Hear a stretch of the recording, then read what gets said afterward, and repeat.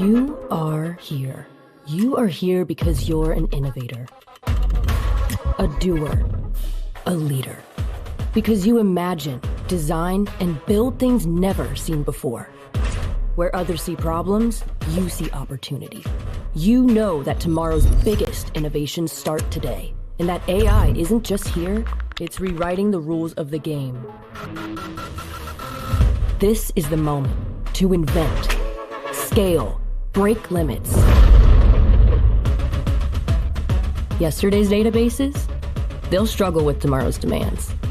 You need a database built to keep up with you. A database that's adaptable by design, capable of handling dynamic real-world data, and speaks the language of AI. A database that cuts friction, fuels speed, and frees you to make the impossible possible. You are here. This is the moment. Your moment. Let's go. Please welcome MongoDB President and CEO, Dave Ittycheria.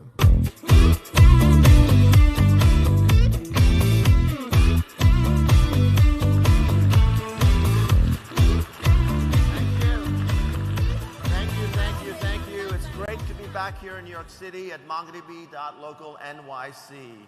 And I'm really grateful for all of you to spend time with us today. I know all of you have super busy schedules, so it means a lot that you want to devote today to be with us. I also want to take a moment to thank all our incredible sponsors, especially our global sponsors, AWS, Google Cloud, and Microsoft, as well as our gold sponsors, Accenture, IBM, and Infosys, and all the other sponsors who really made this day come together. Please take a moment during breaks to go to their booths and get a sense of how they're using MongoDB to partner and build better solutions for all of you. We have a fantastic day ahead. There's over 50 sessions, deep dives around the technology, customer case studies, hands-on workshops, and there's multiple opportunities for you to earn skill badges throughout the day. And to make most of the day, if you haven't already done so, I recommend you scan this QR code to really understand what's all going on, happening on this floor and the floor upstairs, so you can make sure you can go to the events that are most, and activities that are most important to you. Just to put things in context, this is MongoDB.local.nyc, and we do this all around the world. So this is going to be one of over 20 events we do in North America, Europe, Asia, and Latin America. So our goal is really to meet our customers where they are. We run a truly global business. And since the last time we were on this stage, we've had tens of thousands of people attend these events all around the world. And now we're back here in New York. This year has been marked by some great milestones. I just want to give you a couple in terms of giving some sense of our business. When I first joined MongoDB, we were a fairly small company, still with a decent name, but still unproven. And we had roughly 1,000 customers, and we were doing a little under 40 million that year. Just to put things in perspective, now we have nearly 60,000 customers, and Wall Street estimates that we'll do about $2.4 billion in revenue this year. To put that in perspective, we do now in 1 week more than we did when I joined 11 years ago. That gives you a sense of our growth. And the point is that our growth is as much about you as it's about us. It's really a reflection of all the incredible work you're doing to use MongoDB to run and transform your business. And to give you a sense of the kinds of companies we have companies of all shapes and sizes for all kinds of use cases across almost every industry in every geography using MongoDB, including over 70% of the Fortune 500, as well as AI native startups you may have heard of, and even some you have not heard of. And they've all recognized that the relational database is not best suited for today's modern requirements. Companies like Toyota Connected, that powers critical vehicle safety systems around the world. McKesson, that manages highly regulated pharmaceutical supply chains. Coinbase, that operates reliably through immense market volatility, and Electronic Arts that delivers always-on gaming experiences. These companies realize they need a modern, highly flexible, and scalable solution for today's challenges. So I think it's not hubris to say that we are the world's most popular modern database.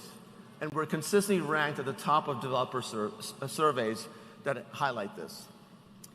Now, the reason for our popularity is that the alternative out there is the relational database. And you have to remind everyone that this was originally conceived over 50 years ago when the world was a very different place. And not many people know this, but the founders of MongoDB were also the founders of a company called DoubleClick. DoubleClick was one of the first web-scale apps that had to serve billions of ads per day, so consequently they had to deal with massive amounts of data. So they observed the constraints and limitations of the relational model firsthand over 20 years ago. The first constraint is that the relational model is incredibly rigid. It's designed for a world that was very uniform and very predictable. Well, we know that's not the case today. It's also very brittle. It's hard to make changes when your business needs to respond to new opportunities or new threats. And it's awfully challenging to scale. So the MongoDB founders became tired of investing more and more time and money and effort to work around these constraints. So they said there's got to be a better way. And that epiphany was what we call the document model. The document model built on JSON, as we believe, we would argue, is the easiest way to organize and work with data. It allows you to model and represent the messiness, the high interdependence, the constantly evolving nature of data of the modern world. It has the flexibility to handle a wide range of data types, which is so important when 70% of the world's data is unstructured. It offers agility to easily make changes as your data model and your business changes. And it also enables you to do that when the pace of change is only accelerating. And because MongoDB is built on distributed architecture, it offers unparalleled scalability and performance. And if we think that the pace of change is high today, it's only going to get faster with AI. If your business is built on a technology that doesn't adapt well to change, you simply will not be able to keep up with the competition. So the principles of the document model are even more relevant today as we transition to a world powered by AI.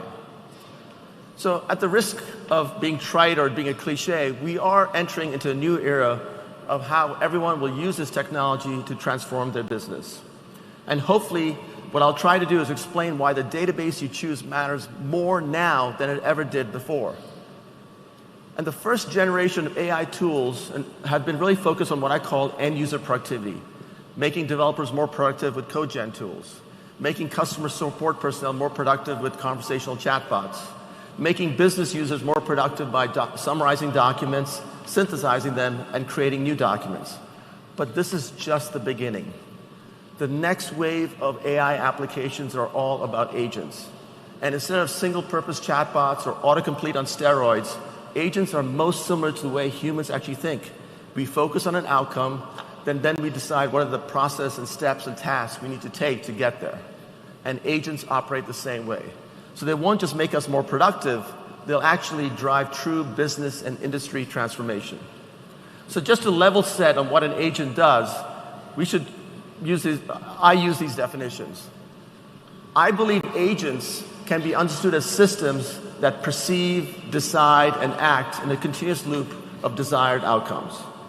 They could be a simple shopping agent, a travel planner, a financial analyst, a legal assistant, or anything you can imagine across a wide variety of domains.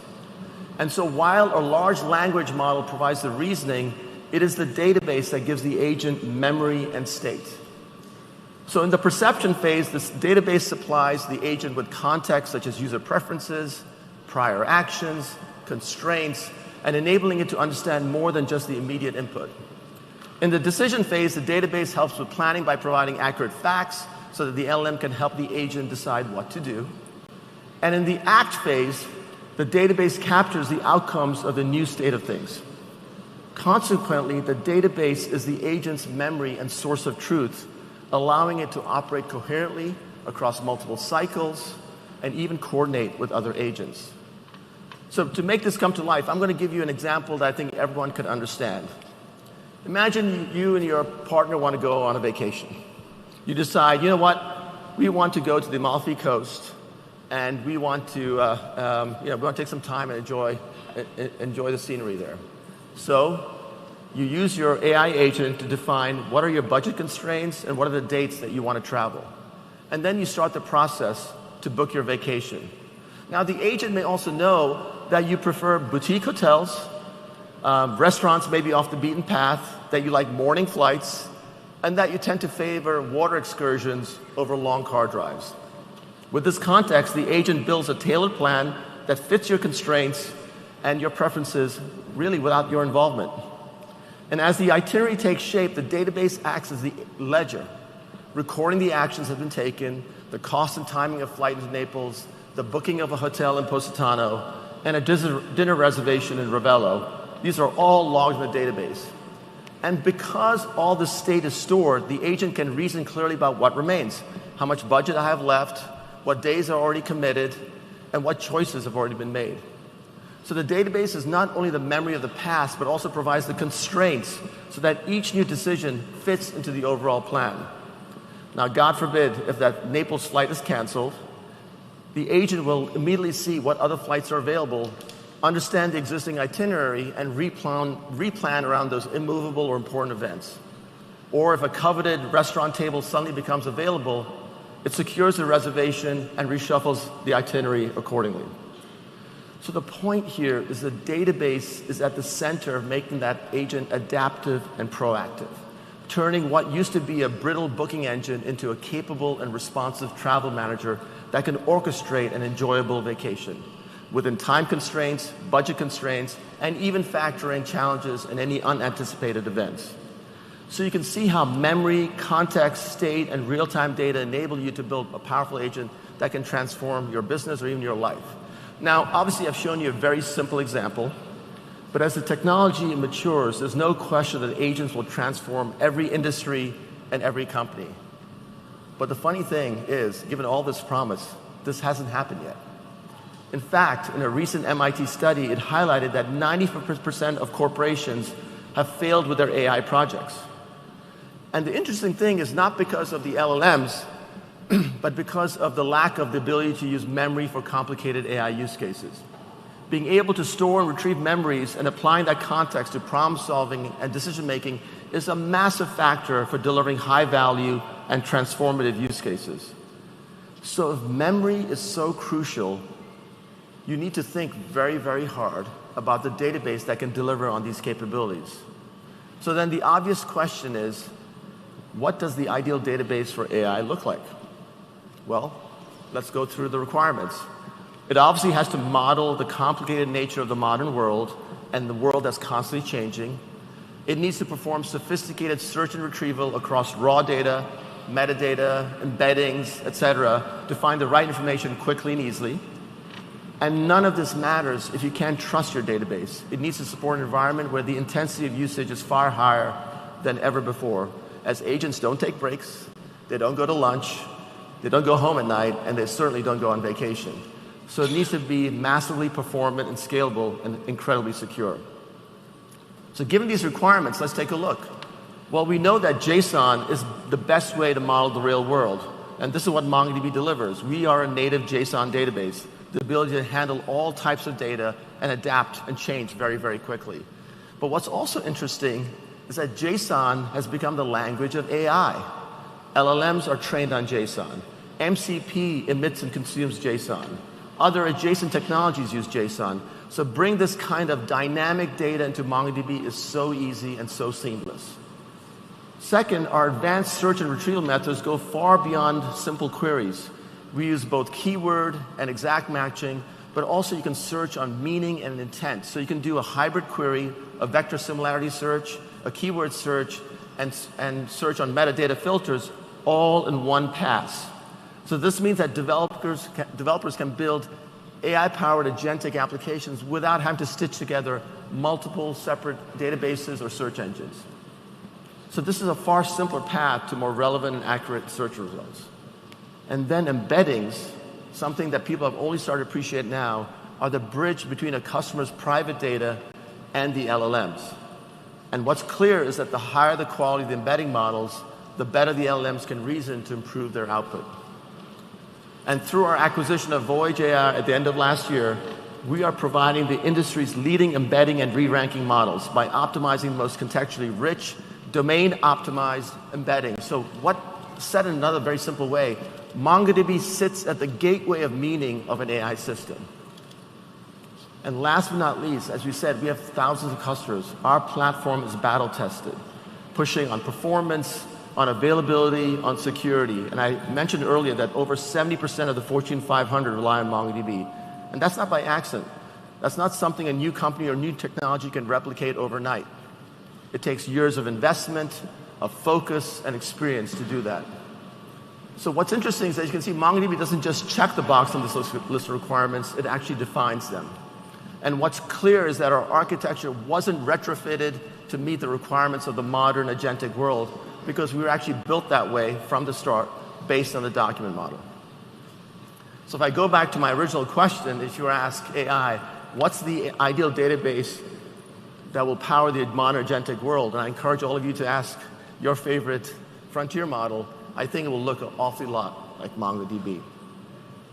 And these are just a few of the thousands of customers who are putting us at the center of their AI journeys, from large incumbents to native AI startups. And you'll hear from some of them today. So companies of all sizes are building their AI future with MongoDB. And again, I want to emphasize that memory and state are key to developing transformative agentic AI applications, and picking the right database is even more critical today than ever before. So we have a great day planned for you. What you're going to hear today is all about our latest release, MongoDB 8.2. It's our most feature-rich and performant release yet. And you're also going to hear about the next generation of encryption we call Queryable Encryption, which is an industry-first security capability that no other platform has. You'll also hear about Voyage's latest embedding models, natively integrated into MongoDB, delivering state-of-the-art, accurate, and trustworthy models to build more reliable applications. And our new application modernization platform is something we're super excited about. It's engineered to help customers cut the risk, cost, and time of updating and migrating legacy applications. So our approach is an agentic approach to leverage it to transform code and schemas, and we believe enterprises will be able to move 2 to 3 times faster from their legacy system to MongoDB using this new approach that we call AMP. So there's obviously a lot of us very excited about what we're doing here today. So what I'd like to do next is to welcome who I affectionately call the wizard, one of our most senior product leaders, Oz Oliver, and he was going to give you a lot of detail about the foundation that we're building that talks about MongoDB 8.2. Oz?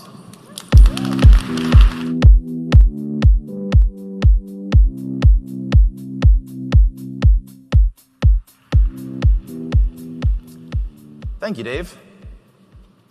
Now, I'm a little biased because I've seen firsthand what our teams have put into the database. But I generally do believe MongoDB is the strongest foundation you could have for the agentic future Dave just described.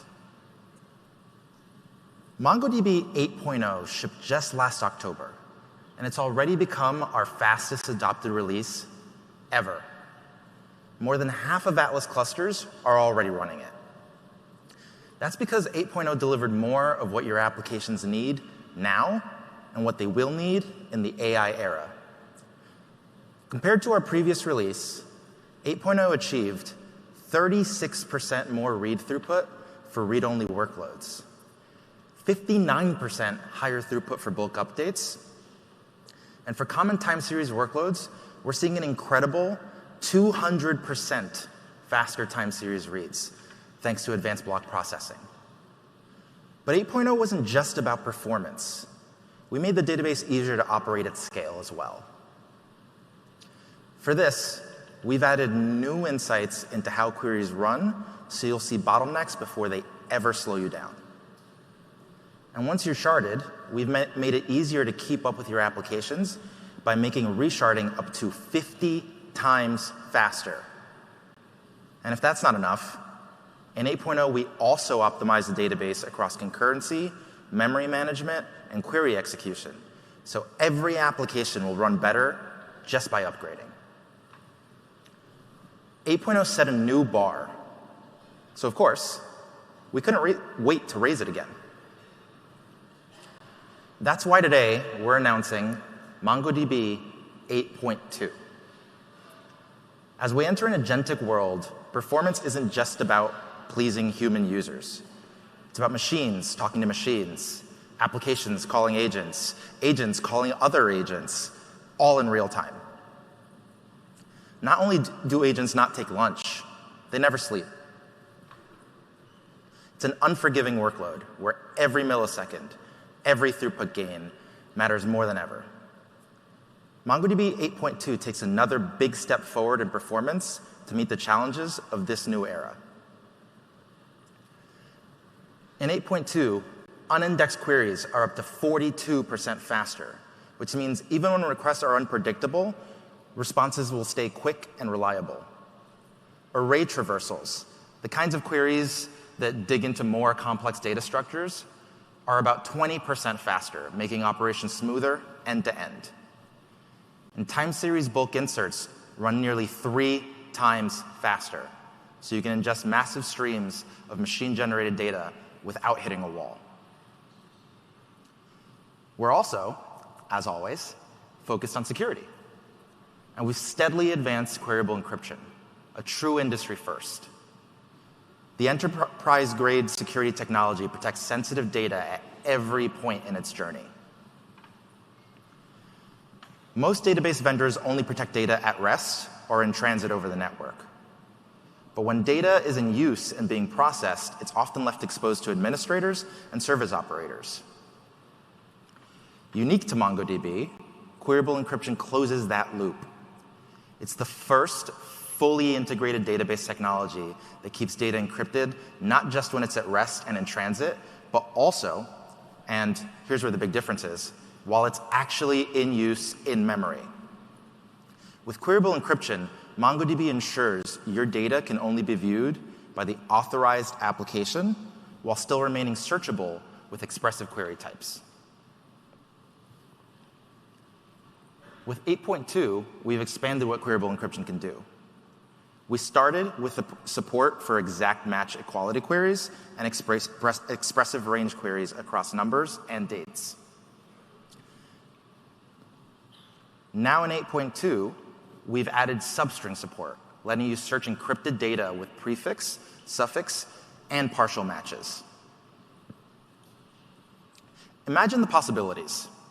A doctor or a nurse searches by patient name and autocomplete finds the records, but the data behind it never leaves its encrypted state. A bank analyst flags accounts by the last 4 digits of a social security number without ever exposing the value in memory. This is a breakthrough that keeps your most sensitive data secure at every single step. Across performance and security, these are all really exciting improvements. And we know many of you want access to them right away, even if you're not building on Atlas. Bleeding edge builders don't have the time to wait.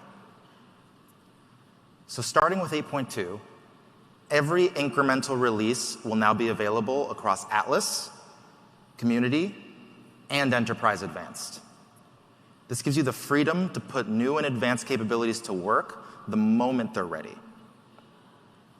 And for those applications that are sensitive to change and need to stay on a release longer, we've got your back here too. Currently, major releases are supported for 3 years. Starting with MongoDB 8.0, I'm very excited to announce that we're extending long-term support from 3 to 5 years. It'll give you more stability when you need it and the freedom to innovate on your own schedules. Having great upgrade options does not only apply to new features. It also applies to where and how you want to run MongoDB.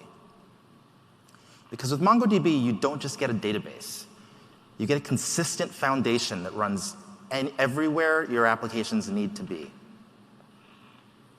Whether you're developing on a laptop, running in a data center, or using Atlas in the cloud, it's the same skills, the same features, and the same experience. You only need to learn one database. You only need to learn one API. Now, if you choose to run in Atlas, you can run on AWS, Azure, or Google Cloud. Atlas has more than 120 supported regions worldwide across all 3 major hyperscalers. You can keep data close to your customers, meet governance requirements, and integrate with native cloud services wherever you operate. But Atlas can do a lot more than just run on different clouds. Atlas supports a single cluster spanning across multiple clouds. So you can leverage each provider's unique features and specialized infrastructure from a single deployment. This is especially important today when it comes to the fast-evolving AI landscape.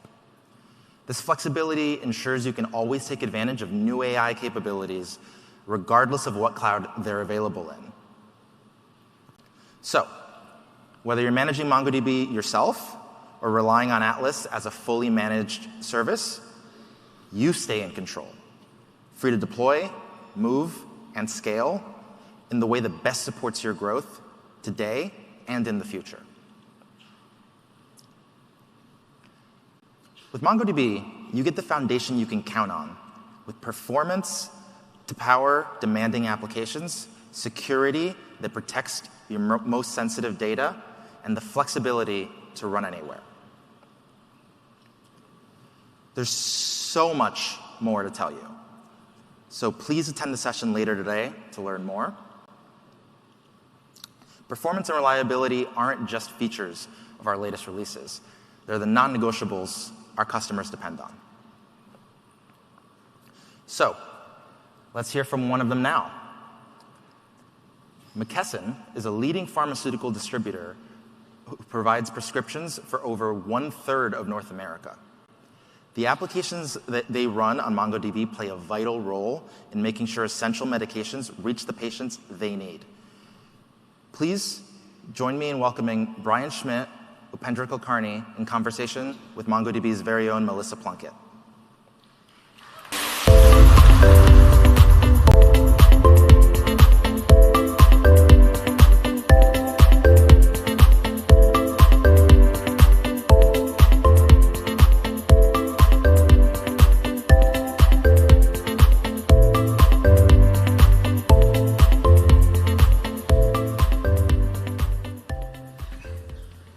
McKesson has been called the largest healthcare service provider that you've never heard of.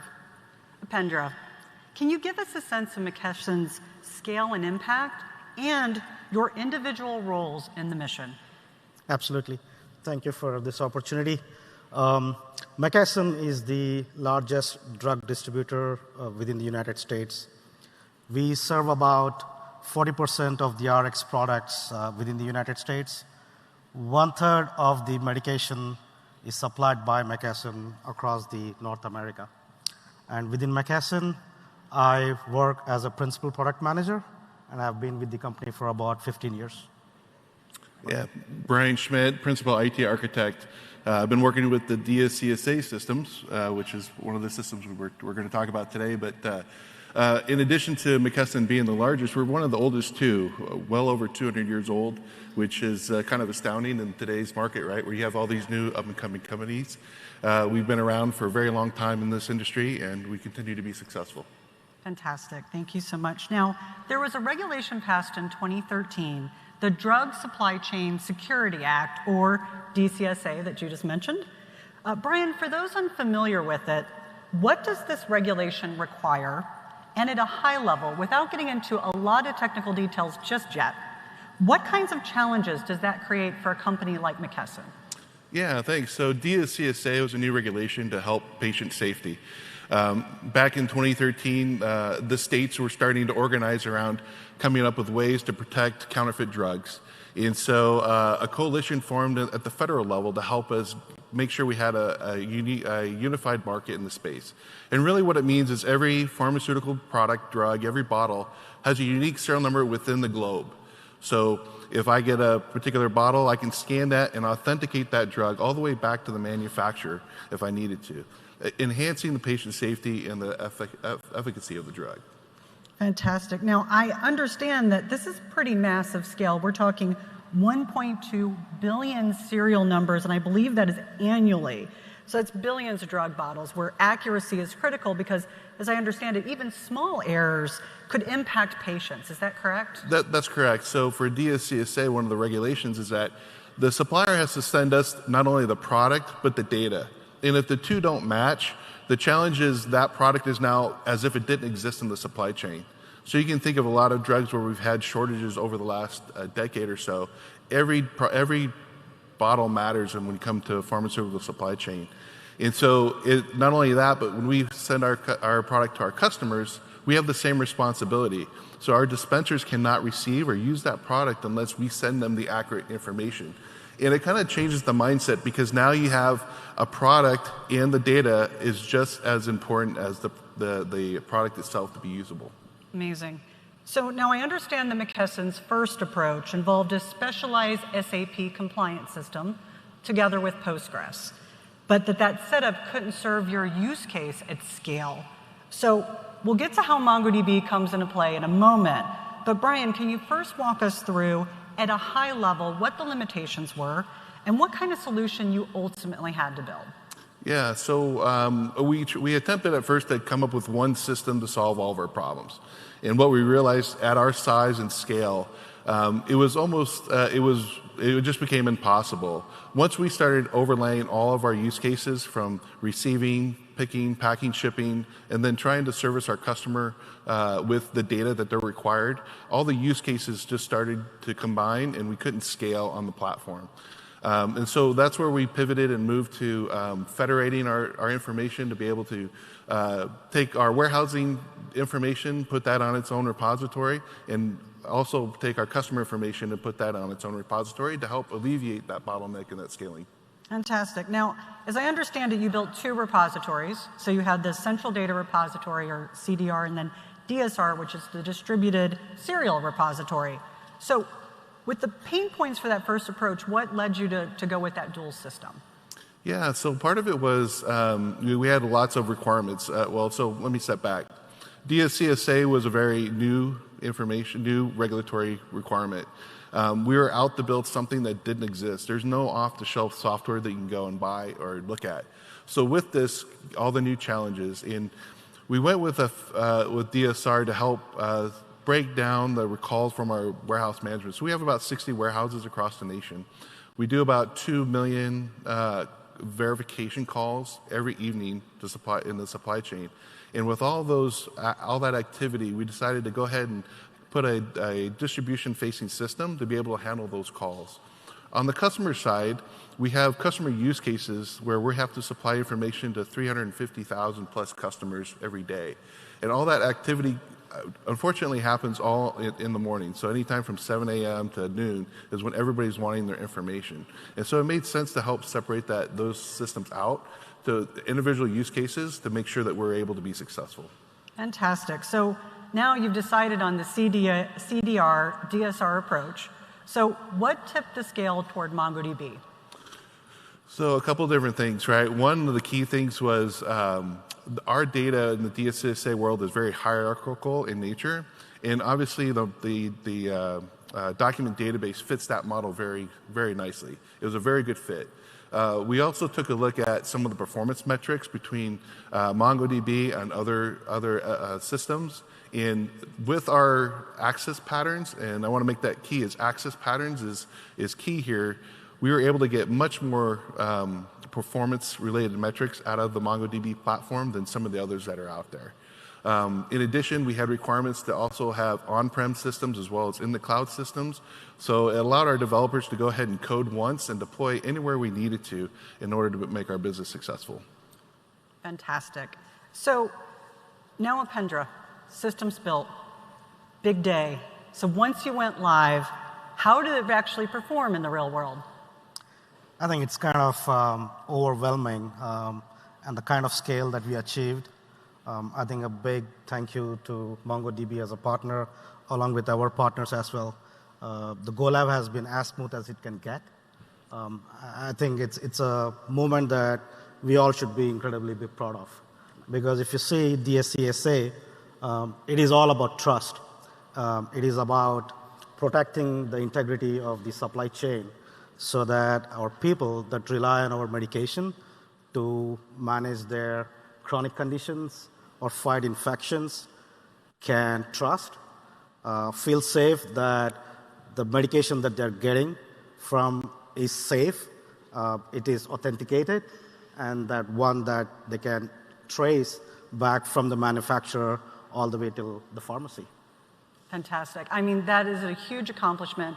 You're really serving your patients well, and an enormous jump in scale. I understand it's 300x times what you expected with no disruption. And so that means a lot for your patients. What did it mean for the team? What it means, it's a good question, because if you think about it, DSCSA, right? One, it is not just another regulatory project that we can just check mark it. It is about leading the way. It is about setting the standard for how pharmaceutical companies should approach compliance. That is with integrity, with innovation, and with a deep sense of responsibility. So having had this opportunity to work on critical projects like this that serve kind of the humanity, it's an incredibly proud moment. Fantastic. And one of the things you mentioned, right, is the success we've had with this platform. So if you imagine, shipping a third of the pharmaceutical medications across the U.S., every second counts in the middle of the night. We did a study where even a third of a second would add an additional 15 people across the network. So if you have a system that cannot perform or be performant, it drastically impacts the operational perspective of actually meeting patient requirements and getting the pharmaceutical drugs there. On the CDR side, just to give some metrics around this, we went from servicing 1,000 requests right before we went live to the next day doing 300,000 requests in the next day. And MongoDB was so performant, we didn't even notice it. There was no blip on the map. The Atlas performed fantastic, and we were very proud of the success and what we were able to achieve in that area. So glad we could partner with you in that. And I have to ask back, looking at the journey that you've gone through, what advice would you give your peers in the audience, Brian, if they're tackling similar large-scale mission-critical challenges like this? Yeah, when I think about the entire journey, I think one of the keys for me was partnering with MongoDB, because they not only took the time to understand us, but they were really there for our success. I think when I was working with our account manager, Daniel Johnson, he said, Brian, I just want you to be successful. We're here to help you be successful. And that made a big difference, because with the DSCSA project, we were working with lots of vendors, lots of different technology. And MongoDB partnership stood out because they were able to pivot when we wanted to pivot. They were able to accommodate and be able to provide that leadership when we need it. And it was very good. And I highly recommend anybody else to engage with you guys. I'm so glad to hear that. Now, all of this is going, it's fantastic, but I have to ask you, what's next? Where do you see this system and the underlying technology expanding in the future? Well, I think having met the FDA deadline of August 27, it is now about how can we future-proof our operations? How can we leverage the technology to meet those ever-growing challenges of the healthcare industry and the patients alike? And we have quite a few things that are lined up. We are about to complete a use case with the Mongo team on a Gen AI use case. And then we have a few more use cases that are lined up, and we are so excited to start our journey of foolproofing our operations now. Fantastic. Yeah, and I just have to add, Mongo was key for us to accelerating our AI journey at McKesson.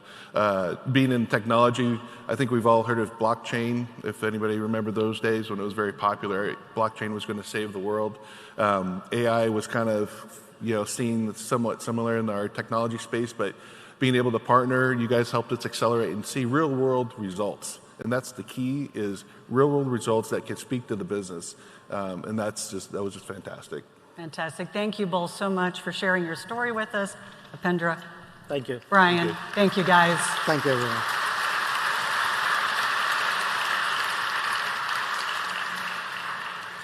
It's not often that we get to hear about how large-scale technology choices filter all the way down to the individual patients. Many of us right here in this room, and there are our safety. We really appreciate McKesson sharing their story with us today. Now, McKesson's journey shows what it takes to run mission-critical systems at massive scale. Now we want to show you how those same capabilities can extend even further into powering a new generation of intelligent, AI-driven applications. Please welcome my friend and colleague, Frank Liu, MongoDB Staff Product Manager.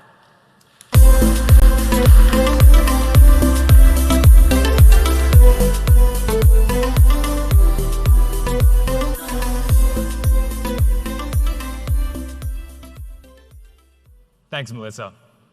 AI is a broad term, but if I were to define it with a single sentence, it would be something like this. AI helps us create applications capable of understanding the world as we humans do. And this will really bridge the gap between computers and people. What does that actually look like in practice? Let's start by taking a look at some different applications that leverage AI. First up is Retrieval Augmented Generation, or RAG for short. RAG finds the most relevant information in a knowledge source using vector-based retrieval. And that information is then fed to a large language model to generate accurate, grounded responses. The ability to chat with developer documentation is a great example of this. Next up are recommendations. This is the ability for a system to intelligently surface content that a user would like to engage with. If I'm shopping on an e-commerce website and add a coffee machine to my shopping cart, a good recommendation system will recognize that I might also like to buy some coffee beans and maybe a milk frother as well. Last but not least, we have agent memory. Now, earlier, Dave talked about agents and how they are critical to unlocking transformational change with AI. These agents require memory to maintain context and adaptive feedback, much like humans do. A real-world use case is an autonomous digital campaign marketing team. And in this scenario, a team of highly specialized independent agents, such as a VP of marketing, a market researcher, a copywriter, a graphic designer, et cetera, collaborate to plan, create, and launch a complete marketing campaign from a single high-level prompt. They use both individual and shared memory to coordinate tasks, maintain brand consistency, and learn from their results over time. Bringing any of these use cases to life depends on one critical component, and that is the quality of your embedding models and re-rankers. This is often the difference between potential and production. And before we go any further, let's do a quick refresher on embeddings and re-ranking. An embedding model is used to convert everything from PDFs to images to audio or even code into an array of floating point values that capture meaning for software to process. The key thing to note here is this. Two embeddings that are close to one another in a high-dimensional space correspond to data that is related. Now, as for re-rankers, they compare each retrieved document directly to the user's query. You can think about it this way. You first retrieve results using embeddings, and a re-ranker then reorders those results to improve accuracy. Stronger embedding models and re-rankers improve the quality of your retrieval.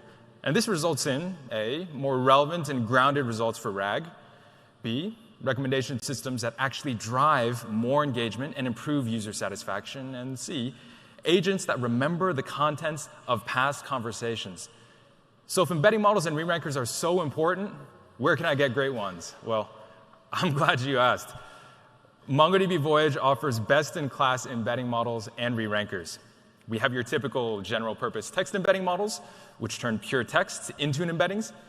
In this category, the Voyage 3.5 series outperforms competing models from the likes of OpenAI and Cohere, all while being more cost-efficient. We also have powerful multimodal models.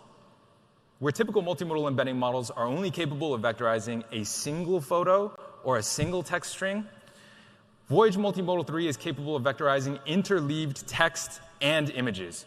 And it can also capture key visual features from screenshots of PDFs, slides, tables, figures, you name it. And this eliminates the need for complex document parsing while still maintaining retrieval accuracy.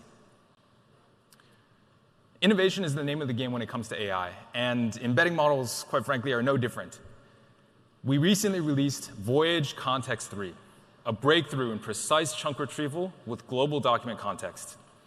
This contextualized chunk model is the very first of its kind. Our model processes the entire document in a single pass and generates a distinct embedding for each chunk, delivering superior retrieval performance.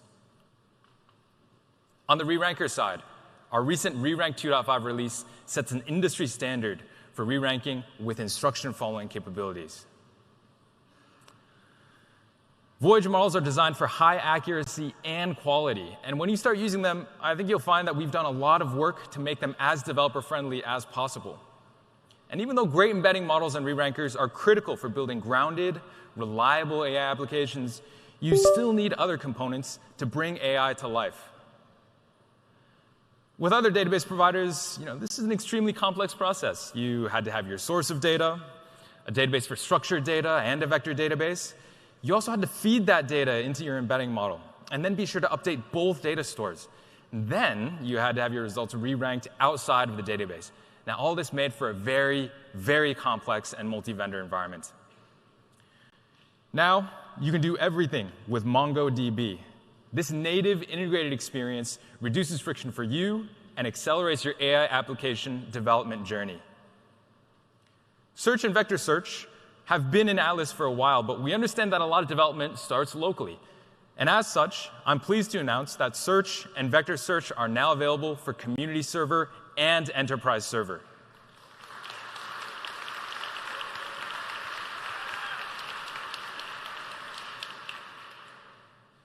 With these two releases, we're opening up our text and vector search capabilities for development, testing, and production in your own environments, in addition to Atlas.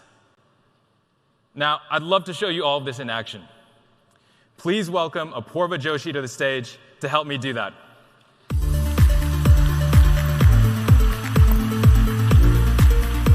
Frank.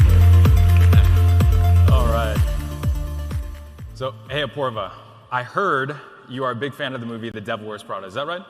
Guilty as charged. Guilty as charged. I watched it way too many times for me to even admit. But I just can't get enough of Meryl Streep and her iconic stares. Like when she glares at Anne Hathaway at 32 minutes. Or, my favorite, the cerulean sweater scene. You know what I'm talking about. At 54 minutes, 11 seconds. Or hold up. That's actually pretty great. So you know the actual timestamps. I mean, you really have seen this movie a lot. Well, I have to admit, I did have a little bit or a lot of help, right? All I really wanted was to find my favorite scenes from all of my favorite movies. So I built an app for it, an AI app for it. It's what you do these days, right? Of course you did. Of course you did. You want to see? I would absolutely love to. Let's do it. Before you begin, I'm thinking maybe we shouldn't use The Devil Wears Prada since this is being live streamed, and I really don't think we want MongoDB to get sued. That's a good point. That's a good point. OK, so why don't I use the next best thing? Are you ready for it? Hit me. Previous MongoDB.local keynotes. What? Are you really telling me you don't watch them all the time? What's better than curling up on your couch on a Friday night watching Dev, our CEO, talk about the greatest database of all time? Well, look, you don't have to tell me twice. I do it every week, every weekend, so. See? So, OK, jokes aside, there's this term that Dave always uses, something like critical moment. So how about we see if he talks about that in last year's keynote? So here's my app. I've already uploaded last year's keynote through it. So I'm just going to go ahead and select that, and I can start searching for my favorite moments. In this case, we want to look for critical moment. Oh, it's crucible moment. My bad, my bad. But while we're here, how about we look at what that means in Dave's own terms, right? So I'm going to click on that top search result here. It has the timestamp for me to skip to. So let's see what Dave has to say about crucible moments. The most well-known venture capital firms in the world, and who's also one of our earliest and largest investors in the company, has a term they call a crucible moment. And they define a crucible moment as an inflection point where a choice you make today has an outsized bearing on the years and decades to come. Oh, wow. I better not mess this demo up in case this ends up being a crucible moment in my life. Look, crucible moment aside, this demo is super impressive. Can you tell us a little bit more about how you built it? Sure, yeah. So the app contains a lot of the components that you were just talking about, right? I upload a video to it, and it first extracts frames from it. Then it uses Voyage AI's latest multimodal embedding model to embed each frame to capture what's happening within it. But can you believe that it cost me less than $1 to embed a whole 70-minute long video? That is a great price point for a best-in-class embedding model. Right? I think so too. And these embeddings are what make these frames searchable without using the exact keywords in the frame descriptions. And as you can see, I'm even able to match a text query to text within a frame image, which is something typical multimodal embedding models often struggle with. I've then implemented hybrid search using MongoDB's latest rank fusion aggregation stage, which allows me to combine vector search on the frame embeddings and full text search on the frame descriptions. So this really gives me the best of both worlds, which is semantic understanding from the embeddings and precise keyword matching from the full text search. And this really helped me improve the search quality within this application that I built. This is awesome, Apurva. The demo itself looks really smooth, but I also imagine there's a lot of other things that are happening behind the scenes. Now, could you tell us a little bit more about what makes this search so responsive? Oh yeah, 100%. So speed is the name of the game, right? And there's many MongoDB features that you can use to optimize AI applications for not just real-time performance, but also massive scale. And one of my favorite features, something I use all the time, is this feature called quantization, which essentially shrinks full precision float 32 vectors into smaller, lower precision vectors consisting of int 8 and binary values. So what does this mean? Where your vectors were initially taking 32 bits to store each dimension, they now only take 8 or even just 1. And the coolest thing is, you can retain most of the retrieval performance despite this compression. So you get a really good trade-off between accuracy and latency. I absolutely love it. And to add a little bit more color to that, Voyage Context 3, Voyage 3 Large, and the Voyage 3.5 series are all trained with what is called quantization awareness. So if you use it in conjunction with the quantization that Apurva was just talking about, you'll be able to retain a lot of the accuracy when it comes to search and retrieval. Awesome. Thank you so much, Apurva. One last thing, where can we get the code for this demo?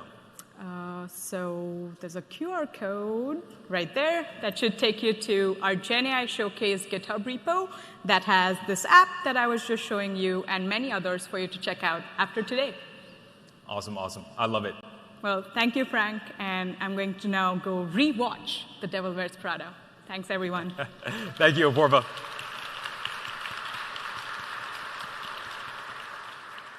Now, I know we've covered a lot, and many of you are ready to learn more. One area where I barely scratched the surface of is agents and agent memory. This is an incredibly exciting topic for me personally. Search and retrieval are essential components for agentic applications, and they are often the critical elements that take agents from prototype to production. Join us later today to learn more about using MongoDB for AI agent memory in this session. And also, Apurva is hosting a hands-on workshop at 1:30 today. This workshop gives you the opportunity to earn one of the coveted MongoDB skill badges that Dave talked about at the start of the keynote. Skill badges are digital credentials that allow you to quickly learn and validate specific MongoDB skills. Now grab this QR code to access opportunities online with MongoDB University. Attend one of today's workshops, or if you only have 10 minutes to spare, look out for the flash badge sessions at the university booth or at the Skill Hub on the 4th floor during breaks. I hope at least one thing is clear by now. If you build on MongoDB, you'll have everything you need to bring AI to life in your applications. But what if you aren't just building new software? What if you have a long tail of existing applications? The obvious solution to this problem is to modernize off of those legacy estates. But how to do that has been a real challenge. So here to tell you more about our new groundbreaking approach to modernization, please welcome Shilpa Kulhar to the stage.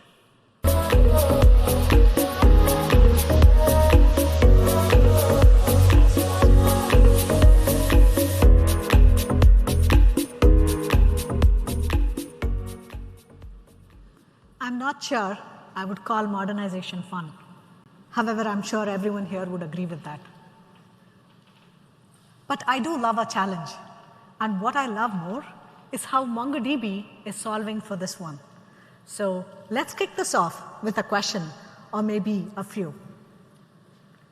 How many legacy applications that you are running, you think that they're working fine, but still keep you awake at nights? Do you carry a lucky rabbit's foot? Or do you throw a penny in a wishing well every chance that you get? I have done that, and I can tell you there is a better way. We all know many of you are surrounded by large estate of legacy applications, which were built decades ago, and they still run critical parts of your business. These applications stick around because even making the simplest of change is extremely risky. How many of you have heard this phrase? Don't touch it, it's mission critical. These apps are draining budgets, risking compliance failures, security breaches, and ultimately slowing you down, slowing innovation. And very often, the developers who built these apps have moved on long time ago.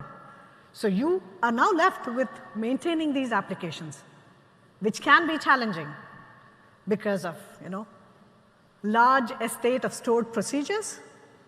It's a ball of spaghetti, which is, hardly documented, and very convoluted to understand. Okay? And then you have these outdated frameworks and runtimes, which are brittle and hard to upgrade. Code that you might not understand that depends on technologies which are outdated, and you don't have time to learn it. There are no functional tests or unit tests to guide even the simplest of changes. And then a gap in vendor support or security patches once the framework has reached end of life. The cost just to keep the lights on these applications can be enormous. But making the decision to rewrite, to re-architect, and modernize these applications can be overwhelming. And it's why so many companies postpone their modernization projects year after year. But I have a good news. MongoDB has worked on many such modernization projects. And through years of experience, we have prioritized and come up with a perfect platform that is structured around proven and repeatable framework so that modernization can be easier and faster. Introducing MongoDB's Application Modernization Platform, or AMP for short. AMP helps companies rapidly transform their legacy applications into modern, scalable services on MongoDB. By combining AMP tooling with MongoDB's proven, repeatable framework, customers have seen some of the tasks like code transformations speed up by 10x, and overall modernization efforts by 2 to 3 times faster. These modernized apps will land on MongoDB, so you are better prepared and positioned for the future. AMP includes primarily 3 things. We call them the 3 T's: tools, techniques, and talent. We have developed a set of AI-powered and deterministic tools to perform specific modernization tasks, from creating functional tests, to transforming code, to migrating data, and so on. And these tools are paired with techniques and methodologies that we have created to address various modernization challenges. And then these are all put into action by our team of modernization experts.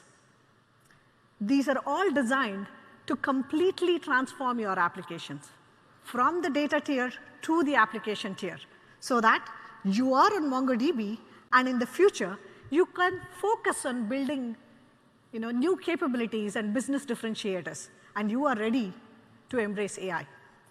You know what? Customers are already seeing the results. Lombard Odier, a 200-year-old Swiss bank, successfully migrated key applications from its SQL database to MongoDB. This resulted in migrating code up to 60 times faster and reducing the regression testing time from 3 days to just 3 hours. Intellect AI, one of the world's largest fintech platforms, it was faced with significant performance and scalability challenges on their existing stack, which was based on a monolithic architecture and with relational database. By working with MongoDB, Intellect reduced their onboarding workflow times by 85%. Their clients can access their portfolio and get insights much faster now. Also, their development life cycles were sped up by as much as 200%. And Australia's Bendigo Bank, they reduced the development time required to migrate one of their core banking application from a legacy relational database to MongoDB Atlas by 90%. And with AI tooling, the bank was able to reduce time spent running their application test cases from over 80 hours to just under 5 minutes. These customers are all from a highly regulated industry. And if we can modernize with them, we can modernize for everyone. What we provide with AMP that has helped these customers and many others covers the entire life cycle of modernization. As you would expect, code conversion is a critical aspect. Now let me be clear. AMP is not about taking the legacy code base and throwing it into an LLM. Spoiler alert, that doesn't work. Trust me, we have tried it. Real applications have large and complex code bases that AI cannot handle effectively. And this is especially true for those applications centered around stored procedures. So our tooling enables us to break down this problem into smaller pieces and then work through the code base through an interactive, iterative, automated process. Even if you perform the conversion, a critical input is functional tests to prove that your converted application is functionally equivalent to your previous original application. And what we have built is tooling that assists both with static and dynamic analysis of your application to identify those areas of concerns in your code or figuring out all the complexities involved in this entire modernization project. Obviously, you don't want to get into any modernization effort without fully understanding your application code and the code base. For this, we have tooling that can perform static and dynamic analysis, and certainly, last but not the least, we want to get your converted application onto production. For this, we have tooling and methodologies to help you de-risk that last mile of getting your application into production. So you can see we have covered you across all these areas with AMP. We have the tools that leverage AI where needed. We have the methodologies to address and approach those modernization challenges. And we have our team of experts who will work with you to bring this all together. This is all designed to help you produce a modern and a performant application running on MongoDB so that you can have no sleepless nights.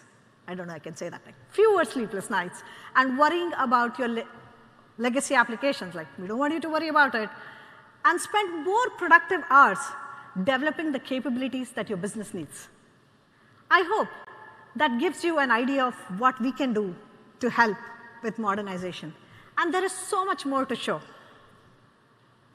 For that, we have a full session today, right after this keynote, where you can see AMP in action. We are very excited about how we can help you with your application modernization on MongoDB. From the release of MongoDB 8.2 to our breakthrough industry-leading AI capabilities to MongoDB AMP, MongoDB is removing friction so you can move faster, innovate more boldly, and adapt with confidence. And while today has been about what we have delivered and what you can build right now, we know the pace of change isn't slowing down. So now, let's explore our vision of that future. Please welcome my boss, CEO Dave Ittycheria, back to the stage, where he will be in conversation with Voyage AI founder Tang-Yu Ma and CNBC's John Ford. Thank you.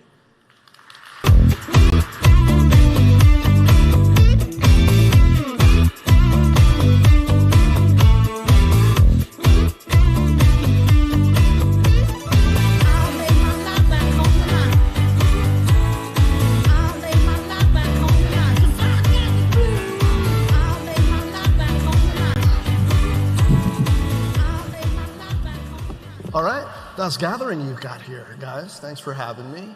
I sort of want to set the stage for the future here, Dave. So tell me your business perspective on agentic AI right now. In your career, you've seen a lot of these transitions, PC to web, web to mobile, and cloud. And there were certain, I think, practices, attributes that allowed some businesses to effectively zoom ahead, some developers to effectively zoom ahead. What were those, and how do those apply here? Sure. So I'm going to use the analogy with the SaaS or the cloud world. If you all remember, most people thought that when SaaS and cloud became very popular, that every application was essentially a CRUD function on a database. But then people realized it didn't make sense to recreate their own CRM or their own HRIS system, so every customer ended up implementing some version of Salesforce or some version of Workday or some of their equivalents. But that wasn't really a competitive advantage. That just made their business run more efficiently, because your competitors could use Salesforce or Workday. What really provided a competitive advantage is the deep customization of software in terms of how companies engage with their customers, how they built new products, how they pursued new opportunities or respond to new threats, or found other ways to drive the competitive advantage. And I think we're going to see the same thing with AI. And I think the way agentic use cases will come about is that people start building very custom agentic use cases that truly transform the business in terms of seizing new opportunities, building new products, offering a very differentiated customer experience, and ultimately that will show up in how they compete in their markets. And allowing them, I guess, to really take advantage of AI capabilities as those advance. Now, Tang-Yu, 10 years ago, I believe you were a grad student at Princeton and an intern at Google. Congratulations on that, retroactively, by the way. But now, you've made good use of the last 10 years. But back then, when you were a grad student studying neural networks, machine learning, is this how you thought the next 10 years would turn out? I think we do expect some part of it, but I think I didn't really expect the large language model wave 10 years ago. We saw the growth of deep learning starting from 2013, and there was a wave for AI with vision models, but large language model was really amazing, and yeah. So you didn't see the large language model kind of inflection point happening. It was like, wait a long time, and then all of a sudden. Yeah, I think so. What's the lesson in that for technologists, for developers who maybe have expectations about how much time they have to adapt to the technology that we're seeing on the scene to really take full advantage maybe of what MongoDB is putting out there today? So I think in some sense, I think the AI kind of technology is changing the workforce, changing the way that we work every day. So I think Anthropic has a blog post about this, and at MongoDB, we also have seen this. The AI developers are using the tools they developed to build better tools faster and more efficiently. So we are using code assistance.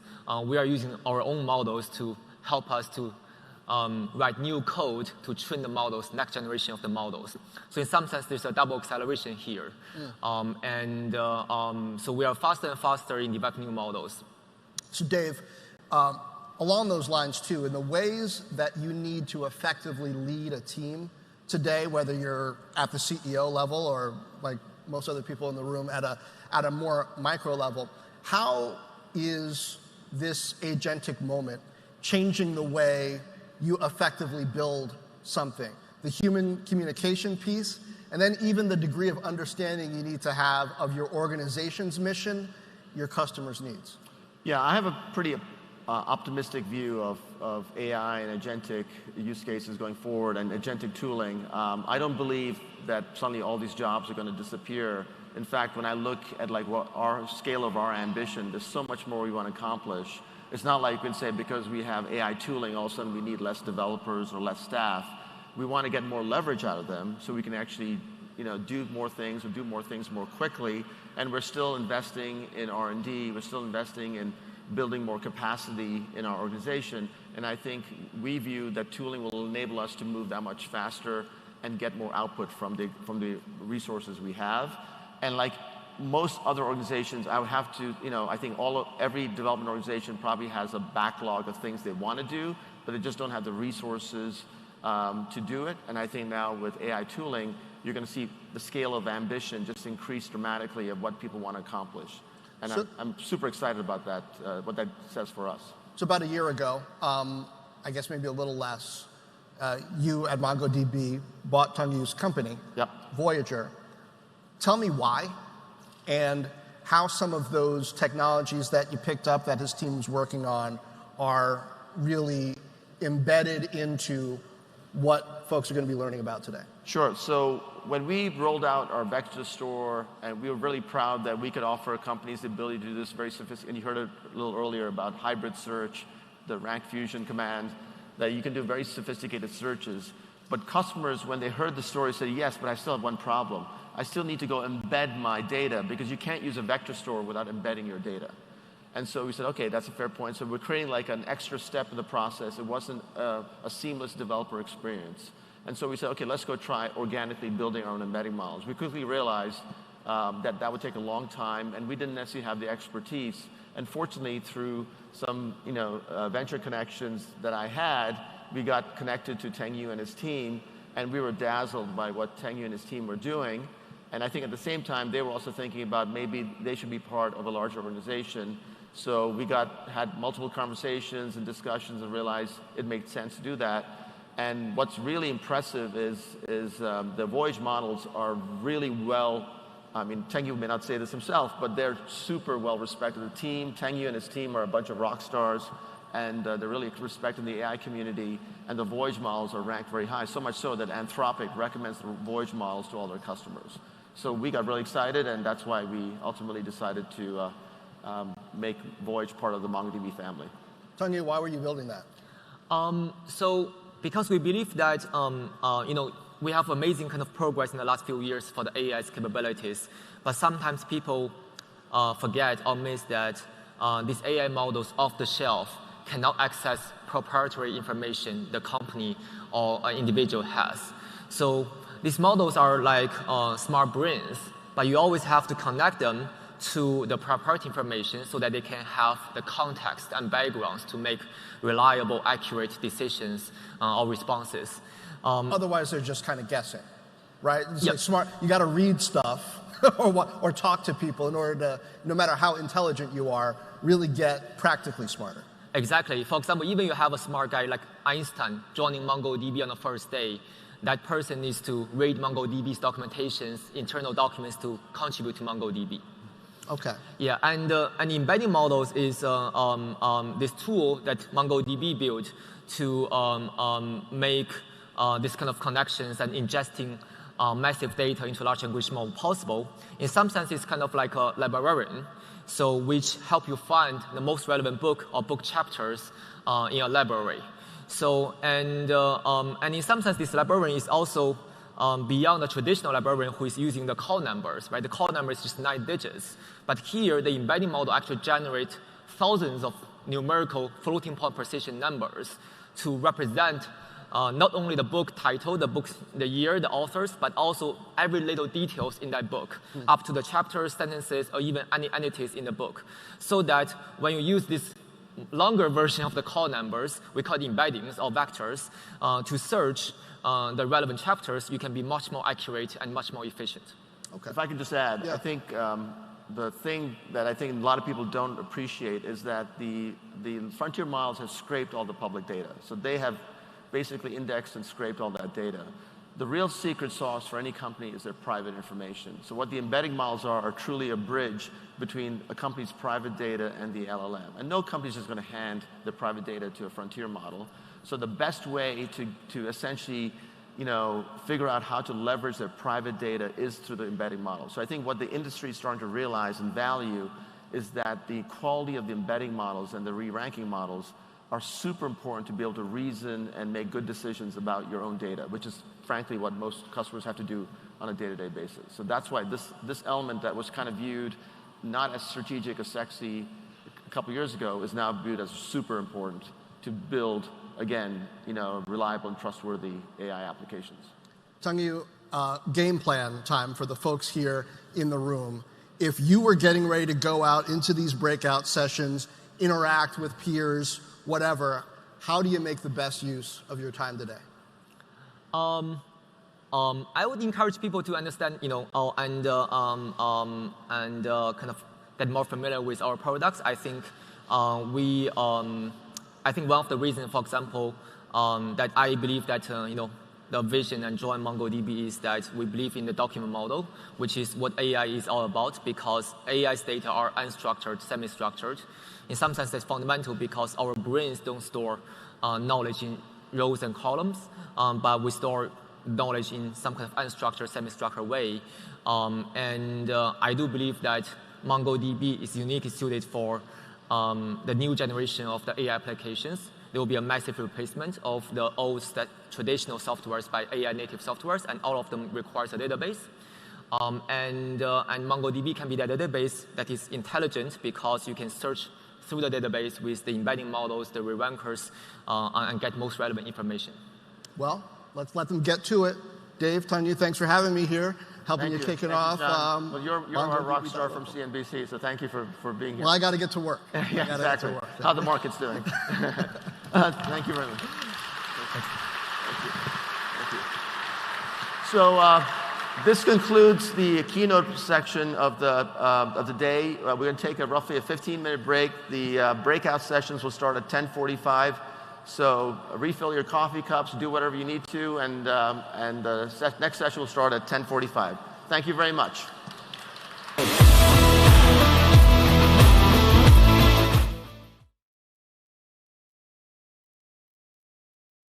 Welcome to the MongoDB show floor at the Javits Center. What an amazing keynote. This is the keynote after show. We've got a bunch of amazing guests lined up throughout the day, from partners and customers and guests from the show floor. And I'm Jesse Hall, and with me we have a very familiar face to the show, the original podcaster, Mike Lin. How are you? I guess I'm the OP. The OP. You're the OG. You're the GOAT. You're all of that. Yes, all rolled into one. Oh, it's so great to be back. Thank you for inviting me. Yeah. And wow, what a day to be talking on the podcast. I mean, it's just incredible. All of the great things that we're seeing come out, and some great conversations today. Very, very, very good. Yeah. We're going to deep dive into some of those with some of the guests coming on, but let's talk about some of those highlights. What was one thing that you really liked about the keynote? What was the thing that stuck to in your mind? I love the flow. I love the content and the what they talked about with the continued performance improvements with going from 8.0 to 8.2 and extending the life of support from 3 years to 5 years. That's incredible. Amazing, yeah. Some of the stats there: 42% faster performance on unindexed queries, 10% faster in-memory reads, 20% faster traversals, array traversals, and then almost 3 times the throughput on time series bulk insertions. Yeah. Some developers don't even know that we have time series. I know. Some don't know that we have full text search, vector search. It's funny because I spend a lot of my time now that I'm not doing the podcast talking to developers, and I'm so shocked that very few of them realize the breadth and width of the service offerings, including time series. So that's one of the things that I love to tell developers is that MongoDB is a general purpose database. Right. You can use it for any use case. So another thing that I really an announcement that I was looking forward to was search and vector search in community and enterprise. Yeah, that was exciting. Yeah. Makes it so accessible for everyone. Absolutely. Yeah, and it's one of the most requested things I get from folks that are out there, especially in FinServ and healthcare, folks that are not in the cloud. They're using EAP or community, so it's great that that's coming. Yeah. What was another thing that you like to highlight from the? Well, I'm stuck on performance. I think so much about performance these days, but in 8.2, there's been enhancements around shapes of queries, like recognition of query shapes, and I've done a few design reviews where this comes in really handy, and it's a very cool thing to be able to explain to developers exactly how we're able to make those performance enhancements. And it's not only in the performance enhancements, but it's also in the visibility and observability that we're enhancing. So yeah. Amazing. So you created an explain plan for that? Yes. Okay. Voyage AI, that was another great announcement. So the Voyage AI acquisition happened at the end of last year. They've got some amazing models, Voyage 3.5 text embedding model, and many others. So that was another great thing to highlight. And then the app modernization platform, AMP. Yeah.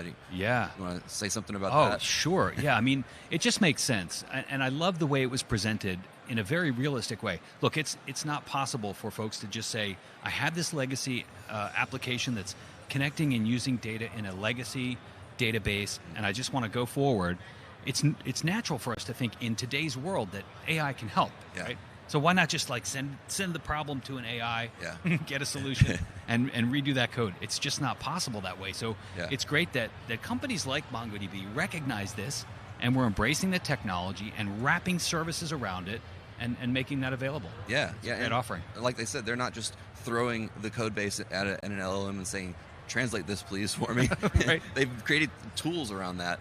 So there's going to be a breakout session later on around that, and we'll talk about other things that are going on here on the show floor as well.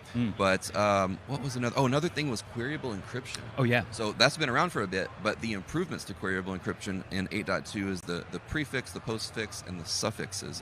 And I'll be honest, I don't know a whole lot about Queryable Encryption. I'm writing I'm about to release a blog article on this. I've written a sample application. I'm calling it Secure Health, very simply. And it demonstrates the power of Queryable Encryption, and it really is truly amazing technology. And the enhancements that we got with 8.2, with the newer releases, just make it even that more usable. And it's about sorting and filtering on those queryable fields without losing the security. Yeah, I can't even wrap my head around how do you filter and search something that's encrypted. I don't know. That's way above my pay grade in my head. It has to do with keys. I'll just tell you that. Keys. Okay. Keys. Don't want to spoil it. Keys are the key. Yes. Okay. Amazing. Well, let's talk about what to expect here on the live stream. We're going to have a bunch of amazing guests lined up. We've got a bunch of sponsors as well. And one of our sponsors, our main sponsor, is commercetools. And commercetools, the platform, is amazing. It's the world's leading composable commerce platform, trusted by brands like Audi, Sephora, NBC Universal. commercetools helps businesses design scalable, tailored shopping experiences across every channel, in-store, online, and beyond. And with cloud-native technology with and the flexibility to innovate freely, commercetools gives you the power to not just keep up with change, but to lead it. So learn more at commercetools.com. There's links in the video description. We're going to be mentioning links throughout this live stream, and there's links down there that you can click on. So check them out, and they will be the next guest on the show. We're going to deep dive into what commercetools, and I'll give you a little sneak peek as invisible storefronts. We're going to talk about that. What? Yeah. How do you find them? You have to check out the next guest. Check out the next guest. But besides commercetools, we have Galileo, Unstructured, AWS, LlamaIndex, Temporal. And then we have some MongoDB guests that will be on as well. Frank Liu from Voyage AI. We're going to talk about the MongoDB MCP server and MongoDB DevTools. We're going to talk about the Community Edition, getting search and vector search. We'll do a deep dive there. Atlas Stream Processing, that's another really great feature. We'll have Kenny Gorman on for that. And then we'll talk about the app modernization platform in more detail, queryable encryption, and hybrid search. So those are all things to look forward to throughout this. I think we're going to stream for about 5 more hours, so stick around for those. Again, there's also some timestamps in the video description as well if you want to pick and choose which ones you want to watch. But Mike, what else is going on here on the show floor and here and then upstairs? What do you have going on today? Oh, so much. But I want to go to the end first. Okay. Because there's something really exciting happening. I love demos, right? I like to write code and then demo it and share it with folks. And we've got something super exciting happening at 6 p.m. tonight. So if you're here at the show or you're thinking about coming to the show, come. It's at Javits. I mean, everybody knows where that is. So at 6 p.m., we've got a Demo Palooza. And it's brought to you in partnership with AI Tinkerers. So if you want to get more information about what's happening, nyc.aitinkerers.org. It's essentially a competition. You can write some code and do a demo, and there are going to be prizes and a lot of fun things happening. So that's at 6 p.m. tonight on the 4th floor. So look for that. Sounds like fun. Yeah, it's going to be a blast. Nice. I love things like that. Sort of like a hackathon, but a little different. But you actually get up and demonstrate. And demo. Yeah. That's amazing. Yeah, there's some parameters. Sure. A certain amount of time and what you can develop and products you should use, that type of thing. But that should be really great. And then to kind of like toot my own horn, I'll be doing a workshop today at 1:30. Nice. If you're interested in transitioning from SQL to the MongoDB Query API, I'm going to teach you how to do that. Nice. So that'll happen at 1:30. Very nice. That's a couple of hours. There's a skills badge that's a part of that, so you can take a little bit of a challenge and get a skills badge. Display that proudly on your LinkedIn. Yep.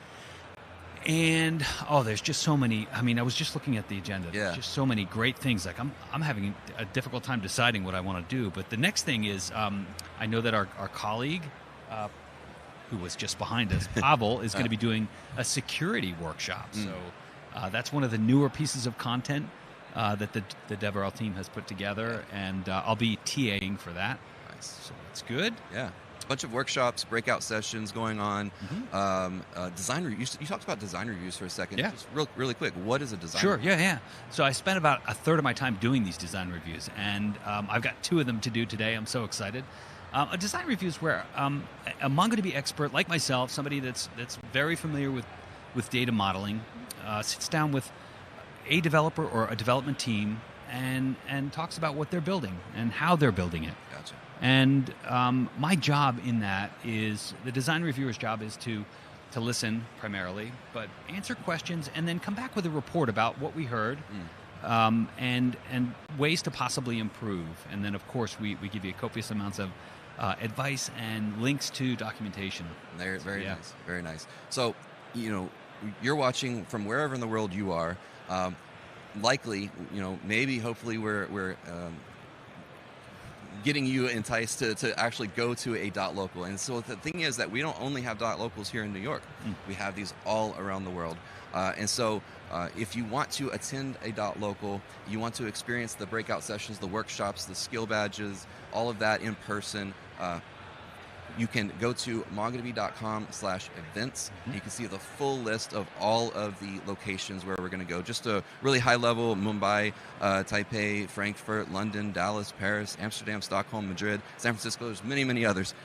So go ahead and go on there and look at the full list and find one that's close to you and attend to get experience it in person. Yeah, it's much better not to be in person. missed. I mean, if you haven't done it, yeah, get out there and do it. It's a great time. Very good, very good. Well, thank you again, Mike, for being on. Thanks for having me. Getting the gang back together.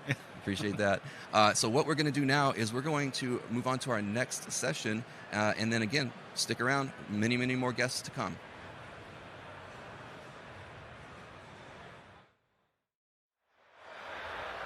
All right, we are live from MongoDB.local, New York City. I'm Apurva, and I'm an AI developer advocate at MongoDB, and I'm joined by a very special guest. Yeah, my name is Kirill. I'm a developer and architect in Goldman Sachs today, visiting Mongo to find out more about the features and what's available in the latest Mongo. What are you most excited about learning at .local today? So one of the things that really interests me is actually support for AI specifically, right? Just with the keynote, some very interesting points I heard about the Voyage, and really looking to learn more about those. Awesome. I have a few fun questions for you, if you will. So, what are you working on right now that you're genuinely excited about? One of the things that we do is a lot of work in the regulatory space, right, for our bank. And again, that goes along the lines of a lot of other application side of things where we do utilize Mongo. So again, yeah, just looking to see what we can take advantage of here. Awesome. How would you describe MongoDB to a non-developer? Coming back from a database background, it's an object-oriented database, very well distributed. I know very well about the object databases as well as relational databases, such as ComDB2, which is an open source database. Worked a lot with Oracle, DB2, all over the place. And so Mongo, I think, has a great feature set and support for this, distributed performance, and obviously it has proven itself to be used all over the place. So it's simple enough to operate, and so I think that's a great piece of technology. Awesome. What's your favorite programming language? I come from the background in C. I would say my favorite at this moment is probably C++. Do a lot of Java stuff as well, especially back in the day. But yeah. Okay, you work with a lot of different languages then. And I guess my last question for you, what's the most useless but fun piece of code that you've written? Useless but fun. Unfortunately, I haven't written anything that was very useless, luckily. Okay, I do know one. So back in the day, we built a tool, performance monitoring tool, and a useless piece of code I added was a little stick man dancing over there, just like as an Easter egg, and it did absolutely nothing, but it was kind of fun. Gotta have some fun, right? All right. Thank you so much for joining me today, and let's go back to the MongoDB podcast. Well, welcome back. Thank you, Apurva, for that. And so we have our next guest here, Gresh.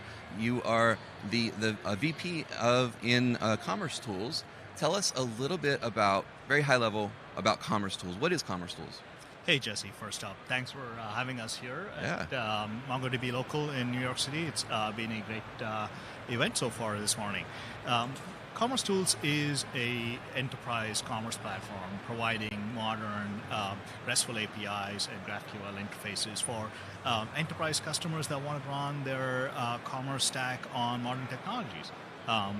Like I said, we are a modern platform. Yeah. We are microservices-based, API native, running on cloud, and we're headless. So we allow our customers to create and curate experiences that fit their brand and their narratives. Very good.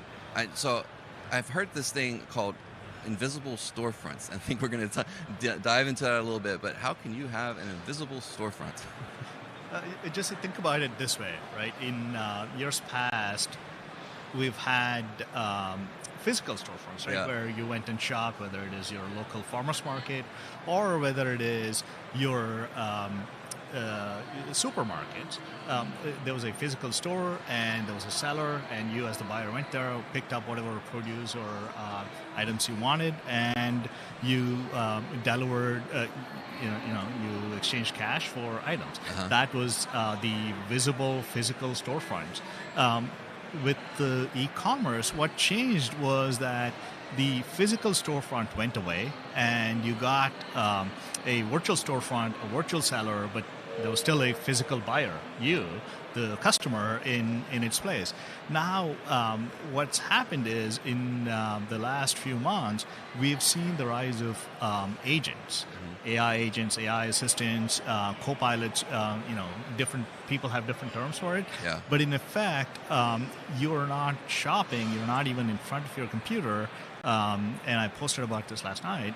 Imagine where your smart fridge understands that you're out of milk, places an order, and milk gets delivered to your storefront, right? That is the invisible storefront. And that is because all these assistants, agents, they're coming through, they're disrupting the shopping funnel. Gotcha. So instead of, going to, your typical website or physical store or whatever that is, there's these transactions that are occurring behind the scenes that you're not even, maybe directly interacting with. Right. Yeah, that's amazing. And so let's talk about there's these linear conversion paths. Like we've had these funnels in the past.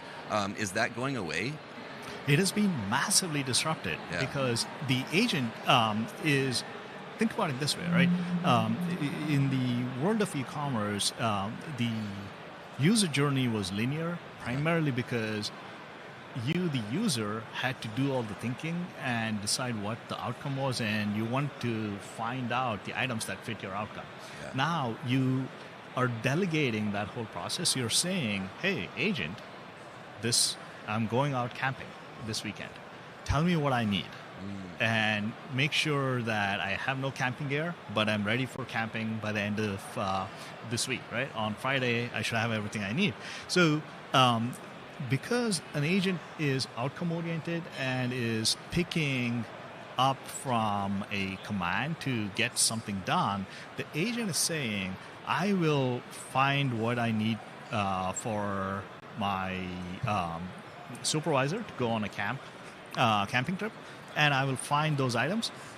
I'll create a cart, and I'll purchase them. So rather than going through the full discovery funnel of homepage, category pages, and product detail page, understanding all that, it will understand what items it needs, and it will drop those items directly into cart in some cases, or straight into a checkout, because it'll pre-build the cart on its own on its end, and then just drop the cart into your site. Amazing.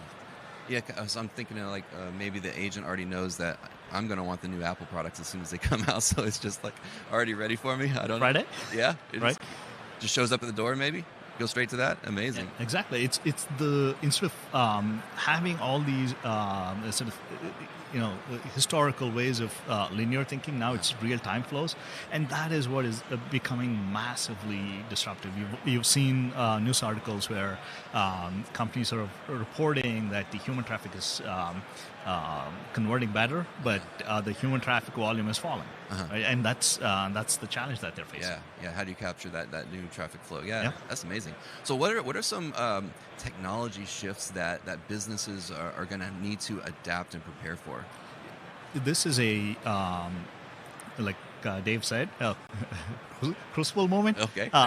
This is a really, really interesting pivotal moment in time in e-commerce.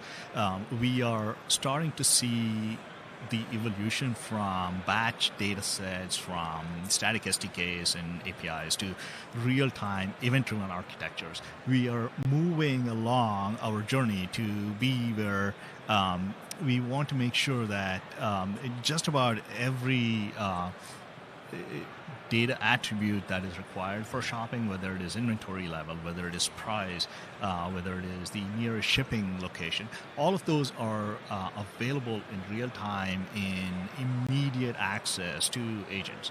Right? This is high volume, high velocity transactional data that you need, and you need to have great sophistication about creating and curating those. And you also need to make sure that with all the underlying data store complexities that come with it, you're able to update them, you're able to, all the ACID and CRUD and all those things that go on with it. Wow, amazing. So where does a company get started in even thinking about planning that phase? I mean, from a brand perspective, if you're a seller, you want to make sure that you have your product data. Historically, the folks, the retailers, the brands have tended to create their product data for presentation on their website, which means it is more human-friendly. Now, in addition to being human-friendly, there's another traffic source, which is the agents. You have to bring your traffic to suit the agents, which means it is more structured data, more contextual data. It's not just key value pairs telling here's the color and the color is green. You also have to go one step further and say, why? What are some of the use cases for your product? Why does this color green matter to this product versus a purple? Right? What are the use cases when you should use green versus when you should use purple? Those kind of things. Can you go camping in a green suit? Probably not a great idea. You should probably pick a different color. Those kind of things. So orange. The agent should understand that context, and which means brands need to have that kind of information provided consistently, represented properly, and they need to make sure that this is available to platforms that they don't control. Right? A lot of retailers have come from the era of first-party platforms, meaning they own and run and operate their e-commerce platforms. Now they're going into a world where they don't control it. AI agents are maybe running locally on your laptops, running on your phones, running wherever the person who created the agent or is owning the agent, they're letting it run wherever they want to, whether it is some of the partners here, Google, AWS, right? They're spinning up agents. So it is incumbent on all the brands to make sure that they're present where the agents are operating. They're in the space where the agents are. And so how does a company navigate trust in this space? Because they historically have owned their platforms. They have that built-in trust, but now you're saying that they need to trust these other platforms or be able to be in these other places. So how do you navigate that? First things, again, I like to think about these things from first principles, right? When you ask about trust, you have to ask the question, are these new channels, new interfaces trusted by the consumer? E-commerce took a long time to get off the ground, primarily because users did not trust that we will, as sellers, have a safe and secure mechanism for storing your personal, private, financial information, your credit card data, things like that, right? However, users have pretty quickly come around to the trust factor with their AI assistants. The trust factor in them is pretty high, and they're operating in a fairly secure mode. There is not a lot of visibility, which is a whole other problem as a seller that you have to work around, because you don't see what's happening once you feed data to an agent. But at the same time, you're getting access to a new channel, you're getting access to a new way of thinking, new way of doing things, and you're getting access to the contextual, the relevant side of the user that you never had before. So I think it's the user has the trust with the agent, so you have to make sure that the agent is working in cohort with your data set and with your product information and your catalog. Yeah, like you said, it took a bit of time for e-commerce to take off. This is the same thing. Things are evolving every day in the AI world as well, and so it's much faster. Much faster. The AI space is moving much faster. Right? A year ago, nobody would have been talking about AI and agentic AI. Yeah. Now, with the AP2 announcement last night or yesterday morning, right? You've got MCP, you've got A2A, you've got AP2. You're starting to see with a high degree of clarity the building blocks come into focus and become available and be enterprise grade and really fast, really scalable, really ready to use protocols and modules that brands can take advantage of, right? And a lot of the AI platforms and some of the cool demos that we saw today, those are going to start to evolve and become the foundational building blocks for the next wave of commerce and the next wave of how we use the internet. Yeah, very good. Well, where can our audience go to get started with commercetools and to learn more? To learn more, start at commercetools.com. We offer a free 60-day trial for anyone. It's our entire platform, ready to use.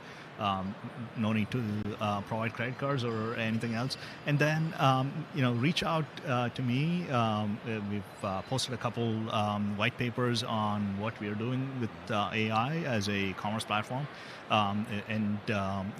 We launched our own MCP server earlier in the summer, and we've got an AI hub that allows us to, support AI native shopping, AI assistants, or build your own agents through MCP. So we are, starting to become essentially an AI commerce platform company.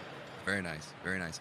Well, again, if you're watching you are watching on the live stream. If you look down in the video description, there's links there that you can learn more as well. So, Gresh, thank you so much for being on the show. Looking forward to the rest of the show. Now we're going to move on to our next session. Hi there. Welcome back to a person on the street here at MongoDB New York Local. I'm here with Swift from Major League Hacking. Hey, Swift, can you tell me about what you got going on here? Of course, yeah. I'm Swift. I'm the CEO and co-founder of Major League Hacking, or MLH as we're probably more commonly known now. We run the largest community of early career tech talent in the world. Before I was a technologist, I was an aspiring lawyer, and I went to my first hackathon and realized that being a software engineer was a much better calling for me. But after switching into computer science, I realized that it was way too theoretical and not applied at all, and it definitely wasn't using the latest and greatest technologies. So I had to take my education in my own hands. I did hackathons, I did open source, capstones, internships, and I had to learn by doing. And when I graduated, I realized that I hadn't been alone on that journey. Literally anybody in the world, top-tier computer science program, a state school, a boot camp, self-taught. Today, in the age of AI, you're an engineer with a decade of experience trying to keep pace with how things change every day. We all need a place to learn by doing, and our programs help people get hands-on with code and tools like Mongo that actually matter in their careers. That's awesome, Swift. That's awesome. Do you have a rough guess of how many students have come through your program? Yeah, so I would estimate here in the United States today, somewhere between 10 and 12% of all the employed engineers are alumni of our community. About 1 in 3 computer science graduates each year in the US go through one of our programs, and that's just one of 90 global markets where we actually have a presence right now. That is super impressive. Thank you so much. And can you tell me about what motivates the students? Like I know you mentioned to me when we were just chatting about the skill badges and some of the ties to EDU with Mongo. Can you tell me about that? Yeah, so we've been working with MongoDB EDU for about 3 years now, and we are kind of like an applied layer where somebody can actually get hands-on with Mongo. So on average at one of our hackathons, a learner is spending about 6 hours actually using the technology, building something hyper-personalized to them. You know, what motivates them is that they're on their way out into industry and they realize that in their computer science classroom that everything they've been doing is pretty contrived and pretty cookie cutter, and they need something unique to them. Like when I was in university, I actually did my undergrad thesis on MongoDB in production, but I got really lucky finding a professor, finding an internship that would allow me to do that. Whereas today, any student in the world can come to one of Major League Hacking's hackathons and not only get hands-on with Mongo, but have support and resources to help them actually build successfully. So they're really motivated by proving themselves and building that track record and their network that'll help them launch their careers. Right on, right on. And you've got me thinking about this. So how do you help the students jump into the real world once they've come through your program? Is there something that goes with that?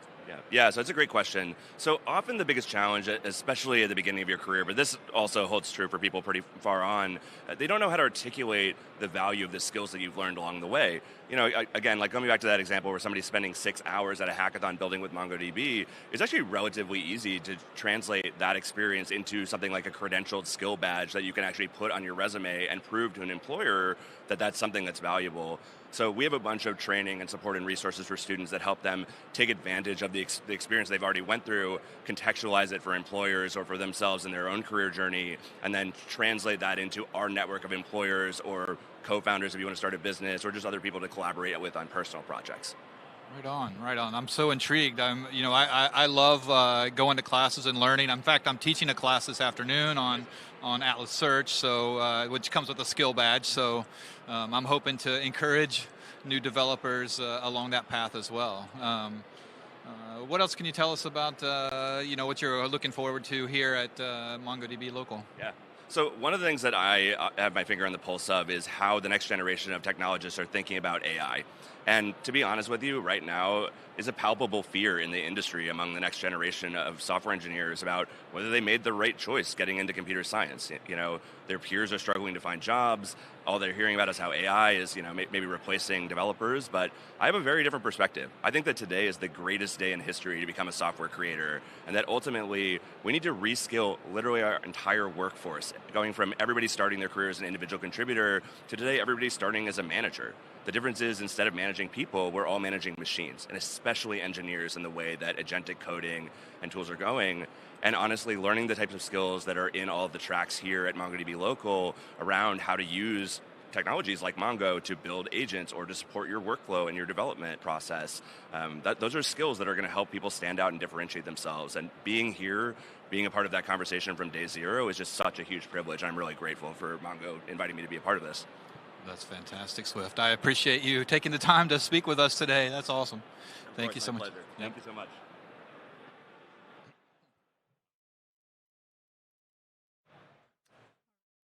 Welcome to the MongoDB podcast. I'm Apurva, and I have a very special guest with me here today. So, hello, Frank. Can you tell us a little bit about yourself and your role at Mongo? Sure thing. Thank you, Apurva. Thank you for the introduction. Thank you for inviting me on this podcast as well. My name is Frank. I actually joined MongoDB, I want to say, about 6 months ago, back in February, and I joined through the Voyage AI acquisition. So it's been a wild ride for me. It's been absolutely amazing being here at MongoDB with the rest of the team. A little bit about what I do as well at Voyage AI and also at MongoDB.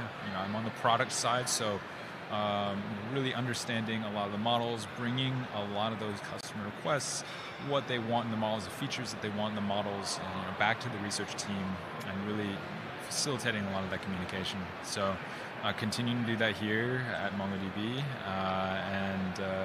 it's going to continue to be fun, I'm 100% sure. Awesome. Well, welcome to the podcast. And for those of you who missed Frank's awesome, fantastic keynote, can you tell us a bit about what Voyage AI is? Sure. I would like to say that it was a fantastic keynote that Apurva and I did together, not just a keynote bit that I did. So Apurva had a demo. We did that together, so I encourage everybody to watch the replay if you haven't. To answer your question, Apurva, what is it about Voyage AI and what do we do? Really, I think at our core, we make embedding models and re-rankers. And to take that a step further, I would say the core team is a group of engineers and researchers that are really, really dedicated to making embeddings, to making these types of models as highly accurate as possible, and to also make them run as fast as possible and as low latency as possible, right? So that's the mission that Voyage started out with. I joined later on, probably about a year and a half after Voyage was founded, and Voyage continues to do that mission here as a part of MongoDB. Yeah, on that note, I wanted to dig into that a little bit. So you've been at Voyage for a while now. You've been helping shape their product direction. So post-acquisition, as MongoDB came into the picture, how did you see MongoDB's vision align with what y'all were already set out to do at Voyage, and how's that looking a few months in? Yeah. So MongoDB, I think, by and large, is the database for AI, and I think there's a key, the key reason for that, in my opinion at least, is because of the document models, because of the flexibility of the database itself. You can store not just structured data type things that you would typically store in a relational database, tabular format, not just structured data, but also semi-structured data. You can store unstructured data inside of MongoDB as well, and I think that's super, super important. So you have these vector data types.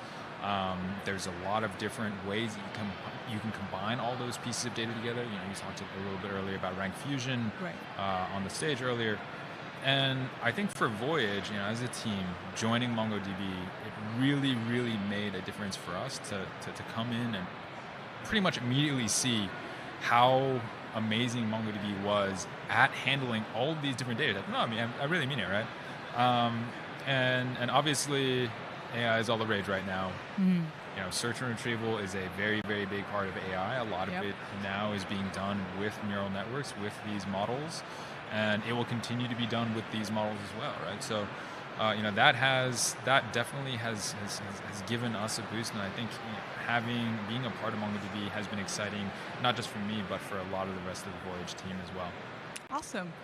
You also mentioned a model called Context 3 during the keynote, which I thought was really interesting. Can you briefly tell us about how it's different from the traditional embedding models out on the market and what problems it specifically helps solve in AI applications? Sure. Yeah, I would absolutely love to. And we're probably, to give folks a bit of background, I'll take a couple steps back, actually. So embedding models, for those who aren't entirely aware, they take a piece of unstructured data and they turn it into a list of floating point values. Now, each value doesn't actually necessarily mean anything individually, so every quote-unquote column of that vector doesn't mean anything, but all of those values in conjunction in an ordered list collectively in this high-dimensional space mean something together, right? So if you have two vectors that are closer to each other, depending on the similarity metric that you use, that ends up corresponding to data that is more related. So if I search, for example, one of the long-term examples I've used is electrical engineering and computer science, right? These are two very, very related fields. And if you have an embedding model that is trained to understand phrases, you will see electrical engineering and computer science, these two phrases, after they are embedded, be very close to each other because they are very, very related fields of study, even though they have no overlap in terms of words. So that's just a quick intro into embeddings. Love that. Most of the time when people are embedding things today, they embed longer form content, longer documents. They'll take a long document, chunk it into, let's say, paragraphs or sentences or maybe 1.52 paragraphs, and they will feed that into the embedding model so that it has that information. I think the problem is that if you take a really long document, imagine you're trying to, the example I always like to use is the Harry Potter book, right? Or the Harry Potter series. Imagine you're trying to embed the Harry Potter series. That is a lot of content. And one paragraph in, let's say, the third Harry Potter book might refer to something that happened in the first. You lose that context with these naive chunking strategies, and you lose that context when you embed just an individual chunk, when you embed just that paragraph. And Voyage Context 3, to a certain extent, solves that problem by you can give it a really long document, you can give it the individual chunks, and it will make sure that each chunk has relevant context into the other chunks, right? So this has relevant context into the other chunks of that parent document. So it was a bit of a long-winded answer there. Went a couple steps back first. Yeah, and I think nobody else really does this, and Voyage models were definitely Voyage. The team was absolutely the first to actually come up with this kind of model, and obviously we'll continue to improve on its capabilities moving forward. Yeah, no, I love it. I was really excited to see that model get released because, I haven't seen anything quite like it on the market yet. This is a fun one. I wanted to take your take get your take on something that I've been seeing on the internet. I've been seeing a lot of chatter about RAG is dead. So I wanted to see what you think about that. What, according to you, does the future of RAG, embedding models, search retrieval look like? Yeah. I think if you look at these large language models today, the only way, the weights are frozen, right? Mm-hmm. The only way that we can impact what these language models do is by injecting context into it. Right. And in particular, we want to feed it good context, relevant context, either from past conversations, from an internal knowledge base that we have, or something else. And even today, right, even with these reasoning models, even with, let's say, you have 1 million tokens of context, you can easily have a knowledge base that's over 1 billion tokens. And are you really gonna, I have a couple questions based off of that, like sort of rhetorical questions. The first is, let's say there's 1 billion, token context length large language model. Every time you want to answer a question, are you really going to give it all 1 billion tokens? And it can't even fit them. Yeah, exactly. The max that we have today is 1 million. I think it's probably going to remain that way for the foreseeable future. You're not going to fit 1 billion in. And there's also the issue of pre-fill. Pre-filling a large language model is not free. Yeah. If you do 1 billion tokens, every single time you run one query, one prompt, it's going to take up a lot of space. It's going to take up a lot of, it's going to be super expensive. And also there's this thing called lost in the middle. Yep. People do needle and haystack tests. What I like to say is you should really think about lost in the middle when it comes to more complex texts, more complex, if you want to reason over a lot of that data, if you want to understand how different pieces relate to each other, and without shortening, right, the amount of context that you give the large language model, it is simply not possible. So many different reasons why I would say RAG is not dead. I think people have been saying that RAG is dead. I just want you to say it. I think people have been saying that RAG is dead for about 2 years at this point. I want to say, even shortly after ChatGPT made a lot of noise. So that's definitely something that's, I think, I don't think RAG is dead at all, and I think it will continue to be very, very important, very popular moving forward. All right, folks, you heard it from Frank. RAG is not dead. All right, we might be coming up on time. So I wanted to end with a more forward-looking question. What are some problems in AI that you're currently excited about? I will be very, very quick with this. Multimodality, and then the other one is context engineering. Awesome. Well, thank you so much for being here, Frank, and we are on to our next session. All right. Thank you, Apurva. Hey, and we have a guest here, Arena. How are you? What is a little bit of your background? Hi, so my background, I'm a SecOps engineer for the software development company in healthcare industry. Kinetic Healthcare Solution. Yeah. You've got it right. And what company do you work for? It's a Kinetic Healthcare Solutions. Kinetic Healthcare Solutions. Very good. So what is your favorite programming language? Bash. Bash. Okay. Simple, and it's like a lot of systems support it, so it's just very easy to transfer. Okay. Or really quick question: tea or coffee? Coffee. Okay. Them or no them? What is that? I'm sorry. Them. It's okay. It's all good. Tell us a little bit about your experience so far at the show. What kind of highlights did you get from the keynote? So I do like idea. So we use MongoDB, obviously, right? And for us, I do an engineering job, even in SecOps. So for me, just knowing that for building agent, I need different type of database, and seeing that MongoDB offering it, I have a lot to bring it back home. And of course, this encrypted query that MongoDB offering for security professional is very important. So yeah, it's been a lot of insights. That's one of the things that I just can't wrap my head around. How can you query an encrypted piece of data that is in the database, in transit, and all of that? Have you worked with Queryable Encryption before? No, this is something new for me to bring back home and actually do more research on this. Yeah. Yeah, and we're the only database that does that, so very amazing as well. Tell us a little bit about what the things that you're looking to accomplish here today. So I'm, like everybody is right, hot about AI. So it's something that we not implement in a scale that we would like to do yet. So I want to bring some knowledge and ideas and some, industry change so fast. So I need to make sure we stay on top of innovations. So just, again, we do use MongoDB. I find it's very easy to understand natively, but I want to see what else can we pull from there. Amazing. Well, let you get back to that then.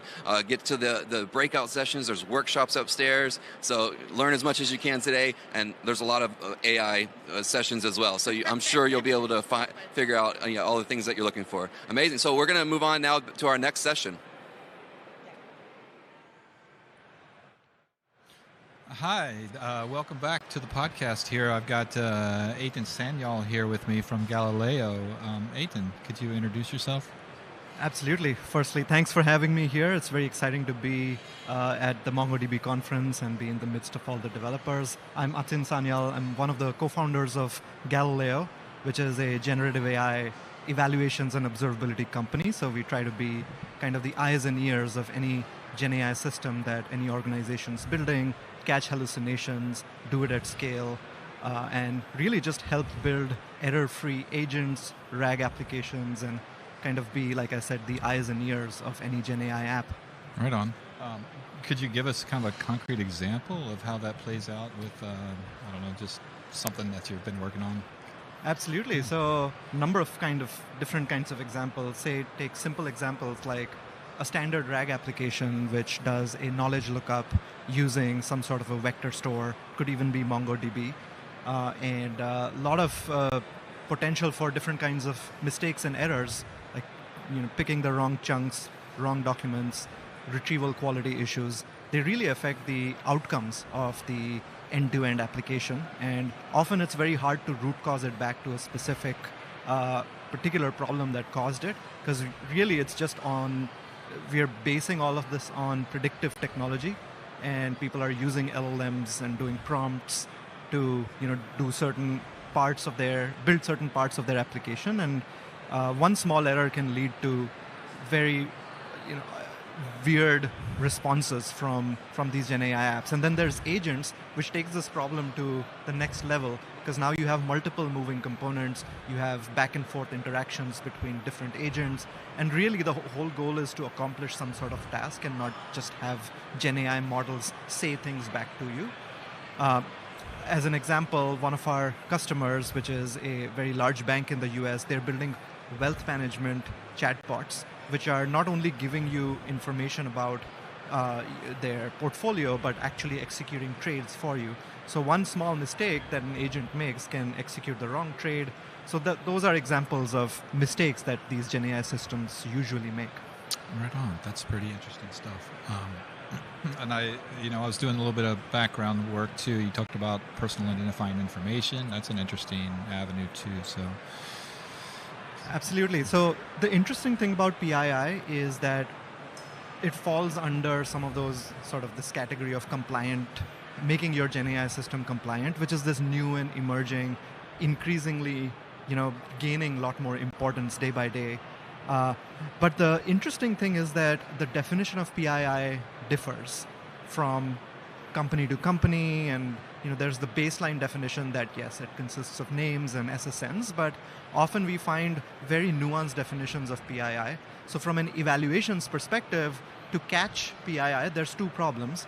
First is, how do you build an eval that adapts to the definition that the user wants, where some of our models, we work on proprietary low latency eval models like Luna, and Luna 2 is something that we recently launched. So these are very super optimized models that run on commoditized GPUs, and they're very cost effective, but they're fine tunable. So that's where the fine tuning comes in. It's open weights. So you supply your data, and we can literally build a very low latency, high accuracy PII detector as a Luna model, which can run at scale. And then there's the scalability aspect, where usually PII and some of the compliance related metrics and evals that people want to do, they want to do it in real time, and they want to do it so-called from a guardrailing perspective, where you want to intercept the response and detect PII before actually sending the responses to the user. Mm-hmm. That's where scale becomes a very critical thing, and end-to-end latencies, like every single millisecond matters. Right on. That's fascinating stuff. So, of course, we're here at MongoDB local. Can you tell me about how MongoDB factors into the equation with Galileo? I mean, MongoDB has kind of been the pioneer of building cloud databases, low latency, giving you scale in terms of data storage and data lookups. And the most exciting thing for me is to see their foray into Gen AI. And it's pretty critical, the fact that data is still kind of the moat, even in the era of Gen AI. So whether you're building agents or RAG applications, the quality of your data will essentially determine the quality of your application. And this has already been spoken about multiple times in the talks that we've had. So taking vector search, for example, Mongo supporting vector search is a very critical step in sort of having MongoDB be the centralized system of record for any Gen AI ecosystem, which is a suite of apps. And there's a lot of problems in vector stores that can happen at runtime, retrieval quality issues, chunking issues, which can lead to bad outcomes. So that's where observability comes in. So a world where I imagine a system, an evaluation, an observability system like Galileo and MongoDB play well together is, from a Gen AI standpoint, MongoDB really serves as kind of the central data brain or the system of record for all Gen AI data. Then at the API layer, you give the ability to do efficient searches, efficient lookups, mostly from a semantic perspective, because a lot of search is semantic in the Gen AI world, whether it's agents or RAG. And then you have evaluations and observability, which is kind of the layer on top of that, which gives you deep analytics on every single retrieval, the quality of the ranking, the quality of the documents. All those little things matter. Right on. Personally, I'm a lexical search person at heart, and that's where I come from. That's how I got here to MongoDB. Of course, you're pretty vector-centric here. Does hybrid factor into your equation? I'm not trying to push you into that line of discussion, totally. But I'm just curious if it totally does. It totally does. In fact, one of the key differences between the Gen AI of 2024 and the Gen AI now is that even RAG systems, which were kind of these linear vector store lookups, have become a lot more agentic. That essentially means there's multiple components, multiple databases, data stores. So one thing I really appreciate and like about MongoDB is that I see it as a potential kind of solution for this dual or multiple data store problem that usually hybrid systems have. So you can essentially have MongoDB as kind of the central system of record for not only semantic data and semantic lookups, but also traditional lookups. But also generally in the agentic era, it's all about sort of building your components in a plug-and-play manner where you have multiple databases, multiple microservices which are interacting with each other, and then these agentic frameworks are really just software and frameworks to allow you to sort of plug and play these pieces together. And then the LLM comes in, where LLM is kind of like the ingredient that you sprinkle on top and make them do very specific things, like give it certain instructions, things that you couldn't traditionally do with old school software. But that's the world we're living in. It's hybrid, and it's not just about singular vector store or semantic searches. It's still about key value lookups. It's still about lexical searches. So all this comes together, and that's the most exciting thing about this era, where you kind of start building traditional distributed software that we used to build before Gen AI came in, but now you have this powerful ingredient, the LLM, which can make you do things and stitch gaps, which was erstwhile not possible with traditional sort of deterministic software. Yeah, gotcha.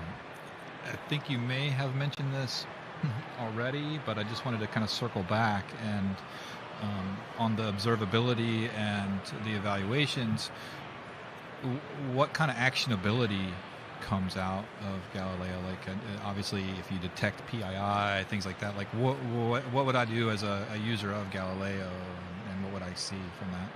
Absolutely. That's a great question. So from our perspective, there's really three kinds of errors and challenges when it comes to observability and evaluations. First is kind of detecting and finding the known knowns. I'm building a RAG application. I know there will be hallucinations.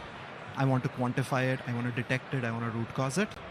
So that's kind of the first category of errors. Now, how you do it, that's an interesting problem. I can talk about it for a whole different session. But high level, there's the known knowns, and there's a new class of errors which emerge in agents, kind of the unknown unknowns. So I'll give you a specific example. You build a multi-agent kind of a chatbot system, and all of a sudden it starts talking in a tone which is kind of inappropriate from your perspective. This might seem theory, but it happens a lot. It kind of meanders into this weird oddball tone where you won't be able, didn't initially program it to talk that way. And there's nuances, right? It doesn't have to be black and white, like good or bad, but there's all these nuances in which you expect the LLM system to say a response in a certain way, and it does not. So that's an example of an unknown unknown that you kind of discover later on. That's a new kind of class of errors which are emerging in more agentic applications. From a Galileo perspective, we want to detect it, and we want to help root cause it. That's one aspect of it. There's many different techniques we use in our evals platform to detect it efficiently, but then doing it at scale is kind of the next part, where our Luna 2 models are kind of where we really shine and able to do it at very high throughput. That's awesome. Thank you so much for sharing all of that. Appreciate you taking the time to talk with us today.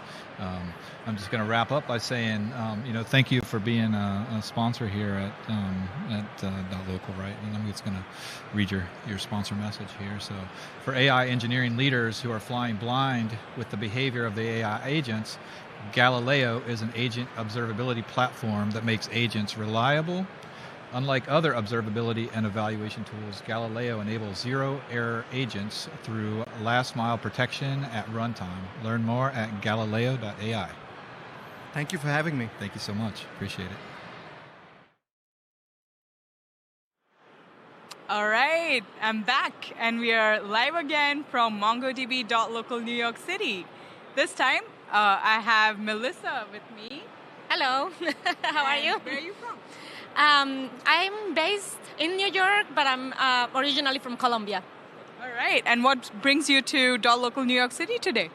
I'm a mobile engineer, so I don't do much backend. So I wanted to get back into backend and see what's out there, especially with MongoDB. So this is why I came.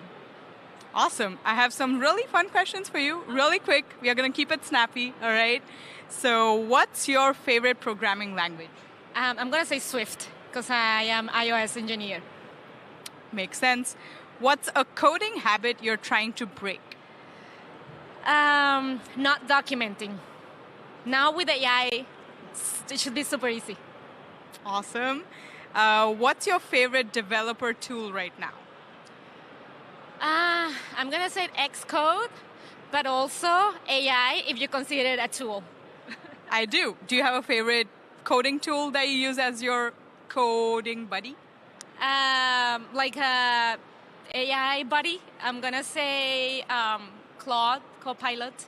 Me too. I love Claude Code. What's a project you're working on right now that you're super excited about? I am working on a project, like my own project. So because I'm experimenting with backend, I'm getting to build like a library system. So I'm doing like backend, front end, everything. Very nice. Learning by doing, right? That's what we do. Awesome.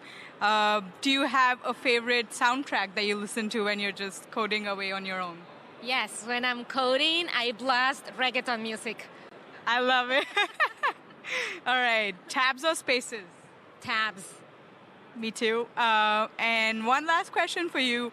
How would you describe MongoDB to someone who hasn't used it before, someone who's a non-developer?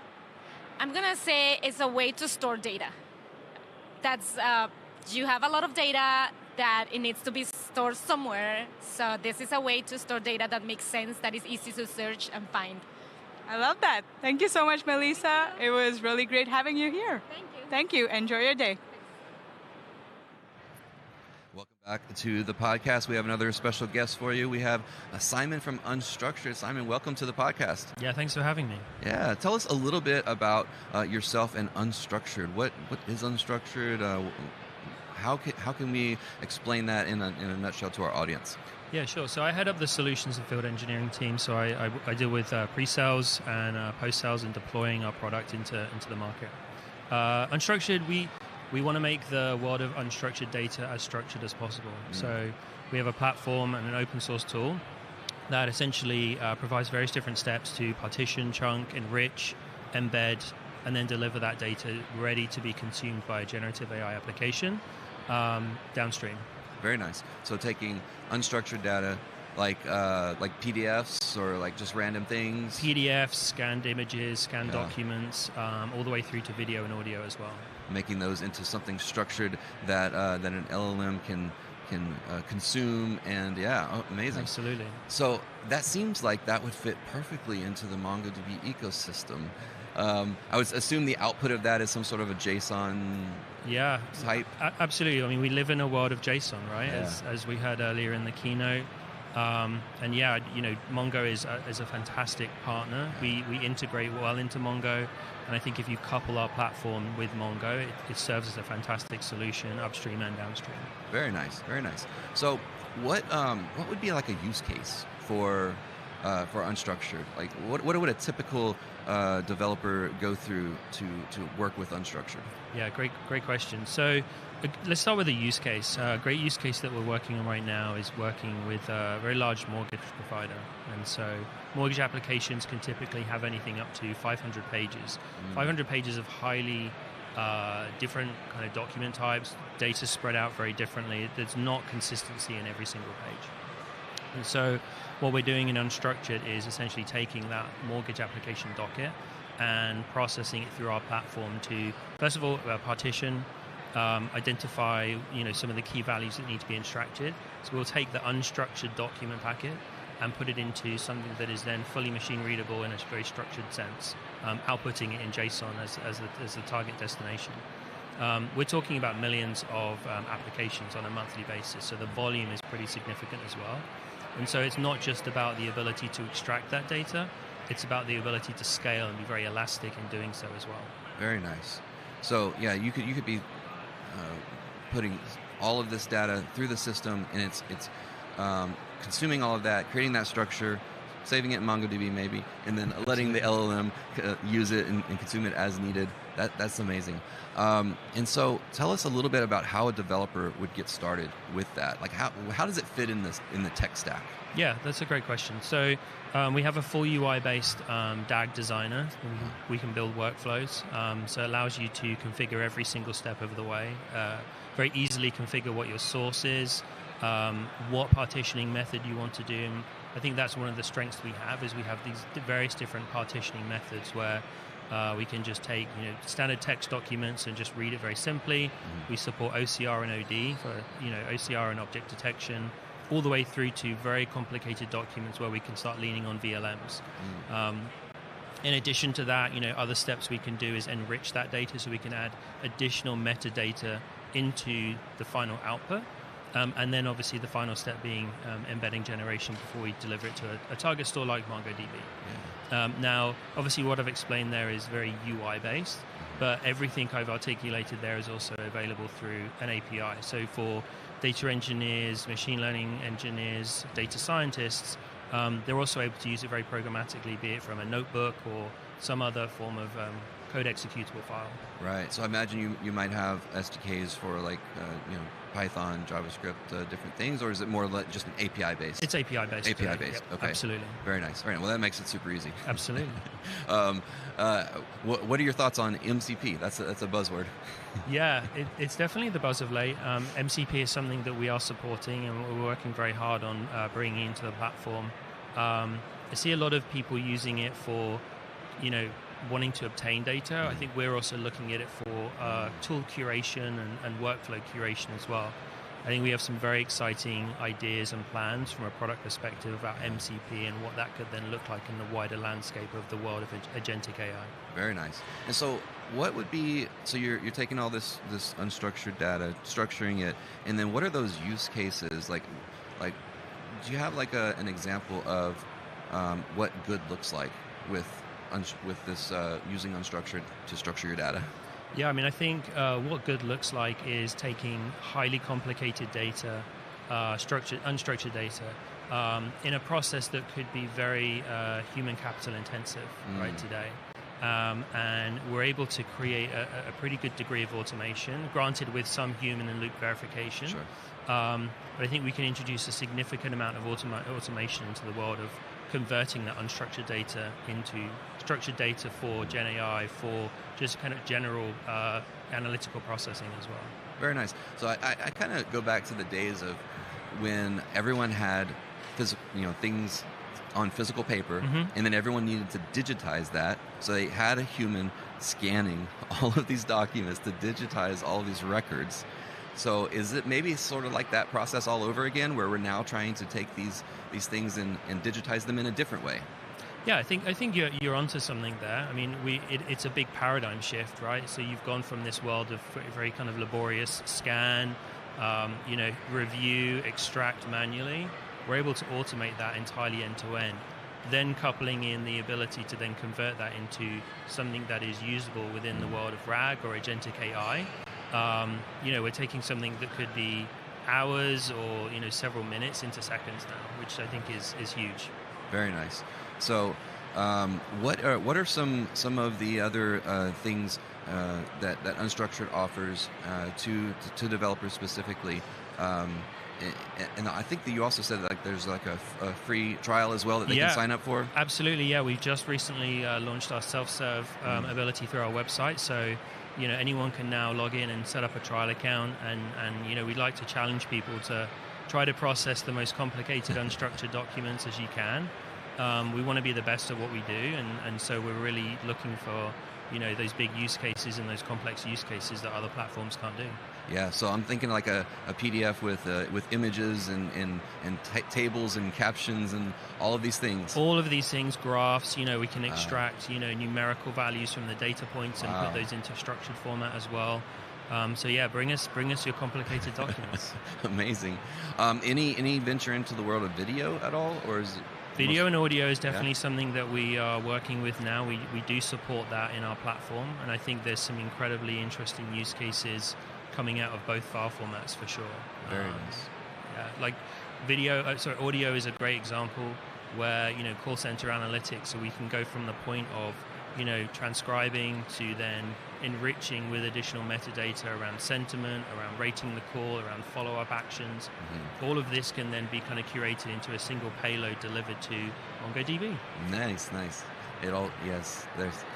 I think that was one of the big takeaways from the keynote was just how JSON is the way that LLMs and agents talk. Yeah, and so it just makes so much sense. Yeah, I mean, not to quote Jerry Maguire, but he had me at the word JSON. Oh, there you go. I think that with the way MongoDB is so well supported in that area, the nature of the data we're dealing with, unstructured data, is it's so heterogeneous, and so I think MongoDB just eliminates so much friction. And so for us, it's definitely a critical partner in what we see in the world of generative AI. Very nice. So again, where can developers go to try out unstructured? Well, unstructured.io is our website, and then from there's a link through to our self-serve portal where you can then try it out and sign up for a trial account. And if anyone's here, I'd encourage them to go to our booth. We have amazing hats. Our swag is amazing.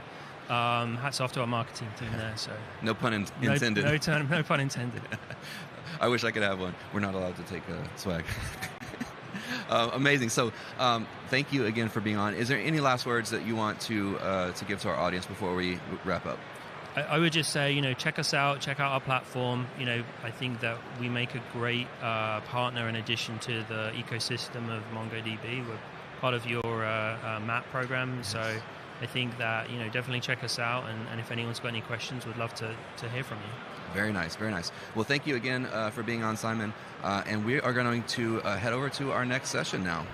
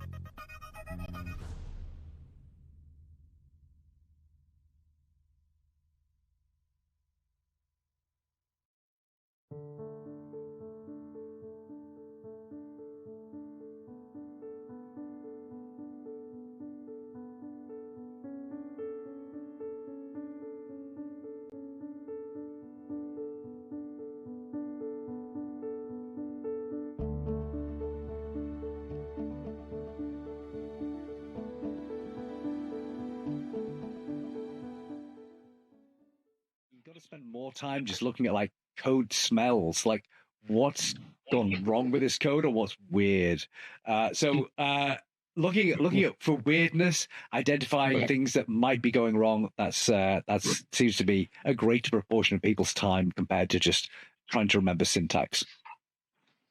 Yeah, I think like at MongoDB we spent quite a while, probably about 2 years ago, we first started being concerned a little bit about coding assistance in, obviously there's a different discussion about the value and the use case, and is it a junior developer, should they be using it when they don't know what they're doing, versus senior developer, which is reducing the mundane and the boilerplate. But we were, I suppose, preoccupied in MongoDBs particularly in trying to understand how good these code assistants were with MongoDB operations, making sure that they had the ground truths and the best practices, etc. So we did a lot of projects with many code assistant providers to make those better, and to good effect. It opened up a different area for us as well too. But when we were preparing for the live stream, we deliberately chose the clickbaity title with vibe coding. Talk to me a little bit about where we are there now, Richie. Is it a viable strategy or incredibly risky shortcut? Yeah, I mean, a lot of it depends on what the consequences of writing bad code are. So, you're developing something for like a satellite that's going into space. It's like you want every single line of code to be thoroughly checked and optimized, because if you get anything wrong, the satellite crashes, you've lost tens or hundreds of millions of dollars. On the other hand, if you're a data analyst, you're doing exploratory data analysis. If the code's terrible, it's like, okay, I've drawn a plot that doesn't give me any value. You've just wasted like 2 seconds looking at a stupid plot. It's like, it doesn't matter. So I think actually in data use cases, vibe coding has got a lot of value. You don't want to care so much about the code. You particularly for exploratory stuff, you just want to generate lots of things fast. So it works really well there. Yeah, so it's all about the trade-offs of like what happens if things go wrong. I think so, and I suppose that's what I was trying to allude to with the junior developers using code assistants. Yes, they can get started super quickly in an area that they mightn't have the skills or expertise to potentially debug further down the tracks. And I think, and I know the developers that I know using the code assistants to great effect it's replacing the boilerplate, it's replacing the mundane. They're still a little skeptical on the business logic going to the coding assistants per se, but they're using it as a canvas. In other words, they're almost like a writer getting a draft, going, I want to build this. Can you start some of it? And I'm going to tweak and shape it. How do you feel in that as well, too? Are you seeing that? Yeah, definitely. So I like the idea of like coming up with ideas using AI. Like even before you start writing code, it's like, well, what do I want to do? What should the structure of this be like? Yeah, generative AI is great for that. But don't you point about like junior developers? That's a tricky one, because you're right that like understanding your code is becoming incredibly important. But if you've only ever been using AI assistants to develop stuff, it's like, as a hiring manager, do I really want to hire someone who can generate code really well, but they can't understand it? And it's a tricky one, but it's not a clear-cut answer. If, for example, if you're a marketing analyst and you only write code like 5% of your job, it's like maybe that's fine that you can only use AI-assisted tools to build something, because most of it, your marketing knowledge is the most important thing. If you're a software developer, that's a very different proposition. Like, I think I would only want to hire software developers who can write code themselves, or at least understand code without having the AI explain it to them. True, I hear you, and I think on other shows I've done on similar topics, the notion of checks and balances, there's the notion of, by all means use AI to write some of your code, but go review that or get some peer review of that, and put those checks and balances in place. We've had Redmonk, who are basically consultants with regard to the developer space, and on the show as well too, talking about this very topic. And they were discussing the risk of skills atrophying. If you're not used to this, and if you're just relying on the code assistants over time, and the more you rely on it, the more that kind of fundamental first principles skills are going to disappear. And I suppose the more potential, as you might have said, upstream problems you could encounter if you can't debug that code. All right, welcome back to the podcast. I'm Apurva, and I'm joined by Gaurav Aryal. I'm just going to let him introduce himself, and can you also tell us a bit about your role at MongoDB? Yeah, for sure. I'm Gaurav. I'm a product manager here at MongoDB, and I work on AI ecosystem and frameworks. And part of that work is MCP, and I'm excited to chat more about our launch, our GA here at .local NYC. Woohoo! All right, so you mentioned MCP. You've been focused on building out MongoDB's MCP server for the past few months, but for those who might not be familiar with the term MCP, can you just full form that for us and tell us a bit about what that is? Yeah, for sure. I feel like, in short, MCP refers to Model Context Protocol. It was a protocol launched by Anthropic, I think, in November 2024, somewhere around there. And it effectively allows LLMs to interact with external applications, and in this case, it's MongoDB. So if you can think about agents and how they would interact with MongoDB, run operations, fetch data, etc., that is effectively what MCP allows. Awesome. And at the keynote, actually, before that, what are some of your favorite use cases of MCP so far? And in general, what's the applicability of MCP in the AI ecosystem? Yeah. I think the way I would break it down is twofold. One is focus more towards like developer tools use cases where MCP is plugged into kind of your favorite developer tool like Windsurf, Cursor, VS Code, etc. And this is traditionally used as a tool to generate queries from natural language, or like even like multi-step processes like generating an endpoint from scratch, where MongoDB queries would be generated as part of generating that endpoint. And then the second use case that is, I think we're seeing more and more often now, is being plugged directly into an AI agentic application that you would make. Right. So, for example, if you build something with LangChain or LangGraph, you have an MCP adapter, and you can just directly take an off-the-shelf MCP and plug that directly into your custom agent that you're building. So yeah, various use cases there as well, but that's kind of high level how I would break it down. My favorite ones are obviously ones related to the custom agents, because there's so many different things that you can do with this multi-step processes in your custom agents and using MCP. So I feel like those use cases are very interesting to me. What do you mean when you say custom agents? Yeah, so what I mean is something that is not off the shelf. Like if, like for example, like if you think about Claude Code or Gemini CLI, these are agents that are given to you. They're like packaged agents. Packaged agents. Yeah. Okay. But if you then go to the next step and you say, I mean, this is crazy, but let's say you want to build your own Claude Code, or you want to build an agent for booking, for example, as you did as you showed us in your keynote. In those use cases, when you plug in off-the-shelf MCP, like our MongoDB MCP, I feel like all of a sudden it becomes more interesting because there's so many different things that you could do as far as generating queries on the fly and working with databases. So I feel like those use cases end up being more interesting to me. 100%. Yeah. So at the keynote earlier today, they announced that MongoDB's MCP server is going GA. So let's talk about that for a little bit. Let's do it. What are some of the core features of this server? Yeah, so we announced a public preview back in May, which obviously came with two sets of tools. One was related to Atlas and kind of control plane operations. So these are like your typical ops operations that you would perform on Atlas.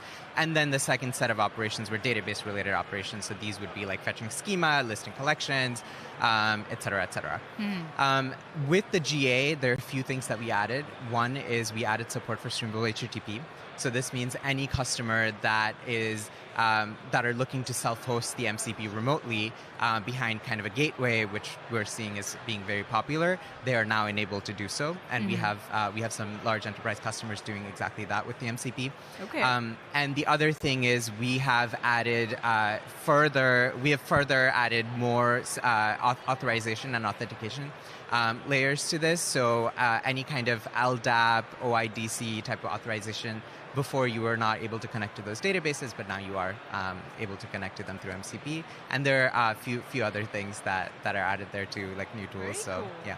Yeah, because when MCP was first released, security was kind of like an optional thing. It wasn't really built into the core protocol. So apart from the ones that you're talking about, first of all, has this improved? And what are some common patterns that you're seeing for like authorization and authentication in the space right now? Absolutely. So first of all, what we did, and we know we're playing in a new world, and like the technology is still so novel to a lot of people, a lot of developers. We released a security best practices guide.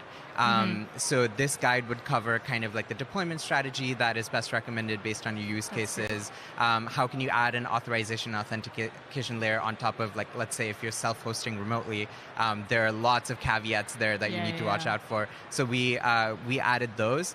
And then in terms of like purely authentication and authorization, like added features in this round, it was mostly around how can you connect to these additional databases that have custom enterprise auth. When I say enterprise auth, I literally mean just like this advanced authorization, like OIDC, LDAP, X509, etc. But yeah, so I would say highly recommend check out the best practices guide, because that'll do a lot better job of explaining than whatever time we have here. Perfect. Like well, we'll be on the lookout for that one. For sure. I did want to ask. So, what do you think MCP unlocks that we weren't able to do without MCP? Yeah, I think MCP. So when first agents came out, or like applications related with LLM, RAG was a huge use case.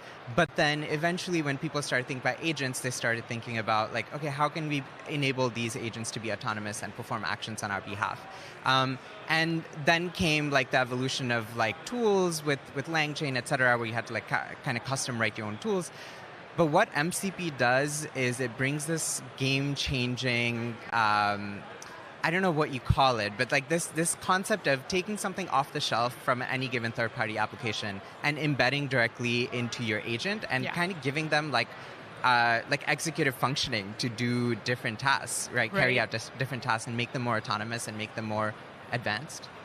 In a way. That makes sense. So yeah, it definitely simplified that tool calling game a lot more. 100%. And we're seeing the adoption kind of take off from all the major providers all the way to different clients like Cursor, Windsurf. The adoption curve of that has been so rapid, and it's been great. I love that. Sounds like a really rewarding experience. So with MongoDB's MCP server now GA, I'm sure our developers are curious for what's coming next. So are you able to talk a little bit about that? Yeah, absolutely. So some of the things that we're thinking about are related to performance. So today, we don't have a way for you to access, for example, Atlas Performance Advisor through MCP, and that is being added very shortly. Awesome.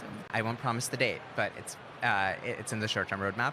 And then the other things, like, for example, being able to access live documentation from MongoDB, because obviously there is a training cutoff date for any LLM that you use.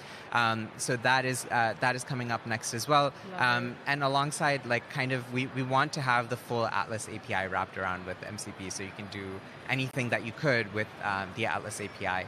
So that's kind of a sneak peek. Yeah, I'm really excited for those to drop. But yeah, it was great having you on the podcast today, and thank you so much for taking the time. Thank you so much for having me. All right, let's move on to the next session. All right, we're back with our person on the street, and we have the new person here. Hello, how are you? What is your name, and what is a little bit about your background?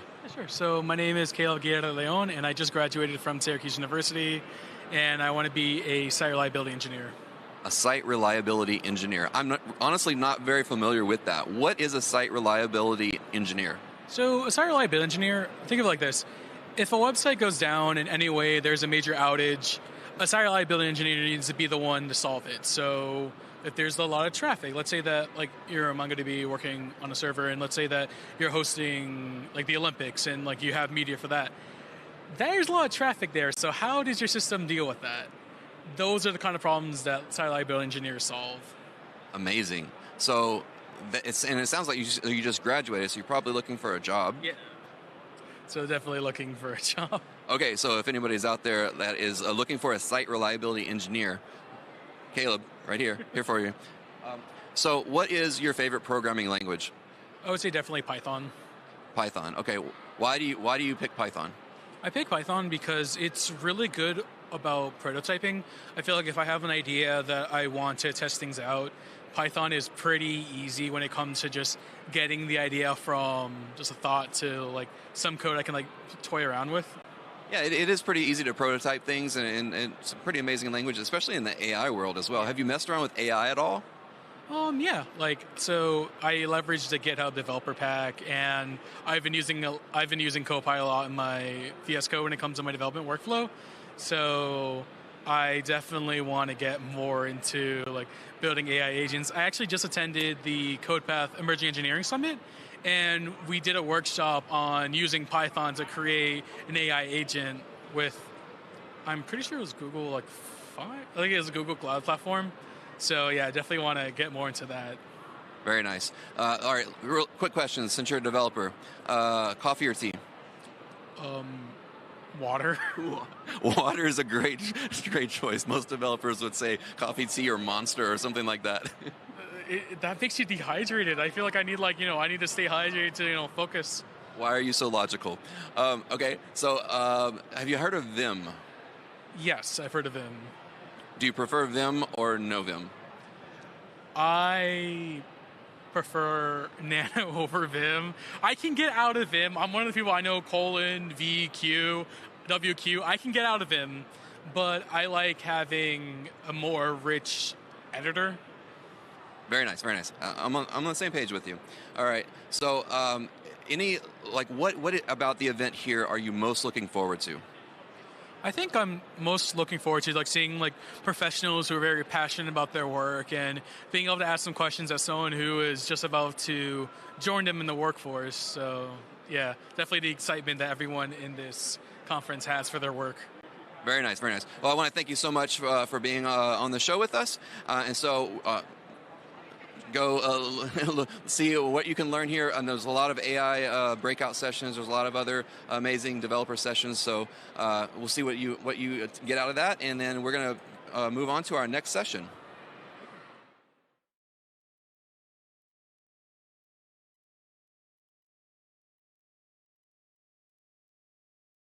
Ricardo, I'm confused. MongoDB is a non-relational database. That means you can't store relationships in MongoDB, right? Well, Jesse, that's a little confusing, isn't it? But you actually can store relationships in MongoDB, even very complicated relationships. They are just stored differently than you are used to in relational database. Instead of non-relational, think of MongoDB as non-tabular. We even have a tool to help you modernize your applications by migrating from old relational database to MongoDB. It's called Relational Migrator. Interesting. Well, which databases can it migrate from? You can use it with Postgres, schema modeling. I mean, MongoDB is schemaless. Well, not exactly. MongoDB has a flexible schema, but you can define a schema and make it as rich as you would like. It's up to you. With Relational Migrator, you can migrate data, including store procedure, and even help model your schema with a user-friendly interface. And it's not too good to be true. It's a super tool, but it still relies on the expertise of architects and MongoDB specialists to guide the migration process effectively. I got it. So it's more of an advanced tool for those who already know what they're doing. Yeah, exactly. But it's not hard to learn. Let me tell you a little more about why you should use Relation Migrated to create our applications, okay? Okay. I'm intrigued. Tell me more. Hey, welcome back. I'm Ricardo Mello, Senior Developer Advocate over here at MongoDB. And today we're going to talk about Relational Migrator. But before we dive into the tool itself, let's take a step back and understand some important concepts that set MongoDB apart from the traditional relations database. One key concept is scalability, which refers to the ability of a database to handle more data and traffic without losing performance. While traditional relational database typically scale vertically. Okay, but what does this mean? It means they require more powerful hardware such as CPU, RAM, and storage as demand grows. However, this approach has some limitations. For example, there are always a physical cap on how much a single machine can handle, making upgrade expensive and sometimes impractical. MongoDB, on the other hand, is built for horizontal scaling using a technique called sharding. So instead of relying on a single powerful machine, MongoDB distributes data across multiple servers, known as shards. Each shard stores part of the data, and if more capacity is needed, just add more servers. This ensures high availability, keeping the system operational, even if some shards fail. And, of course, there is flexibility. MongoDB is built for flexible data. Unlike relational database with rich tables and predefined columns, MongoDB uses documents, structured like JSON object. Each document can store data in any format such as string, double, date, and even object. And different documents in the same collection don't need to have the same field. So, for example, if we want to add a new field, address, to the document reference code 2, we can simply update it without needing to modify other documents. Now that we've covered the advantages of MongoDB, the question is, why is migration to MongoDB so important? What benefits can a migration offer?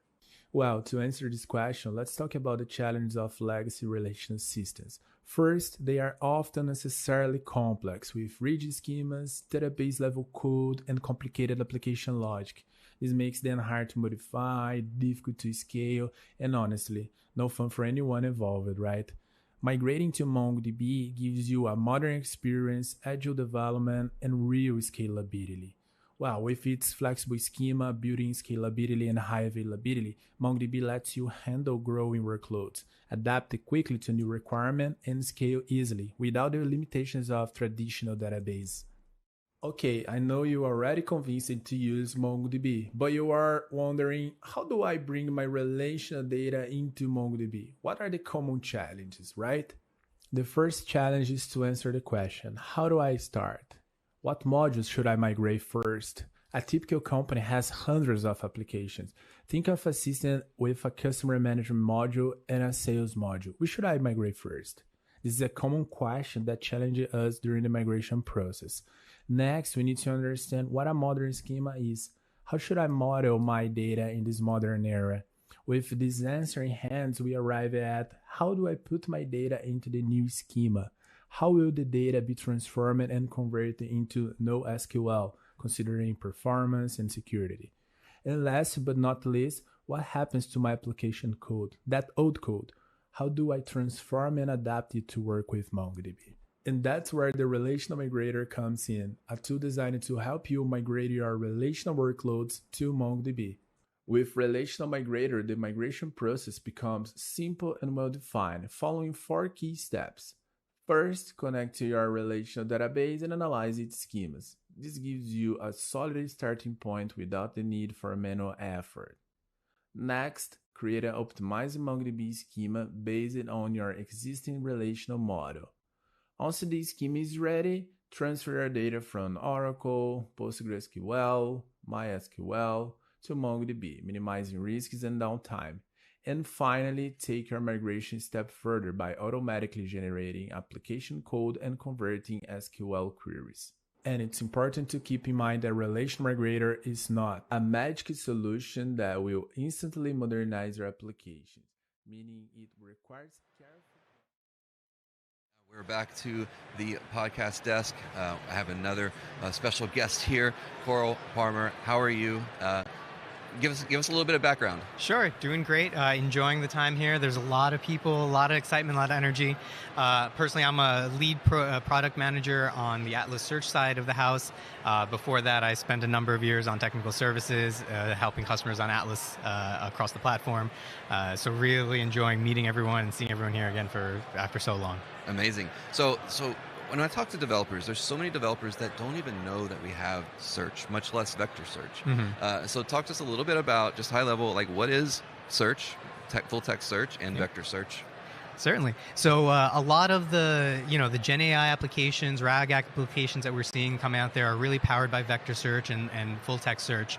And so a lot of our developers are familiar with MongoDB, have used it before. They may have not had the best experiences using regex or some simple mapping, right? Simple searching. The idea here is that we're using Lucene indexes to really power some of these search aggregations and vector search applications that really enrich the data and improve the relevancy and the accuracy of the results to make it more performant when these newer age applications are really powering more complex data sets, right? This is actually even more performant across the large terabytes of volumes that customers are really bringing in and searching across. Very nice. And so within the Atlas platform, it's fairly simple to get search and vector search working. It's basically just setting up an index, right? That's right.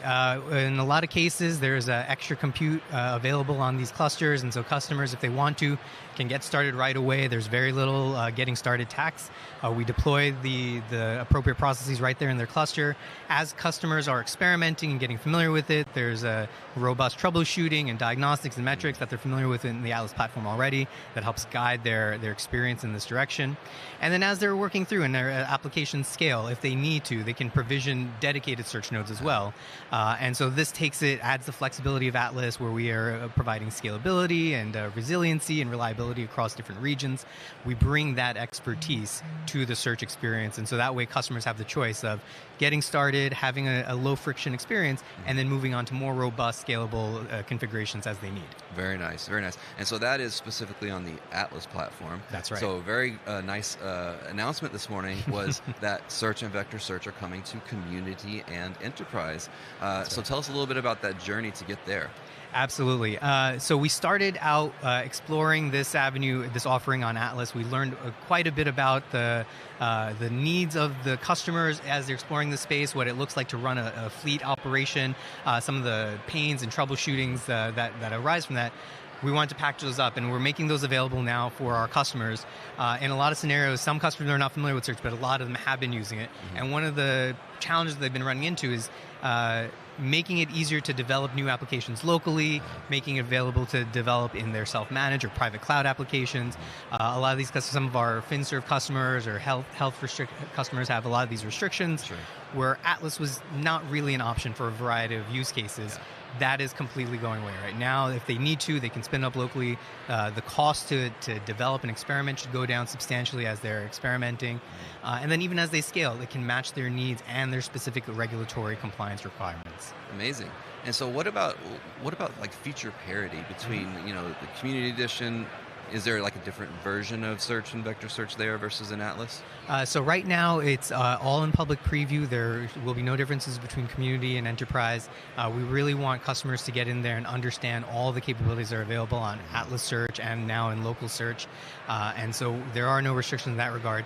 As the product develops over time, I'm sure there will be differentiating factors, and we definitely want to really support the enterprise experience very well. And so part of what we'll be doing is making sure that there's management functionality added to that experience. Very nice, very nice. So let's take a step back again and talk about why it's such a different experience when using search and vector search with MongoDB versus other solutions out there where you kind of have to cobble together everything. Yeah. A lot of our customers have gone down that path, right? Whether they started on that path and then they came to us after we introduced this offering, or some of them have done co-development. The main challenge, as you alluded to, is managing those different vendors, managing the stack. In a lot of cases, you have to make your data available to those additional clusters that are outside of that the database domain.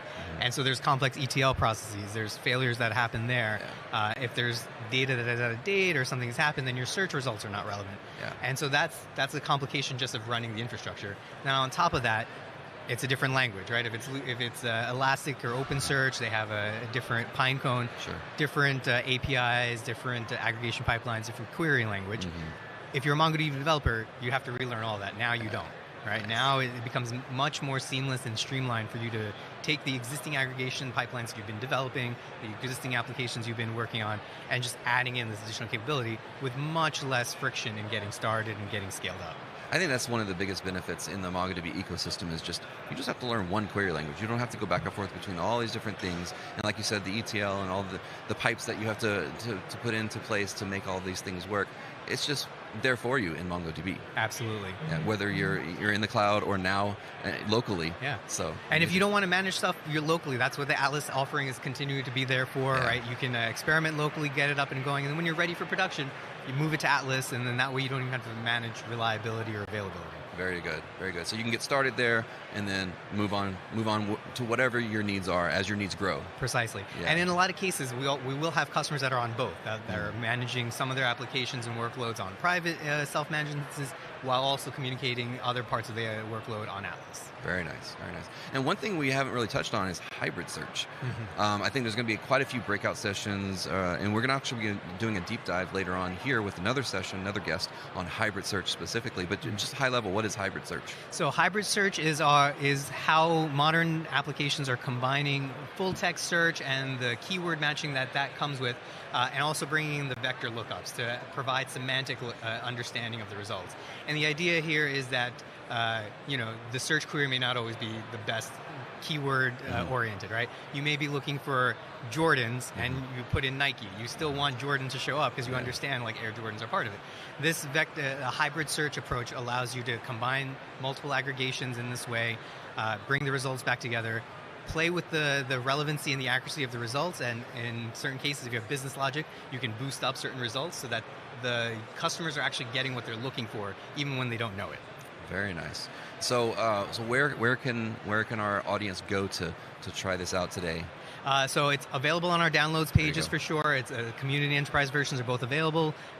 If you are familiar, there's a Docker experience as well as a Kubernetes operator experience, depending on which path you want to go down. And no matter what, you can definitely reach out to MongoDB developers or forums.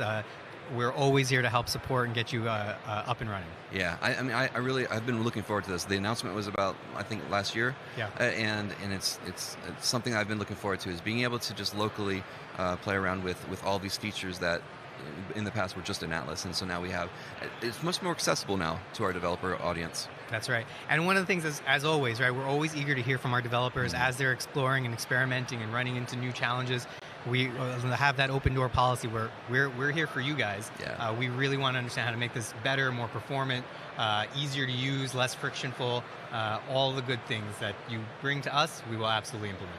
Yeah, and we see that across the board in all of the products, right, as well. Like we've got, we're going to have someone on talking about all of the MongoDB tools, developer tools that we have, and all of them have been built because of the feedback that we've gotten from the developer community. Because MongoDB was built by developers for developers. That's right. And so we're definitely keeping that stance. For sure. Amazing. Any last words before we wrap up? No, this has been an incredible effort by a number of people across a bunch of engineering teams and product marketing teams across the organization. There's a lot of folks that can't be here today that took a lot of effort. So I just encourage you to try this out, really kick the tires on it. Let us know what we can do to make it better. We're eager to continue this journey with you folks. Amazing. Well, thank you again for being on, and we're going to move on now to our next session. Thanks, Jesse.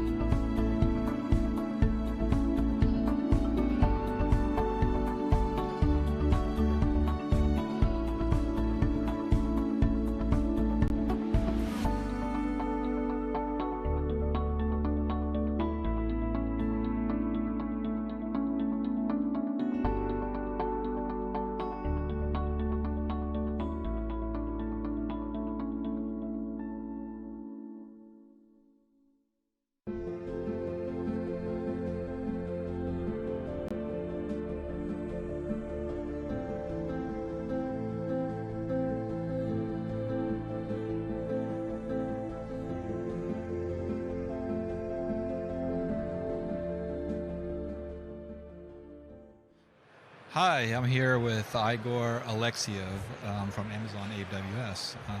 Hey, Igor, could you introduce yourself for us?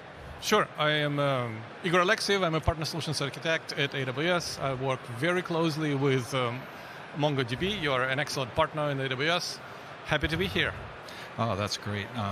So I've been, researching your background a little bit here, and you just did a workshop. Could you tell us about that workshop you just did? Yes. We had great attendance. More than 100 people showed up.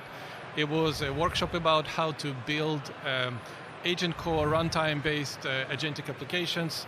So the attendees were able to build an agent. It's a travel agent that uses data that is stored in MongoDB Atlas. And that agent uses tools to look up data.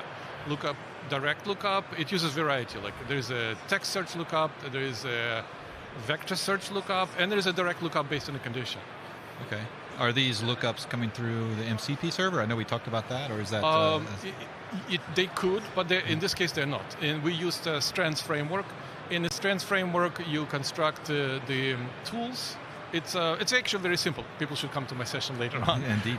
It's an annotation above a method in Python where you say this is going to be a tool. There is a little description of what tool does, and framework understands which tools are available and it uses them. So in this case, you pre-code the tools. Contrast that with MCP server. With MCP server, the tools are generic. They're basically CRUD operation, aggregate operator, things that can be done. Let's set aside administrative aspect, right? It's purely a lookup. In that case, LLM will construct the queries. But I love your MCP server, actually, by the way. It's an awesome tool. Yeah.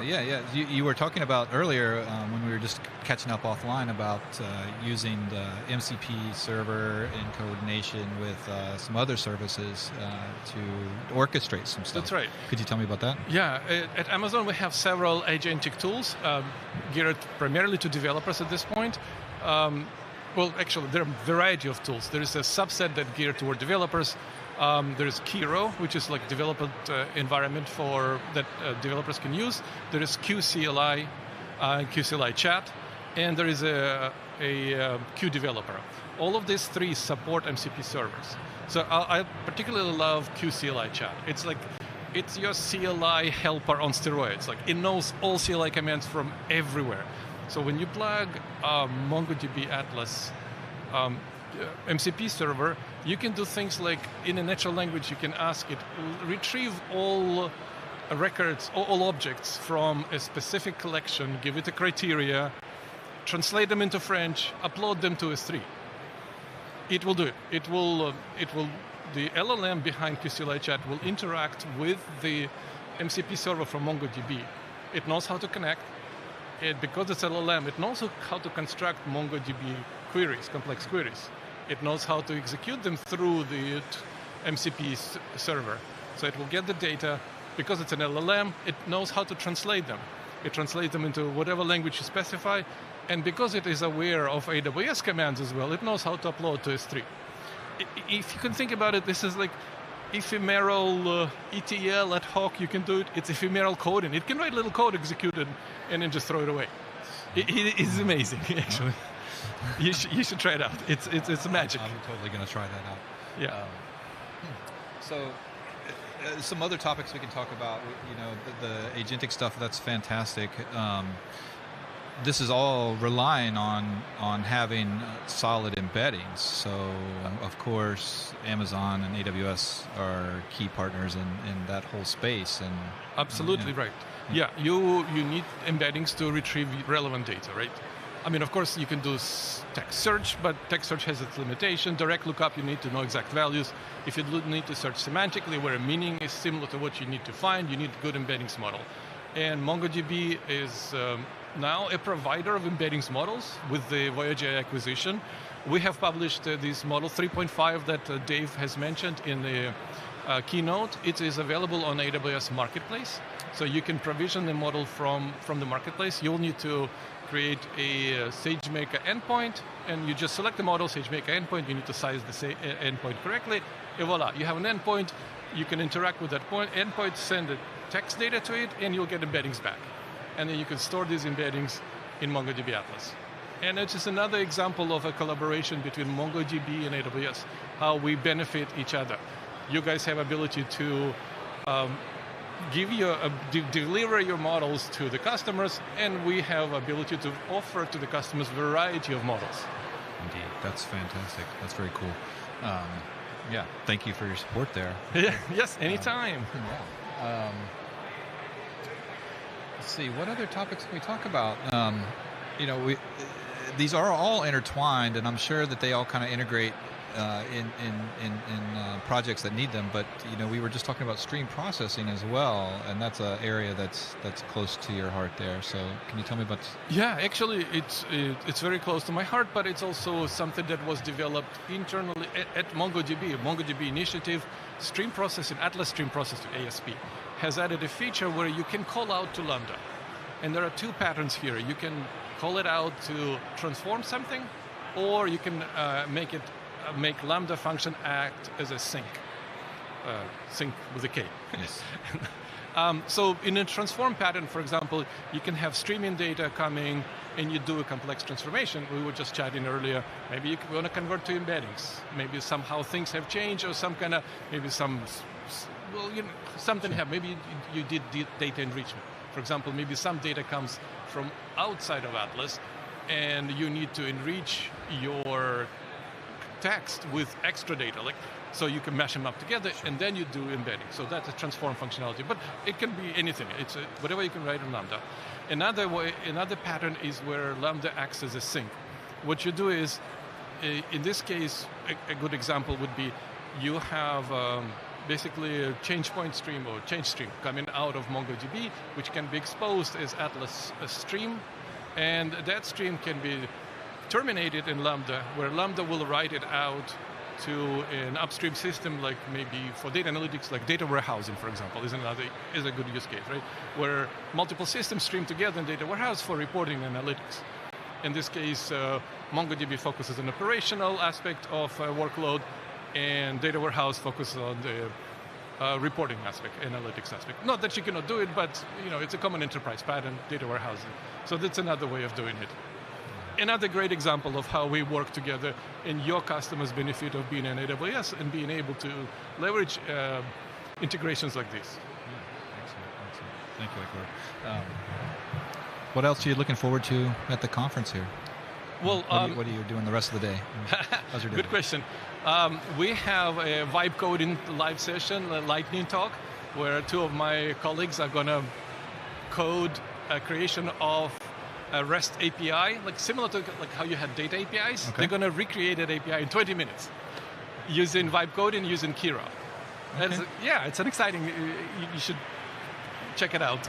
And I actually will be presenting a breakout session where I will be going over all ways to build agentic applications on AWS with MongoDB Atlas. So I don't know if listeners are listening around here. Please stop by. You should stop by. That's pretty cool. Do you want to do some more pitch about your agentic session there? That's pretty interesting. So there are multiple ways of building agents on AWS, right? You can use completely open source frameworks. You can use Bedrock agents, and then we have our newest product, which is called Agent Core, Bedrock Agent Core. I'll talk about that. I will introduce Kiro. I will also talk about MCP server, how it plugs in, similar to what we discussed. So yes, if people should come and check it out. Okay, cool. And just one final, I'm just kind of curious how specifically MongoDB ties into your agentic examples that you're talking about there too. Well, the old adage, data in, data out.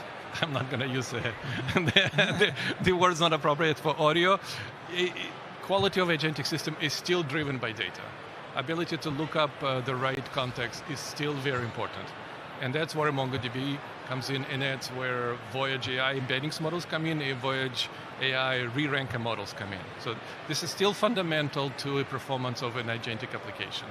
And a lot of functionality is tied in applications in general to operational databases such as MongoDB. So repackaging this logic as tools is part of building agentic systems. So MongoDB definitely is embedded in that space, and we're happy to continue our collaboration. That's awesome, Igor. Thank you so much for taking the time to talk with us today. I know you've got a busy day, and this is very exciting stuff. Appreciate it. Thank you for inviting me. Anytime. Cheers. We have another amazing guest here. What is your name and what do you do? I'm Spencer. I'm a software engineer at Goldman Sachs. Amazing. What do you do at Goldman Sachs? So we're working on a platform where advisors and advisees can kind of manage accounts and manage their wealth. Awesome. What tech stack do you like or enjoy to work with? So for us, I'm mostly working in Java, but I've been ramping up my front-end skills a little bit with JavaScript. But yeah, I mean, we have a Spring Boot application and a React application as well. So that's where we have our stuff. Yeah. Very, very good. Yeah. So those, so Java, very enterprise applications, and then JavaScript on the front end. You have to have JavaScript. Like nothing runs without JavaScript. Right. That's my background. I love JavaScript. So tell me, what is your favorite code editor? Well, I think recently in work we've been using a lot of IntelliJ, and it's a lot of powerful tools. So, but on my personal time, I use Visual Studio Code. It's a little bit lighter, and there's a lot. It's kind of nice. Yeah. Very, very good. I love VS Code. How about AI coding assistants? What's your favorite? GitHub Copilot. I've been using that a lot. Our firm also has like an AI, tool as well where you can like look up some more like specific stuff. But yeah, I mean GitHub Copilot, and then I guess ChatGPT for like any other questions or any other random searches I want to do. Yeah. Amazing. So have you built any projects, whether personal or at work, that use AI within the product itself? So far, no. It is definitely something I want to get into more. But right now, we don't have like a use case for it, so we're not trying to like immediately jump on that. But I mean, it's the future, right? You better jump on the train now before you left in the back. That's a controversial take. Some people say, "Oh, is AI going to lose? Going to take my job?" What do you think? It's going to take some jobs. You can't. I think it's hard to avoid that. But there's also a lot of opportunities created. Like there's a lot of benefits, and it's like a tool, right? A lot of things are a tool that it can be used for good, or it can be used, to save money, and then that can have some negative impacts as well. So yeah. Yeah, it's a tool, just like anything else. Just use it correctly, and you'll be fine. Yeah. Amazing. Ethics is a big one. Ethics around AI and stuff, but sometimes, ethics is a big one. Yeah, ethics for sure. Use things correctly. So what have you enjoyed so far about the show?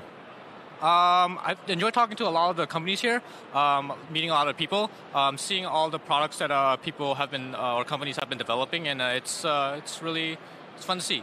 Because when you are working day to day, you kind of like are focused on what you're doing. So it's good to kind of take a step back and look at what else is in the horizon. Yeah, that's very good. Are you looking forward to any talks or breakouts specifically, or what topics are you looking to learn? Yeah, I got here a little bit later, but I did talk to one company. I forgot their name, but they said they were having a talk at 3:00. That is something I'm interested in joining and listening in more on. All right, very good. Well, thank you so much for being on the show. I hope you have an enjoyable day, the rest of your day, and we're going to go back to our next session.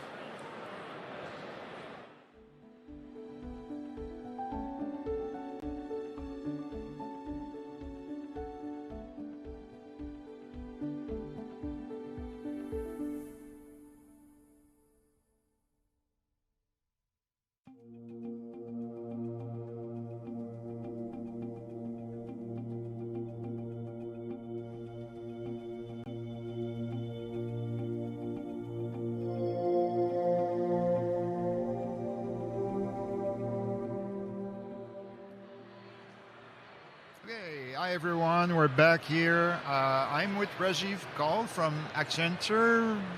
Rajiv, why don't you introduce yourself? Yeah, sure. So I'm Rajiv Kaul, as you said, from Accenture. I look after our software engineering business for the Americas. I've been with Accenture for about 22 years, doing the same thing, starting off as an engineer, now running the practice for us. And at Accenture, what we focus on in software engineering in our practice is helping clients become world-class software companies. Our clients are, the large enterprises. So, and today, in the past year, 2 years, what that means is becoming AI first world-class software companies, right? And so that's been a focus of ours, not just building custom AI solutions and building agents for our clients, but also transforming the way that they build software, right, from end to end. So that's been an exciting journey to be a part of here. Yeah, there's been such an evolution. I remember when I was doing my master was in software engineering, and we had like waterfall models and all that. Agile took over after that, but now there's a new wave with AI that's going to really change the way we're developing software. Yeah, what's interesting is you mentioned Agile. Over the past several years, maybe even decades, it's like a community of technologists and engineers that are working to see how do we make things easier across that life cycle, right? Agile was a piece of that, methodology, solving some of the challenges and kind of waste that we had. DevOps was another culture, including some tooling to automate pieces of it. Cloud and cloud native services helped quite a bit with that too. So, we're already moving and already been transforming, but this is truly the transformational moment, right? For all the technology, but just focusing on software engineering, this is really where now what we can do is we can start to get into the 80-90% of the life cycle starting to being done by agents, right? Today we're still assisting them, we still have humans in the loop, but the type of benefits that we are seeing is incredible as we help our clients sort of have tasks done by agents, right? And having engineers building agents and supporting agents for doing everything from planning and risk analysis to operations. Of course, coding assistance is the most popular thing what we hear a lot about. That's the one we hear about. But yes, writing across the board. Writing software is a lot more than just writing code. Exactly. As you said, there's a ton of other tasks. Tons of other tasks. This is where you leverage also Gen AI to help the developer, the software engineer do all the tasks. Exactly. That's pretty cool. Exactly. And with our clients, being large enterprises, there's even less time spent by developers on doing engineering, right? So we're getting also now creative on how to reduce some of that red tape as well by having agents in the mix, background agents listening, trying to provide recommendations that otherwise may take, 3 meetings, a week to try to solve for. Okay. And how does MongoDB come to the picture for these activities? Well, one of the great things I think about MongoDB and its ability to support different types of data, unstructured data, is in the agentic world, context engineering is a big deal, right? When we had in the AI assistants, it was prompt engineering. For agents, it's context engineering. And so what we're doing is we're bringing different sources of data. Maybe it's existing enterprise architecture knowledge or multimodal data from all sorts of different parts of the enterprise, and we're bringing that together, as well as information and knowledge that the agents are gaining over time. Now, this data is unstructured, as you can imagine, right? So having a platform like Mongo there to support the context engineering, because this is, we're finding today to be some of the most challenging things to figure out, but also the most important things to have success with those agents. And what would you say are the challenges you have in trying to use Gen AI for the software development life cycle? Well, the biggest challenge that we've been seeing with our clients has been adoption with the engineers, and trying to unpack that with our clients has been interesting, because what we're seeing, the adoption challenges are often happening because the engineers are trying out coding assistants, right? They have the coding assistants, but they don't have the knowledge and the context around it, right? And it doesn't work that well, though. It doesn't work as well. I mean, it's good, but it could be a lot better. And so engineers will be looking at this, and they're like, this isn't really that great, right? And so that's the feedback they'll give. And so some of the popular tools out there that enterprise are using, like GitHub Copilot and Cursor, for example, they're having low adoption rates in the enterprises. And so what we've been encouraging clients to do is, obviously there's the context engineering like we talked about, but you got to build the momentum, right, to gain the adoption. You have to have success with it. No, it's the first time you look at it and look at this code that's generated and say, that doesn't make sense. This stinks. I could do a better job of this. This is all hype. But if you go and you kind of pivot and you say, hey, let's go focus on something that is something they don't want to do. Something that they don't want to do in their job, like create a status report or something like that, and things that they hate doing, and have them go after that, right? And start to build some momentum, some starting to see, okay, this is real. I can do something with this, and take care of those parts of their job, of their day. And then that builds the momentum, and then they'll bring that into some of the other parts where they're not quite bought in yet. So we've seen that be successful, kind of get going and start building the momentum there. That's a very good idea. If if I can do the task you don't like to do and you trust me after that, maybe I'll give you more. Exactly. But please don't do the things I like to do and do them badly. Right. Yeah, I didn't sign up for all this other stuff you're making me do. So let me go to create some agents to help me do that. Gosh, I wish I had that a few years ago when I was still writing code. No. But didn't exist. Yeah, things have evolved a lot. You also have, I guess, to link the AI to some of the external tools. Yeah. So I go back to my days of writing code. We did that like repository of documentation, of doing models and different modeling tools and all that. Yeah. How does that work with Gen AI?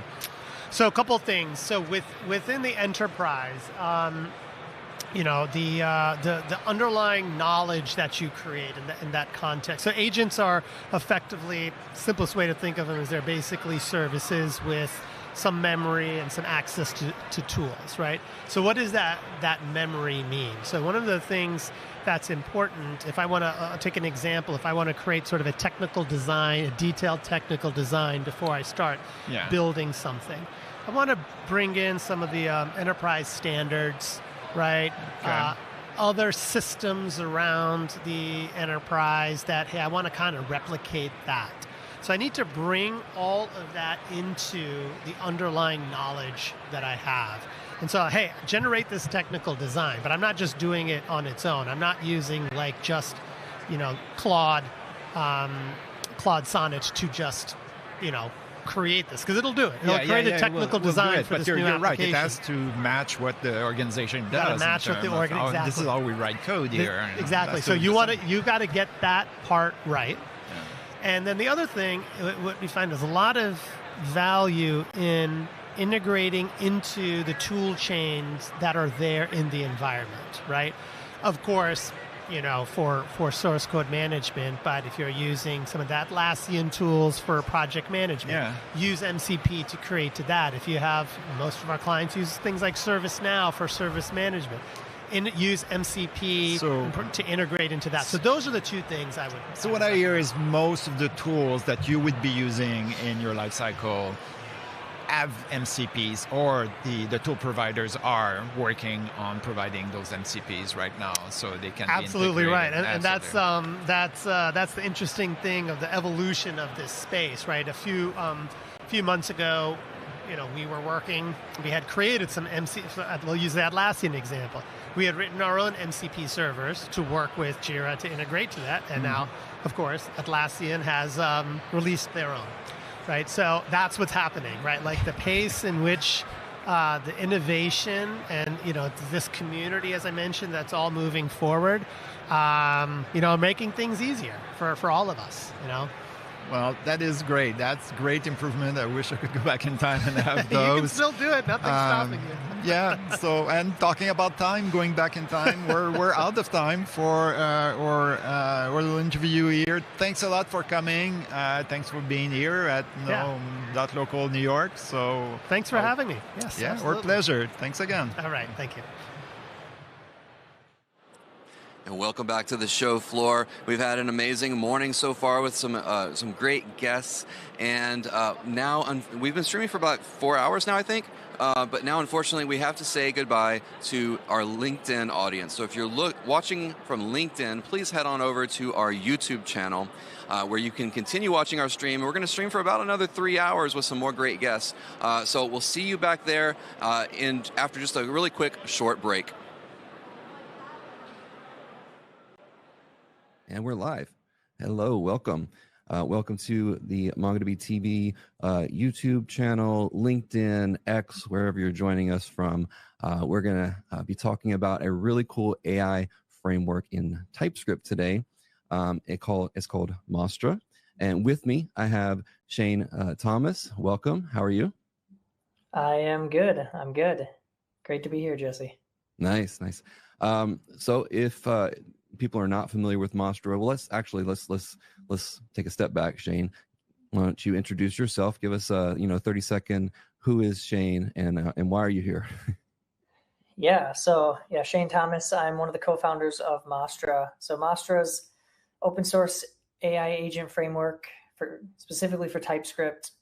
Essentially, it makes it easy to build and deploy AI agents and AI applications. Nice, nice. And I hear that a lot of the team is from another previous framework of sorts, right? Yes. So I have two other co-founders. We were all at Gatsby. So Sam, he was a co-founder of Gatsby, and then Abi was kind of the principal engineer, built most of Gatsby Cloud, and I was kind of an engineering manager, and then I led part of the product team for a while there as well. So yeah, we all kind of came over from Gatsby. Gatsby was acquired by Netlify. We were all at Netlify for various amounts of time, and then eventually we all found our way back to this problem. Nice. So yeah, all of the people in the comments, if you love Gatsby, you've used it before, let us know. That's pretty cool. I have and loved it as well. So let me just share my screen here, and let's talk about Mostra. First of all, I love the landing page. As a person with ADD, I get here and then I forget, why did I come? Because I'm just scrolling around the landing page. Well, I don't know if that's actually a good thing or a bad thing, but I'll take it as a good thing. Yeah, it is for sure. I always love just cool aspects of landing pages, and this is a very nice one. So tell us a little bit more high level. Why Mostra? Why did it come about? So we were originally building, of all things, a CRM. So we were trying to build so that Sam, Abi, and myself, we were trying to build a CRM that was really kind of like AI centric, or something where you would use it would kind of, ultimately try to compete with Salesforce someday, but really start to be a well-designed CRM that would appeal to founders and startups that are just starting their sales process. But we got to building all of the AI aspects of the CRM, and we realized that the tooling just wasn't very good. And so we used some of the other options that were out there at the time, and we just weren't very happy with it. So we kind of got to the point where we looked at each other and we said, we're kind of dev tools guys. Maybe we should just be doing the dev tools thing. And that's where Mostra kind of originated from. So the idea was that it shouldn't, even though Python was made sense for Python to be the framework that dominated the early days of AI, because it all spawned out of machine learning and kind of the research data science community. But there's no reason, especially now with most of it is just hitting different APIs, there's no reason that all that needs to live in Python. So there should be good tools for, JavaScript and TypeScript developers, which is what we were, right? We're web guys. We come from the web world. We want to have good tools for us as well. So we basically started to build the tool that we would have wanted when we were building the CRM. And that's really kind of how we came about. Nice. That's how most tools and frameworks come about, right? A need, right? You find the need. You find out that other developers have that same need. Well, let's build a thing for it, and then it just grows and snowballs into something, right? That's amazing. So So now that's talking about, from Python to JavaScript, I found that as well. Like, my background is not in AI ML, but like I want to use these APIs. Like you just said, like they're basically just APIs. So I want to use these, but I'm not a Python developer. I'm a JavaScript developer, TypeScript developer. And so in the early stages, it was very hard for web developers to use these tools without having to learn Python. So then, other frameworks came about, and Mastra, one of them. One of the other things I'm curious about is the Vercel AI SDK, and how does that operate with Mastra? Yeah, so when we first started, we wanted to be completely independent, didn't want to tie ourselves to AI SDK at all. And we started building all like the model routing layer and all that. And we just realized, like, why are we reinventing the wheel? Like AI SDK already does model routing and tool calling really well. So better to build kind of on the backs of giants, right? Rather than trying to reinvent the wheel and support it ourselves. So after we kind of like started down the path, very quickly we realized that this exists. And so Mastra is actually, if you use Mastra, you are using AI SDK, because under the hood, AI SDK does all the model routing. It facilitates all the tool calling. So we have a blog post kind of about this, around like how we build on top of AI SDK. But we try to give you like the whole, like the framework aspects. I really look at, it's kind of like AI SDK is like a toolkit. It's really good, but we're a complete framework. So we give you a lot more primitives, such as like the concepts of workflows, the concepts of agents, and soon kind of the concepts of like agent network, direct integration with MCP, a bunch of things that you kind of don't get with AI SDK, but you still get kind of whatever you could do with AI SDK, you could of course do now with Mastra, because it's just, you're using AI SDK anyways. So it's kind of it's a good pair. If you want something that's a little bit more structured, you want to get a little further faster, that's what we kind of built Mastra around. Yeah, that's what I noticed as I was playing around with it as well. So like going down here, you spoke about agents. That is one of the key things here. And then memory, prompt tuning, tool calling, basically taking all of these concepts from, like you said, the AI SDK, and kind of creating a framework around them, I guess, right? Yeah, we try to bundle them in really nice, easy to understand APIs. So you are writing code, but it doesn't feel like you have to write a lot of code to get pretty far. But you still have access to the code, because there's a lot of, like, on the other side, there's a lot of low code tools which are great to get pretty far. But then when you kind of run up against the edges, and it gets there, you at some point you run into some friction. Yeah. So I do think that we kind of want you to have access to the code, but we want to wrap it in a way that is approachable and easy to get started with. Yeah, too much abstraction is a thing, right? You want to have some way to kind of dive in and modify things. So workflows, talk to us a little bit about workflows. Yeah, workflows came about because, we kind of say like there's this agentic spectrum of like how agentic is your application. On the one hand, you have, what kind of, I would say the dream scenario that everyone wants is this idea of like this agent network. There's a whole bunch of agents, you give it a task and it just goes off, and with a few system prompts, it does everything you want. That's the dream. That's not necessarily the reality, but that's maybe what we'll get to at some point.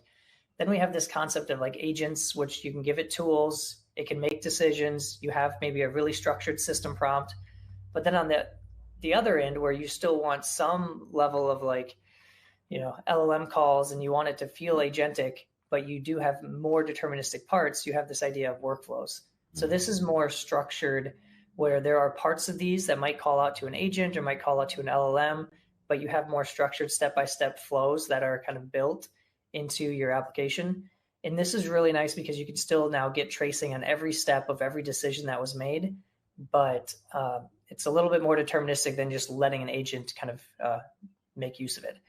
The way that I often tie these things together is that as I kind of think of like, if I were to hire a customer success engineer for a job, I want to think of an agent as kind of like a humanoid type of system. I would, on the first day that person joined, I would give them a set of tools, Slack or Zendesk or whatever, right? So this customer success engineer is the agent. They get a set of tools that they can use. But then I also probably give them playbooks or run books that says when this request comes in, when this kind of support ticket comes in, follow these steps. But of course, that customer success engineer has to make decisions. That's kind of what a workflow is. So it's kind of like that step-by-step playbook that you can either give to an agent or just run independently. But it's a little bit more deterministic and it's a little bit more well-defined.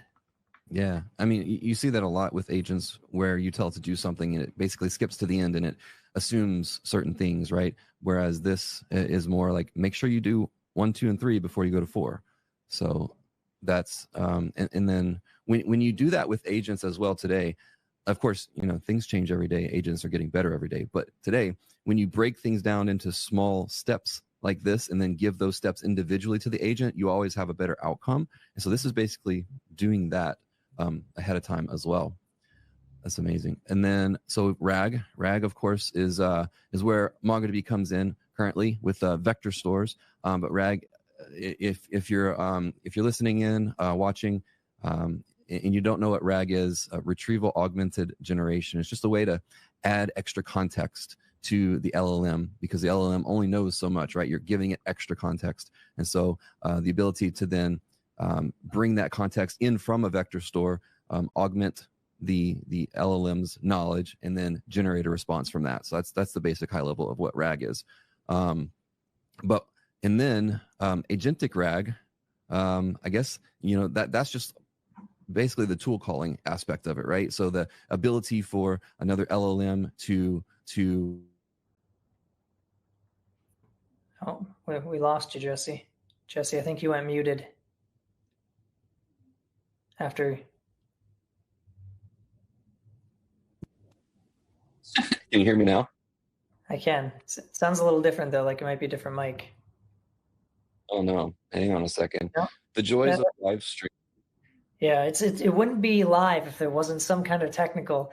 I mean, yeah, I had the issue where I had to move locations because my internet signal wasn't good. With mic issues, it's all good.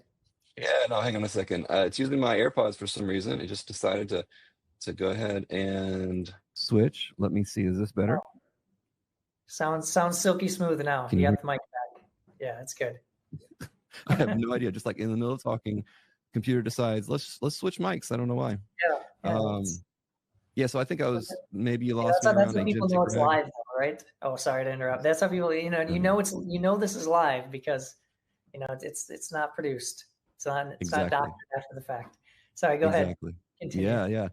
No. I think you maybe lost me around agentic RAG. I don't know. Do you want to take it from there? Like, what is agentic RAG?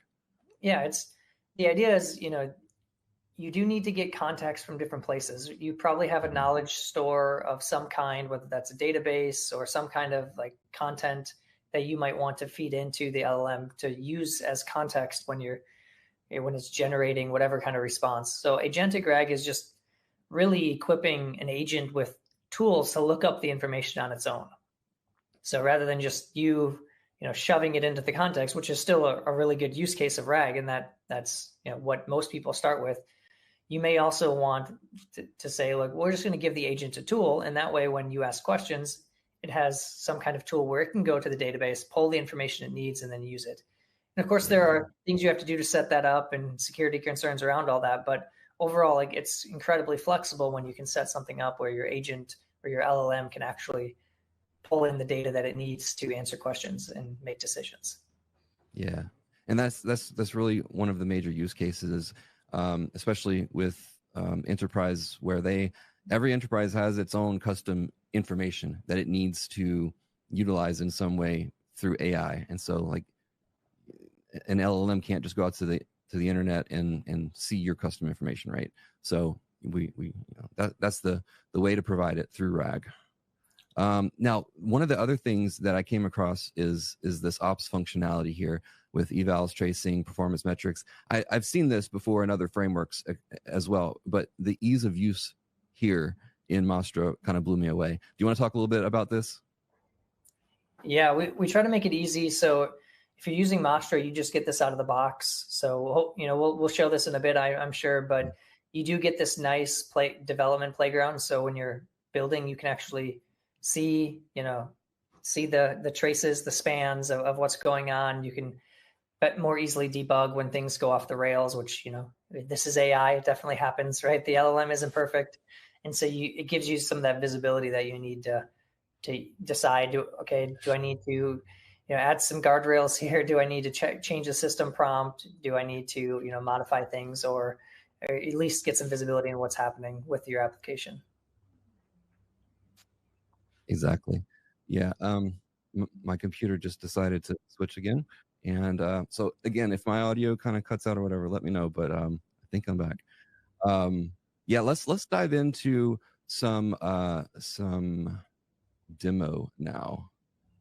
Let me share my other screen. Let's see, stop sharing that. And let's share. Sure. By the way, what is your go-to IDE these days? This is a good, I asked this, so I do a lot of live streaming on the Mastra account as well. And I ask this question all the time because it is contentious. People are like, are picking their sides. So funny enough, I use Windsurf and Cursor both. Yep. I would say I'm probably back to using Cursor slightly more right now, but I try to just use both because I do want to see like what's changing in each of them and how they compare. But it just kind of depends on if it's more front end focused, I'll use Windsurf because they have this nice like dev playground preview thing that you can pass in data from your components into the editor. If it's more back end focus, it's Cursor, but I bounce back and forth. Actually, what I'll often do is I'll be building like at the back, because Mastra can run as a standalone server, so you can like connect it to like a Next.js front end or whatever. So I'll often have like the front end app in Windsurf and then the back end Mastra application in Cursor, and then that's how I differentiate like which one's in which. So I don't know. It's a constant iteration of like just testing and trying out different things. What about you? Yeah. No, I do the same thing. I swap back and forth. Lately, I've been using a new one called AMP Code, and it's actually it's a VS Code extension, but you can use it in Cursor, etc. But yeah, it's got this built-in like task functionality where it breaks things down into tasks. Yeah, I really love it. So there's a question here from a friend of MongoDB. He's an employee, Mike Lynn. How do you persist memory between steps in the workflow? Do you permit user input in the workflows? If so, how have you implemented async step through? Is that? Yeah, great question. So your workflow state is persisted. So you get to specify a storage engine when you set up Mastra, and your workflow state is persisted in that storage engine, which means that you can access inputs and outputs from every previous step in the workflow. So you can basically pass data through. There's also this concept of like runtime context is what we call it, but you can basically store state in there as well and retrieve in different steps. We do have the ability to call suspend and resume. So you can build human in the loop type interactions where you get to a step and then you suspend, and that stores the workflow state in whatever storage you set up.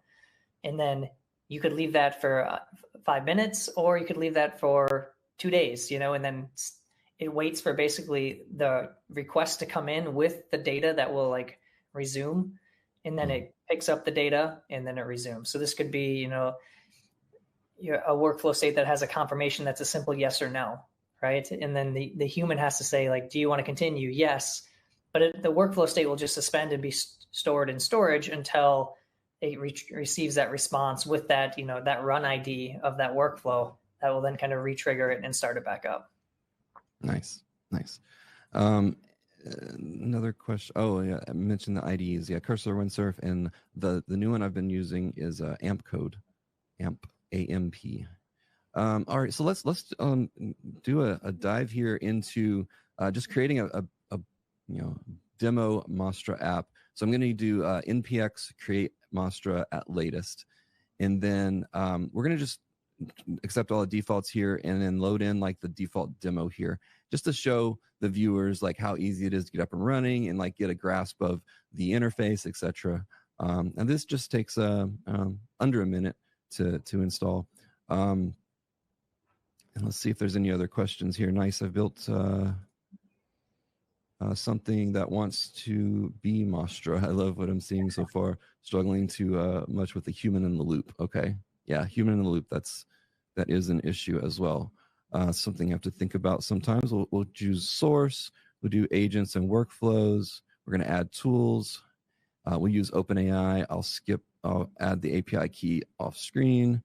Add an example. Yes. Now, this is a cool thing here. I love this. So make your AI IDE into Mastra Expert. So you can choose to install the MCP server for Mastra from here so that whenever you're using Cursor, etc., it will just automatically know Mastra and have the docs, right? Yeah. Also, I That's see some amazing. weird. Did you see like a syntax error pop up in the? I did. Yeah, I don't know what that is. That's the first time I've seen that, but looks like it still worked. But yes, that Mastra Still docs working and light. Oh, yeah, I lost your mic again. But I'll talk about that Mastra MCP doc server real quick, because that was something we realized, and maybe you've all realized it using just agentic code editors. You know, specifically, like I've always struggled it like with Tailwind, and it always like would pick the different version of Tailwind than my project was using, and it's almost like, you know, Cursor or Windsurf would never know, and it would often propose things that were on wrong versions. But we struggled because our users didn't, you know, they wanted to use Cursor and Windsurf with Mastra, but of course Mastra's pretty new. Like the editors or the models didn't know about Mastra, and so we built this MCP doc server where if you install it and now you ask questions about Mastra, it has access to all the docs, so it can essentially, in what is, you know, I guess you could consider it RAG almost as a way, like agentic RAG. The agent can look up information from the docs and then return that to you. So it basically makes your code editor like a Mastra docs expert. That's awesome. It's a good test of our docs too, because if the agent can't write the code right, how could we ever expect a human to, right? Exactly. Love that. MongoDB recently also released a MCP. Just to plug that real quick. You can include that MCP as well along with Mastra, and then you should be good to go. All right, let me add this back to stage. So I added my my OpenAI API key to my environment variables off screen. Then we're going to do npm run dev here, and let's just kind of show this off. So this is going to open up on localhost 4111, and let's zoom in a bit here. So I'm still just seeing your code. Oh yeah, you are, aren't you? Okay, stop, and let's swap to Mastra Playground. There we go. All right. Amazing. All right. So walk us through this. Yeah, so you, by default, you get a playground. The goal is just like your local development environment. It's so you can test things as you're building it. You know, oftentimes when you're writing code, you want some, you know, if you're building a full stack application, you can kind of test end to end, right? But in this case, you're kind of building an agent. So how do you test an agent? How do you test the tools? All those things that kind of compose an AI application. We wanted to provide a really easy interface for you to confirm it's working as you're kind of iterating and building it. And then eventually you're going to hook it up to some front end at some point, right? Mm-hmm. But it's easier to just test in isolation first, make sure it's all working, you're getting the right responses, and then you can kind of wire it up to whatever, whether that's a mobile app, whether that's a Next.js web app, whatever it might be. Nice. Yeah, and so by default, you get agents. And so in this case, you can see we have, this example has a weather agent, and it looks like the right side is cut off a little bit. I don't know if you're seeing that too. That's a little better, but I zoomed in a bit. Yeah, there we go. That looks good though. So you can see you get kind of the default chat interface. It looks a little bit like, you know, ChatGPT or Claude, because that's how people understand how to talk to, you know, agents in these kind of systems. But on the right, it tells you what the system prompt is. It has options to configure the model settings. It has access to like the tools itself. So you can kind of like play around with it a little bit. What endpoints, you know, because it's all available through an API. That's what Mastra gives you at the end of the day. You don't have to use it as an API. You can just import the class directly in your code if you're, you know, if you want to bundle it with your Next.js app, or if you want to run a backend separate from your front end, it gives you an API to do that as well. So it Nice. kind of gives you quite a bit of flexibility in how you want to do that. Nice. I see memory is on, so we have persistent memory there. So you can just chat with it in the main window there, and you can ask what this is just a very simple example. The very basic Welcome weather back. example. We're live here at MongoDB New York local. I'm here with Hotem Weiss from Tavily. How are you, Eric? I'm great, thanks. Thanks for being here with us. Of course. Can you tell me a little bit about yourself and a little bit about Tavily? Yeah, of course. So I'm the founder and CEO of Tavily. What we build at Tavily is really the layer between AI agents and the web. So basically any interaction between any AI agents to the internet in order to fetch real-time information. If you think about it, like a year ago, you would ask ChatGPT, like, what's the weather today? And you would get a response, hey, my knowledge is cut off to 2021. I cannot answer that. So that's exactly what we solved. And we saw a lot of rising use cases like sales agent, customer support agent, that really needs to get this real-time fresh data from the internet, and that's it. So I guess this is basically RAG. You're providing the context in the middle there. Yeah, right on. Exactly. You can think about it as a whole part of context engineering. I think many of the use cases kind of require the combination between, local data, what you have in your company, and fresh web data. And that's what we're focused on. We really want to make sure that developers don't even need to think about how to process web data. It's just one line of code, connect it to the web, and they can utilize all of the web data. Nice. I love those one line of code solutions. That's awesome. I'm curious, how did you come about founding Tavily? Where did that come from? Yeah, so I think the origin, we can talk about GPT Researcher, which was the open source that we started with. We did a bunch of research of what are the actual use cases that people are building with LLM. That was like 2 years ago. Not people, but companies. And we saw the rise of a lot of research agents, do research about the market, do research about the competition. And all of them really needed this access to the web. And there was a big blocker, right? As I mentioned, like that you would ask ChatGPT to do some things on real time, and you would get a response, I don't have this knowledge, because the training data set is static. The models don't go on and train live.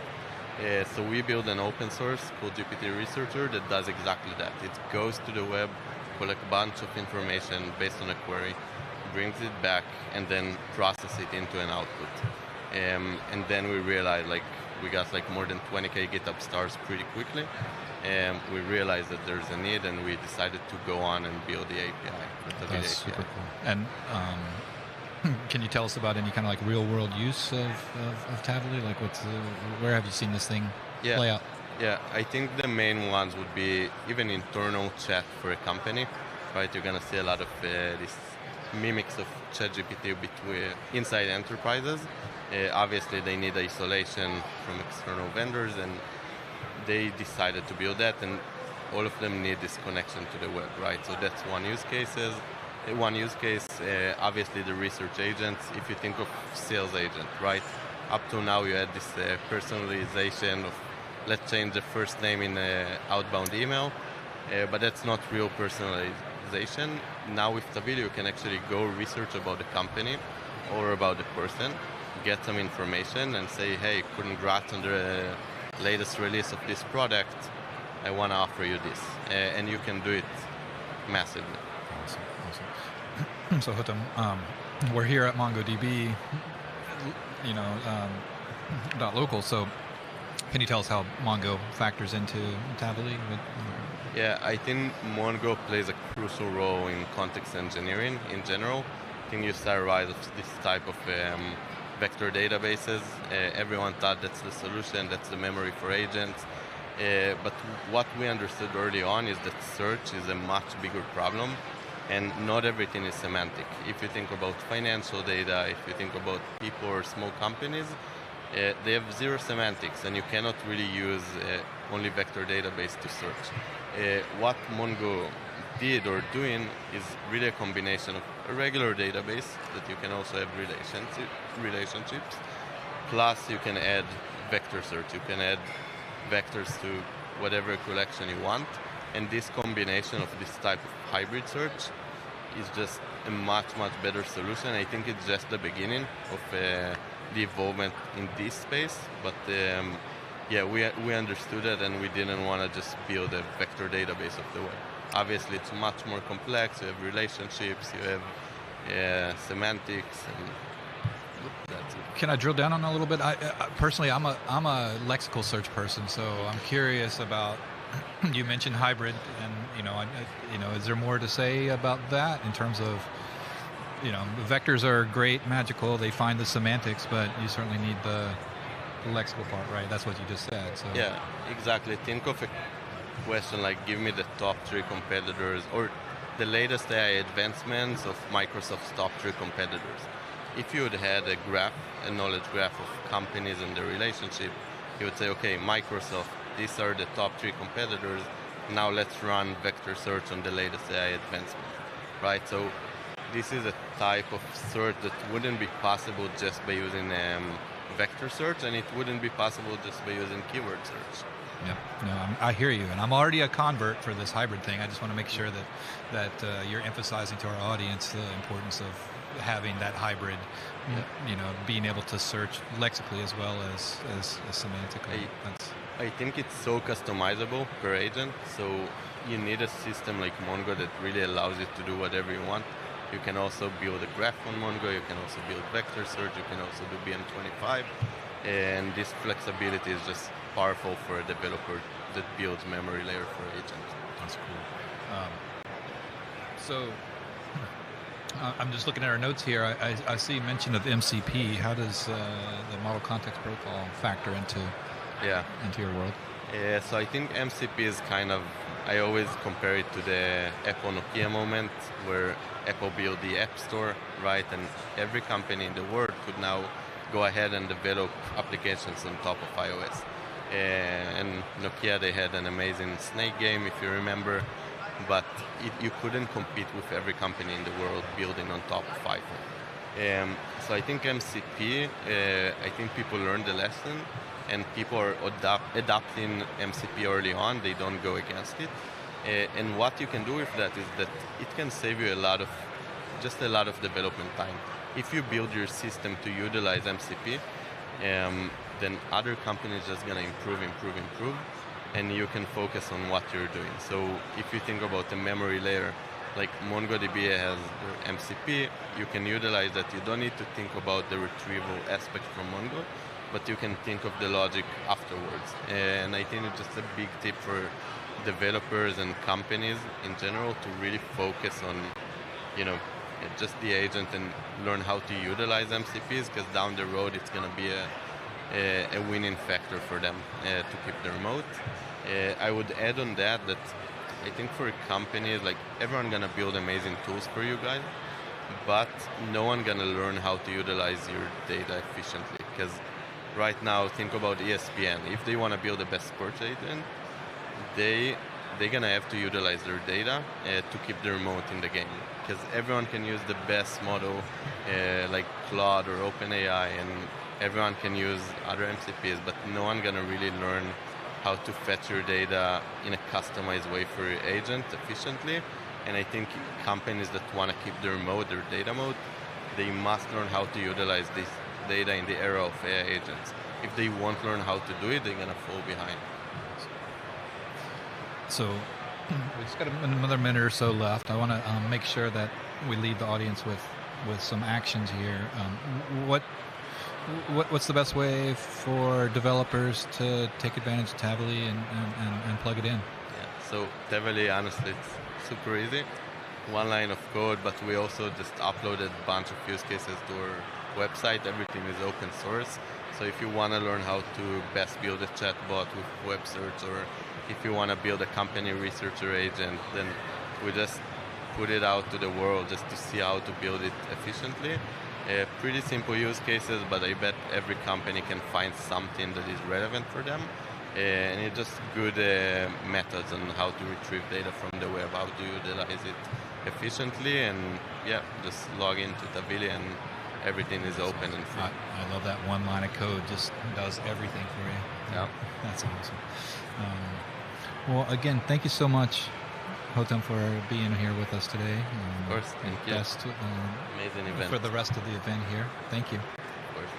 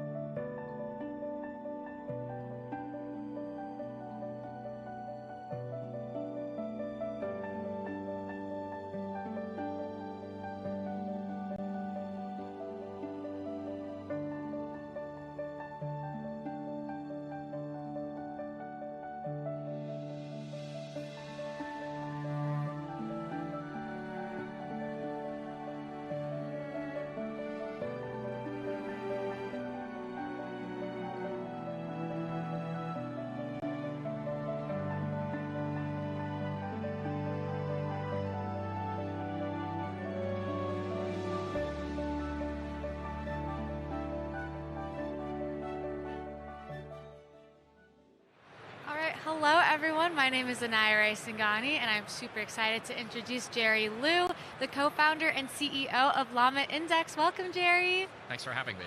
Of course. How are you feeling? How are you enjoying .local so far? It's great. Yeah, it's my second time here, and it's super exciting. Great to see all the progress on MongoDB and also AI in general. Yeah. No, it's been fantastic. We have a great crowd, great energy.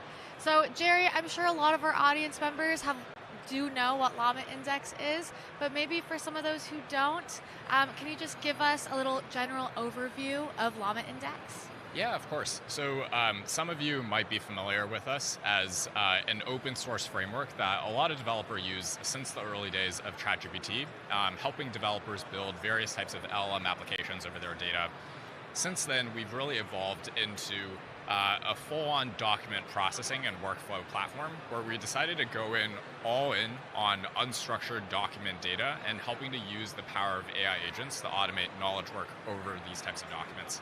So this includes really complex documents like PDFs, PowerPoints, Word docs, Excel sheets, and basically anything you can find in the form of files. Over 90% of the world's unstructured data is in the form of documents, and this basically is a huge opportunity across a lot of different industries that are getting into Gen AI today.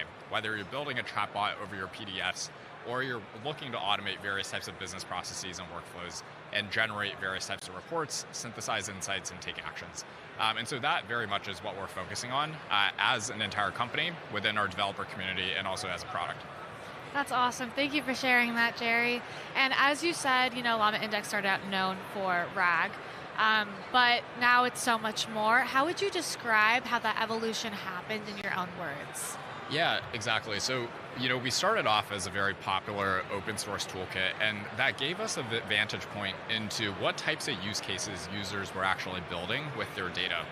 The vast majority of use cases we saw were in the form of document-based data, where we realized, at a certain point, it didn't really matter how good the LLM was. The LLMs were increasing in reasoning capability as well as context window size.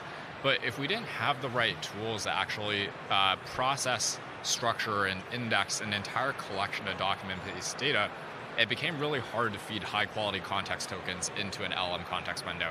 And so that's where we decided to really focus our managed offering, which is called Llama Cloud, on specifically the task of data indexing, structuring, and processing. So it integrates really well with MongoDB, which helps form the storage and also the embedding retrieval layer. But we really help with that ETL piece of really helping you process and structure that data in the right format in the first place, so it can be used in various types of storage for AI agent automations. Very cool.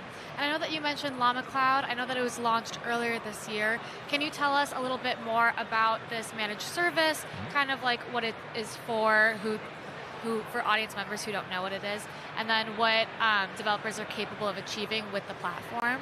Yeah, so Llama Cloud is a document processing and knowledge management platform for your AI agents, specifically over document-based data.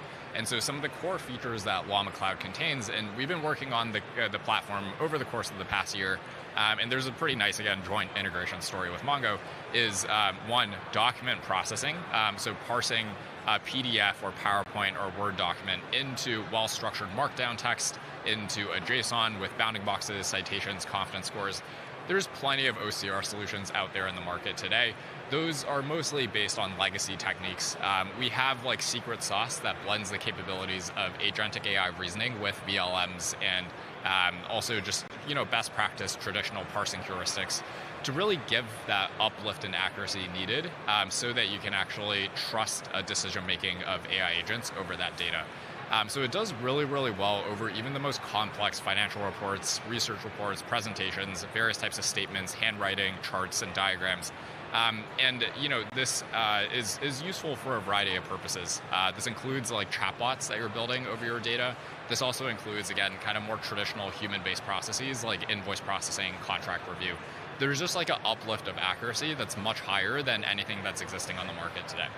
That's awesome. Thank you, Jerry. And I just want to give a little shout out. If you sign up for Llama Cloud, you can gain 10,000 free credits today at www.LlamaIndex.ai. And the other thing I just want to mention is, it directly has an integration with MongoDB Atlas Search. And so if you sign up to Llama Cloud, you can use it with Mongo in about like 5 seconds. So. Yeah. So I have some other questions for you. If I were a developer, which I am, if I'm a developer just getting started with LlamaIndex today, what resources would you recommend in order to be successful? Great question. It's also good timing because we literally just redid our website yesterday. And so one, the website looks really pretty. Two, our developer hub also looks really pretty. And so if you go onto the site, we basically centralized our documentation. It's at developers.LlamaIndex.ai into one consolidated site, complete in both Python and TypeScript.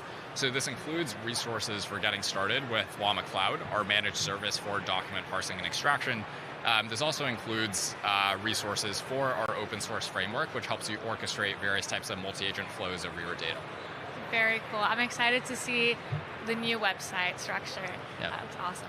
So what are some of your favorite use cases that you've seen with customers that have used LlamaIndex? Yeah, so I mean, unsurprisingly, a lot of the use cases that we deal with, because we decided to really dive into this category, are related to kind of agentic automations over documents. And so I think people are kind of building various forms like chatbots, and like the popular term these days is like deep research assistants over your docs.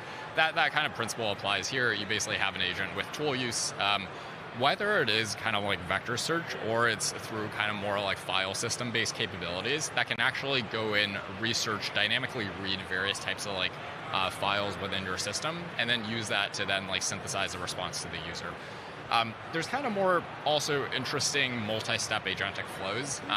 This thing where you're basically kind of like modeling an entire business process as an agentic workflow as opposed to just using a chatbot. So this includes like due diligence. How do you basically model the entire work of like a private equity analyst or kind of like a business operations person who's like processing a set of invoices and not only help with the kind of like reading of the document, but actually help decide what actions to take, synthesize insights, generate an entire report or Excel spreadsheet. So these are kind of multi-step actions that some of our customers like Cemex, Rakuten, Carlyle are already taking on top of their agents. And for a lot of our customers, even those in Fortune 500 enterprises, once you build the initial kind of chat over your data prototype and take that to production, the next step really is the promise of multi-step automation over business processes. Yeah, very cool. Thank you for sharing. So many developers use MongoDB as their data layer. How do you see LlamaIndex working with Atlas, vector search, and just overall data pipelines to power these Gen AI apps? And I know that we've talked about some of our integrations, but I would love to go a little bit deeper into that. Yeah, for sure. I think the default integration layer is with the vector search capability. That is used in a variety of different types of applications, whether it is a RAG chatbot or basically a step as part of any process. So this includes vector search over, let's say, a set of purchase orders for invoice reconciliation. That's more of a multi-step agentic workflow. So that's our default integration, but we actually have a lot more stuff there too besides just vector search. I'll go over this during some of my talks too, but basically when you think about a data representation for agents, it's not necessarily the idea of it being in the form of vectors is just kind of a concept we've made up just to get something working.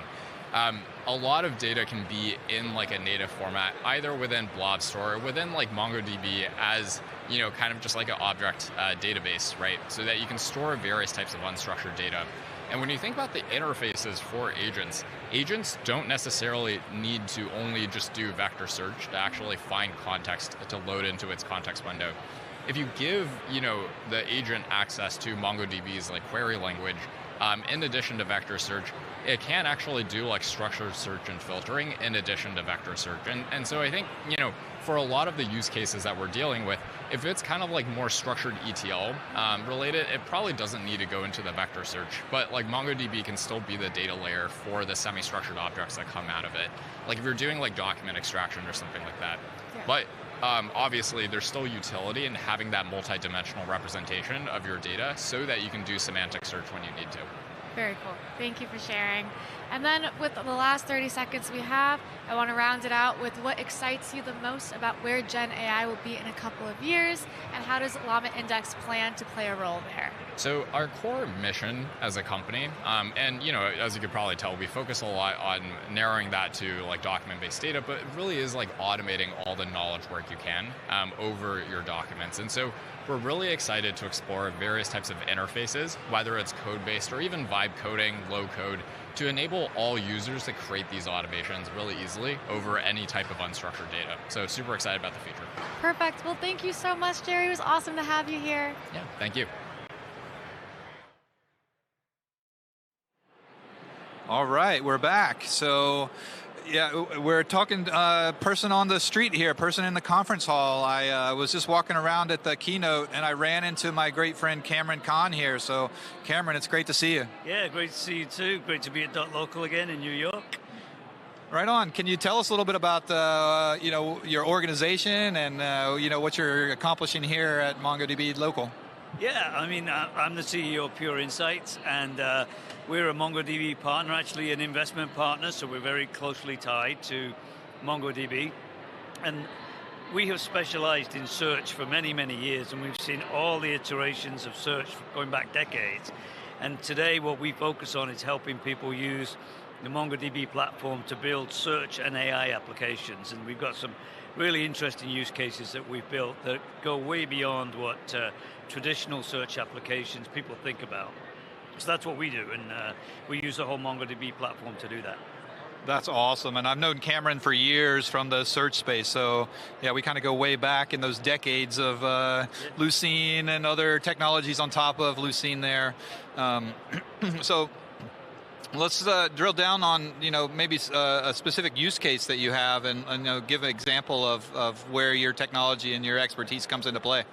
Yeah, I'll talk about probably the coolest use case we've got, and a really cool use case that MongoDB has is we're working with a very large car company in Europe, in France actually, so you can guess it's one of the big 3 or 4.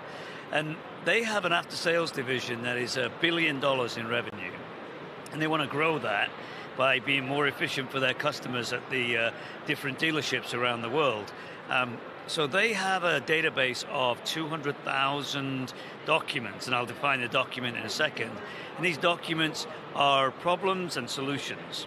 And what we've done is we created a vector search application where if I'm in London and I have a car that's broken, I go into the shop, the mechanic types in the characteristics of the problem, and we use vectors and semantic search to find the right solution. That's great. The documents that are stored in MongoDB, though, they have half of them have about half of them have audio files. This is taking a video of the engine ticking over or a door squeaking, and they attach that to those documents, the text documents. So now what we've done is we've created an audio model with all the vectors stored in MongoDB, and we're able to match the audio to the solution. I call it Shazam for cars, and it's like a really cool use case, and it's in production now. So that's one of the more sophisticated use cases, but we've got many others. We've worked with a law firm where they have a mass litigation, and they're trying to get people to onboard, and they put out ads on TV. That onboarding is really cumbersome, so we've built an AI agent that is powered by Atlas and Atlas Search and Vector Search that allows us to interact with the people who are trying to onboard themselves to this case, but it's without a human, so it's an agentic AI application. And the third one is working with a very large newspaper organization who have a platform that they sell to their customers, and we're using MongoDB, Atlas, and agents to be able to match articles so that people can write articles faster. So we're seeing a multitude of use cases coming up. As Dev said this morning, Agentic AI is really starting to take off. And yeah, we just see more and more all the time. So that's awesome, Cameron. So you're building these applications for these customers using these technologies. I know that you've got some secret sauce in the middle there. You've got basically a platform that sits in the middle that's got some magic to it. Can you tell us about like what you're doing in the middle there? Yeah. So we've built a platform called Discovery, and it's essentially an orchestration platform that uses MongoDB as a staging repository. It uses MongoDB to store the documents, and it enables us to really rapidly build these applications. We can build them from scratch, but they're less maintainable and takes longer. And so we've built this platform that enables us to quickly prototype and then integrate with large language models, integrate with Hugging Face and all these vectorizations.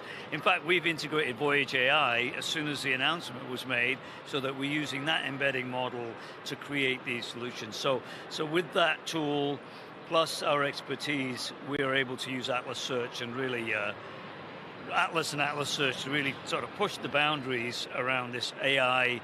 So there's search, there's vector search, there's hybrid search, and now it's going to be agentic AI. That's so cool, Cameron. Thank you so much for taking the time to talk with us. Pureinsights.com, right? Is that, all right. Thank you so much, Cameron.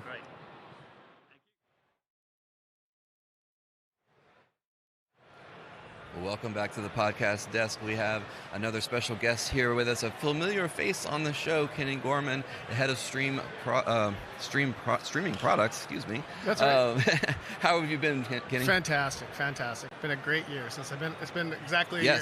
Yeah. Yeah. So what have you been up to for the past year? A lot. It's been since we did GA. The team has just been crushing releases. We've introduced. Back then we were just AWS. Now we're on Azure. GCP was announced. We've been introducing a ton of new stages to the pipelines. Things like S3 sync. Things like HTTPS operator, so you can now, within a pipeline, reach out and hit an LLM. You can hit a microservice. You can hit other services like maybe Twilio or things like that. So a ton of functionality. We've introduced $function, which allows you to put UDFs right in your pipeline. So that's brand new. Go check that out. A lot of work. Engineering's been doing great, delivering, listening to customers, figuring out the pain points, and nice. updating the product. Very, very nice. Let's take a step back just real quick because we kind of dove right into that. Yeah. What are we talking about here? Really quick, yeah. Yeah, Atlas Stream Processing, high level, what is that? Yeah. So, just to kind of give a mental model, maybe 10 or 15 years ago, databases and apps were kind of like silos. There was an app, there was a database, it did a thing for the business of some sort. And now we're really seeing that a database is part of a connected ecosystem. With the rise of things like Kafka and other event bus systems, now MongoDB finds itself in the center of this data sphere, and it needs to work with all these other systems. And the easiest way to think about ASP, Atlas Stream Processing, is that it allows you to work with this greater ecosystem. So it works natively with Kafka, it works natively with MongoDB, things like S3, and we have Kinesis coming as well, and we'll continue to offer more and more of these connectivity capabilities. So yeah, if you're moving events around your organization, then you're going to want to, and you're using MongoDB, you're going to want to use Atlas Stream Processing. Yeah, so to kind of paint a picture for our audience, what would be a good use case or example of Atlas Stream Processing? Yeah, it just came up on my way here, actually, and I was thinking about it. So imagine you're in the airport. Tell me if this has ever happened to you, right? So you're in the airport and they change your gate. Okay, yeah. And you're like, well, if I don't know about it and the plane leaves, obviously that's not very, very good from the airline. So, any time that the value of data goes down or to the floor, to zero, when you're using data, where time matters, then you're going to want to think about ASP. So in this case, it's like, hey, we got to get that message to all the little connected apps from all of our Premier members and all of our 1K members or whatever it might be. Notify them, and if maybe what you do is, if you're really good, you inject some AI. If they seem like they're mad, maybe you give them a free drink ticket or whatever. So yeah, this is like the kind of full circle applications people are building with ASP. So you just have to get mad to get a drink ticket. Yeah, all right. Negative sentiment gets you beers or whatever, however you want to think about it. There you go. And that happens a lot. So I can relate to that, because you go to the airport, gate changes something, and all of a sudden I get a text, I get an email, That's right. I get a ping in their native app, all at the same time. That's right, and that's the kind of event-driven experience that customers demand now, and that's how we achieve it at MongoDB. Very nice, very nice. So what are some of the things that you can talk about right now that are new or coming to Atlas Stream Processing? Yeah, I knew that question was coming. Actually, today's a pretty exciting day. So today we have an announcement. I'm not going to reveal it just yet, but the team has been working really, really hard. We've been listening to customer pain points. We've been listening to the struggles and challenges they've had in some of these event-driven architectures. And let me just put it this way. If you're using Snowflake or using Databricks and MongoDB, you're going to want to hear my talk, because we have a big announcement for you on how to make those things work much better together. Very nice, very nice. So if you're here in person, go see. What time is your talk? 3:30. 3:30. Okay, so if you're here in person, go see the 3:30 talk. If you're not here in person, or you're watching on the stream, that will be posted to YouTube in the coming week or two. Yeah. But obviously there are going to be some other announcements around this, some blog posts, etc. So look out for those. You have to wait. Yeah, I guess that's why you should come here. Yeah, exactly. That's why you should be in person if you're not. Yes. Right. Amazing things happen here. Yeah. All right. So what else around ASP? You have any opinions? Yeah, I mean, the thing that the team has been working on recently is, I guess there's two things. One is the developer experience. I know we've talked about this a little bit. Look, AI is a piece of the puzzle here now, and that reality's changed very quickly in the last year a lot, but even before that. So developers expect to be able to use native tooling to build stream processors, and so we have a lot of energy being put into that. How can I use a Copilot type interfaces and maybe something like an IDE, VS Code or something to work with ASP and build processors. So that's kind of front and center and a really important focus for us. And just like it's become, we've been calling these things glue use cases. There's too many glue use cases. There's too many places where cost and complexity has gotten out of hand. Too many moving parts in architectures.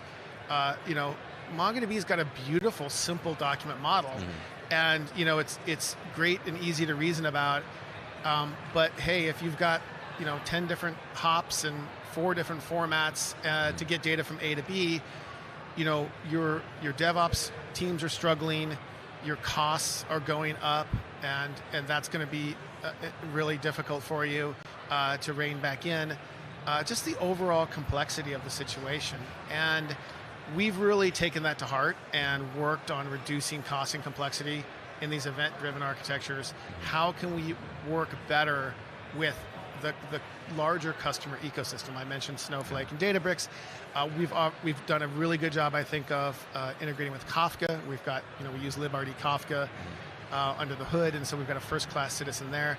And so that's kind of our philosophy. Like, let's make it easy for customers, and let's it shouldn't be this hard. Sure, yeah. And I think that's kind of been the mindset of MongoDB as a whole. Like, how can we make things as easy as possible for developers with all the tooling that we have? And again, like going back to even like the API, like just learning one API, you don't have to learn all these other things. You just need this one thing. That's right. You can do it all. Right, and I think developers will be surprised if you haven't used ASP. Obviously, I think you should go try it. Mm-hmm. But I think the thing you'll be pleasantly surprised about, is when you write a stream processor in ASP, you're basically using the aggregation framework, just like you would in MongoDB.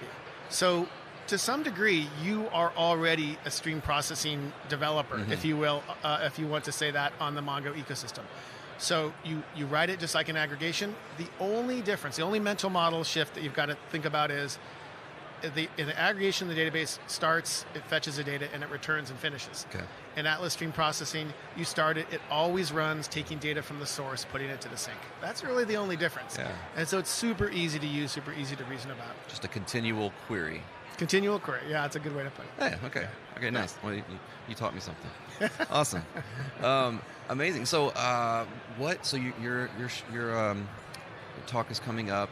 And then anything else, like before we wrap up, that you want to give our developers, like how can they start using it? Where should they go? How can they learn more? Yeah, great question. So a whole bunch of tips there. If you just go to Atlas and you click on the Atlas Stream Processing tab, it leads you through how to get started.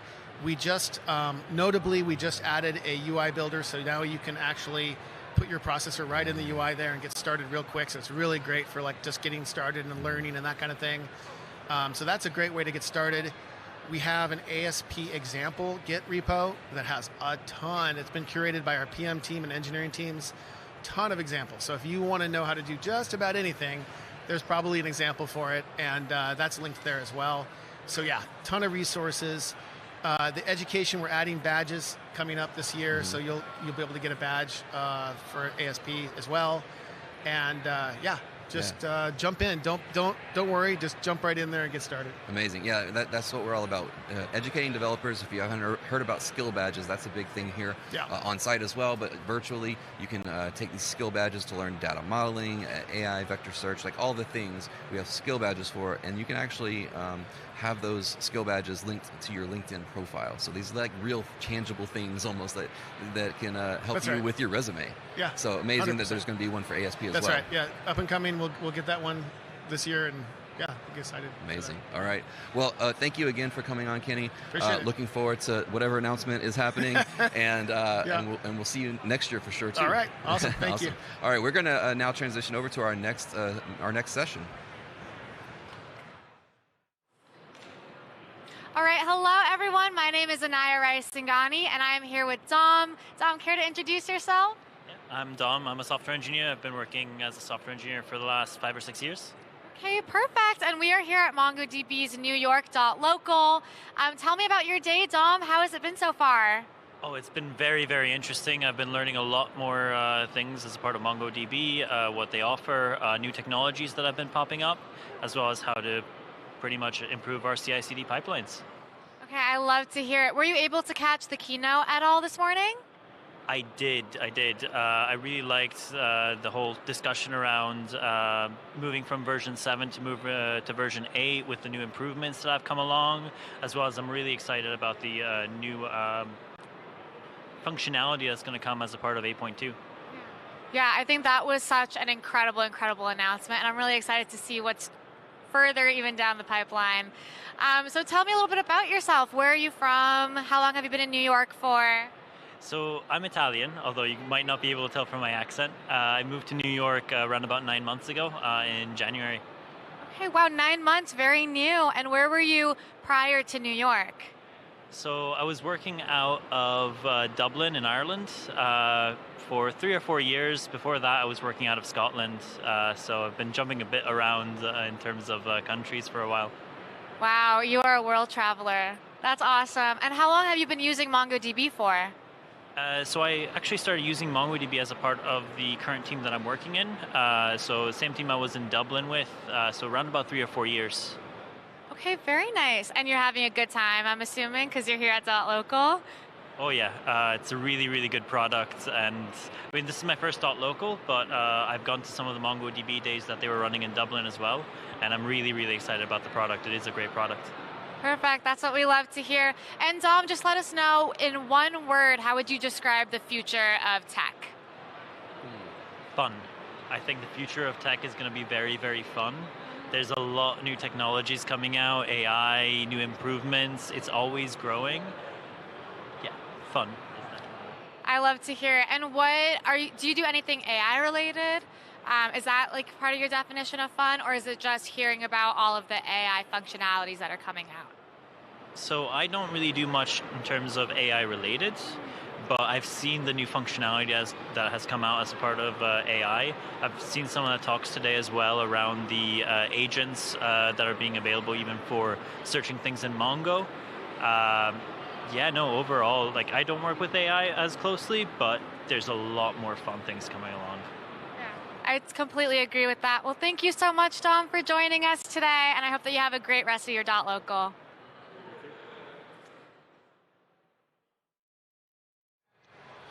Hi, welcome back to the podcast desk here at NYC Local 2025. I'm here with Shai Ruparel. Yeah.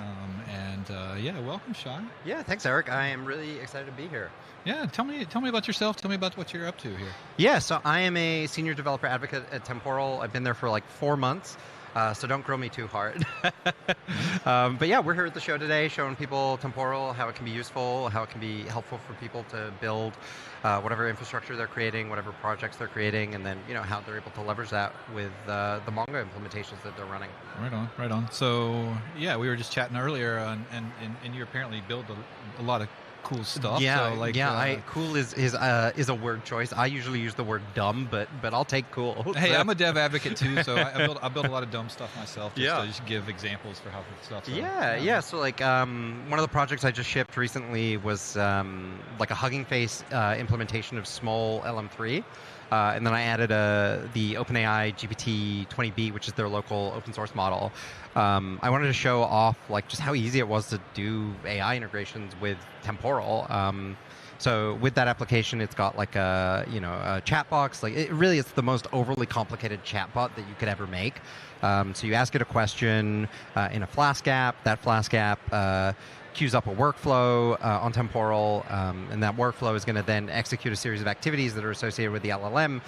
So it's either small or it's GPT, depending on like what a user selects. If the model fails or if it times out or something, Temporal gives it automatic retries. And then I could add as many different discrete steps to that project as I want. Like I could maybe ask multiple different AIs, or like have a bunch of, like if I added an MCP thing or an agent, have it actually go do something as a series of discrete steps. And it was really fun to put together. Really like a silly little example where I ask it a lot about why did Isaac Newton care about apples, because the small documentation includes a lot of Isaac Newton gravity questions. I'm working on a fleet of air purifiers right now that's powered by Temporal. I don't know if that's interesting to you. That does sound interesting. Yeah, so I found this open source implementation of an air purifier that sits on your desk. It uses an off-the-shelf like camera gimbal that like photographers use for facial detection. And I'm like, I just build that. I can write code to do that. So I 3D printed like this DIY air purifier. I swapped it to use like 120 millimeter fans because that's what I had in my apartment. And I have it attached to a Raspberry Pi Zero. So the Pi Zero itself it just has a camera. It's like very low computation, right? Like it's not super smart.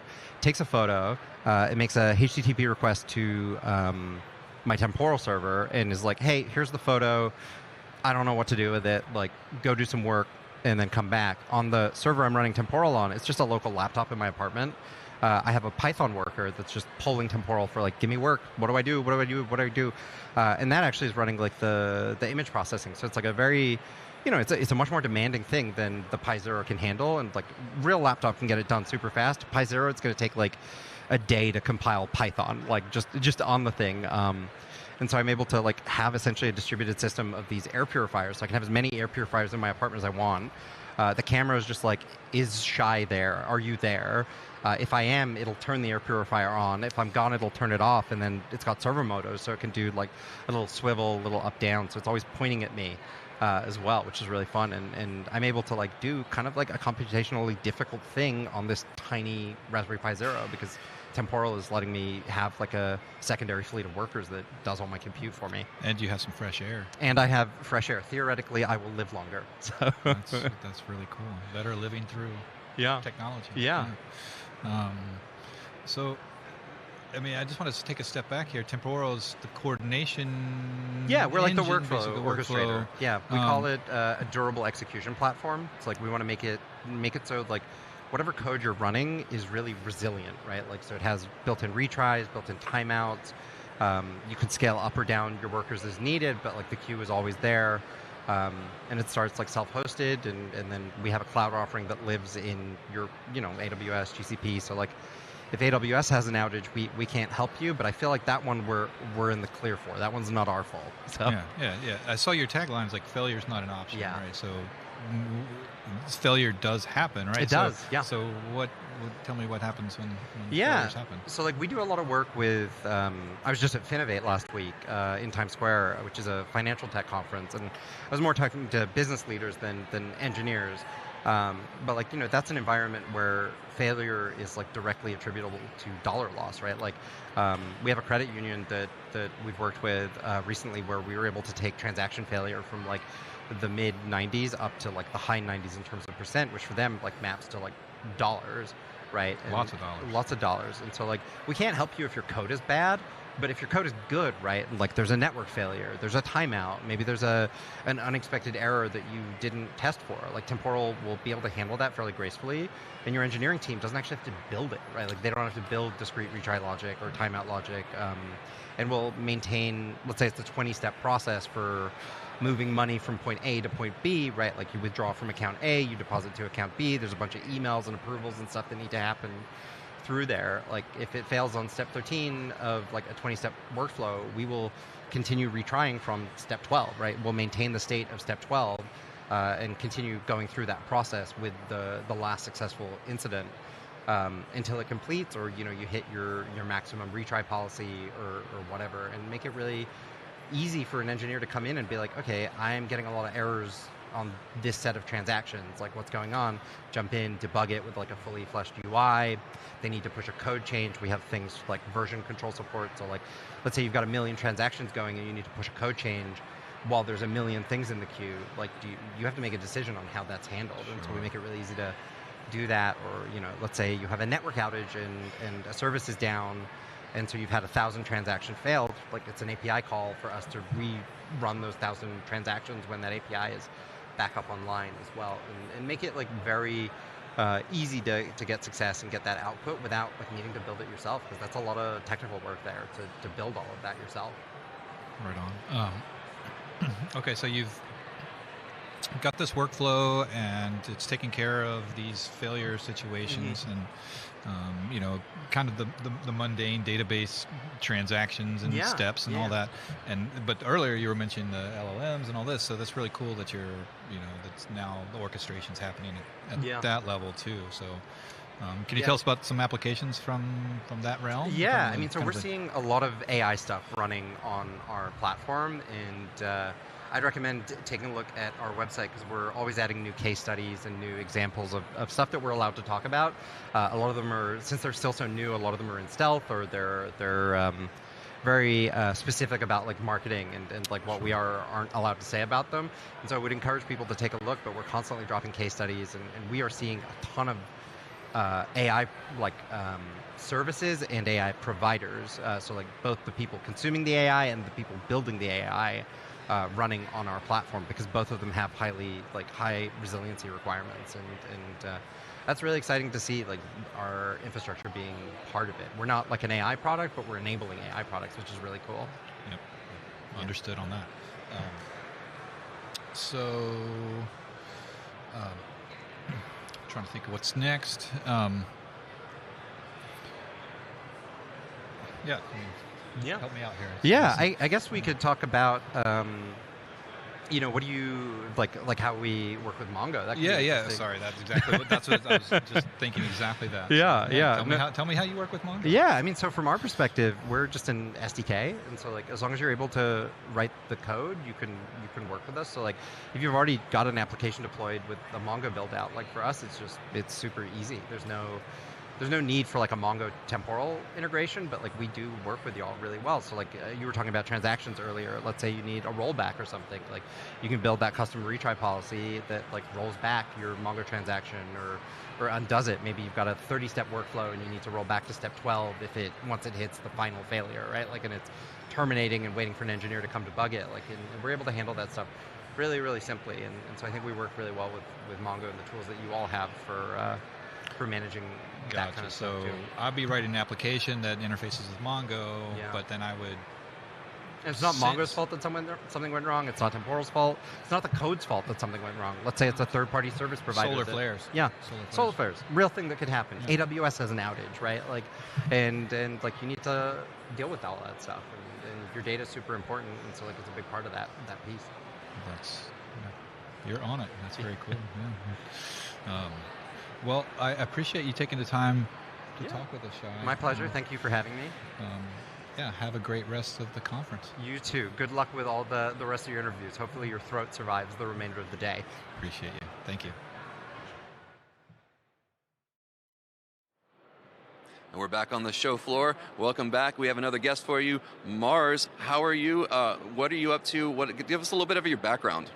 Hey everyone, I'm Mars. I'm with PyData New York City, the local chapter of PyData, Python, data science, and open source. So I'm here to tell more people about using open source tools, the foundation of a lot of the work here. Amazing. So tell us a little bit more about PyData. How many members? How often do you meet? How can people find you?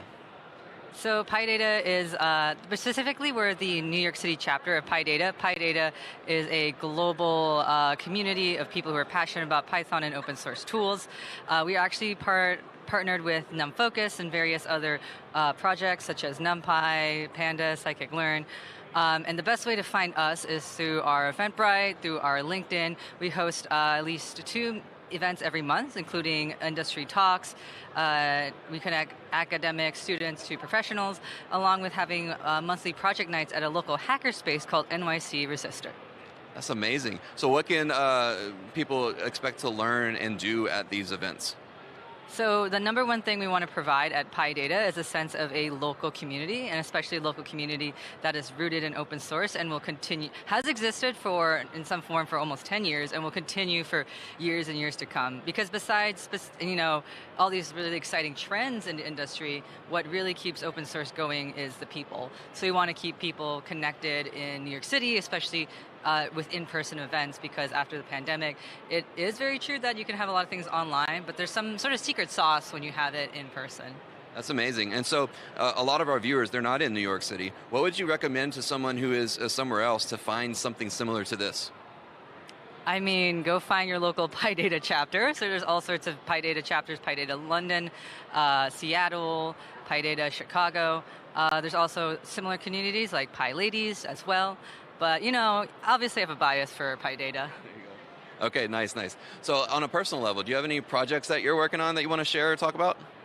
I have 2 things, but the first thing I want to show is this. What is this? What is this? Did you not see this at the community dinner yesterday? I didn't see it. You show me. What is this? Okay. This is a comic, How to Contribute to NumPy.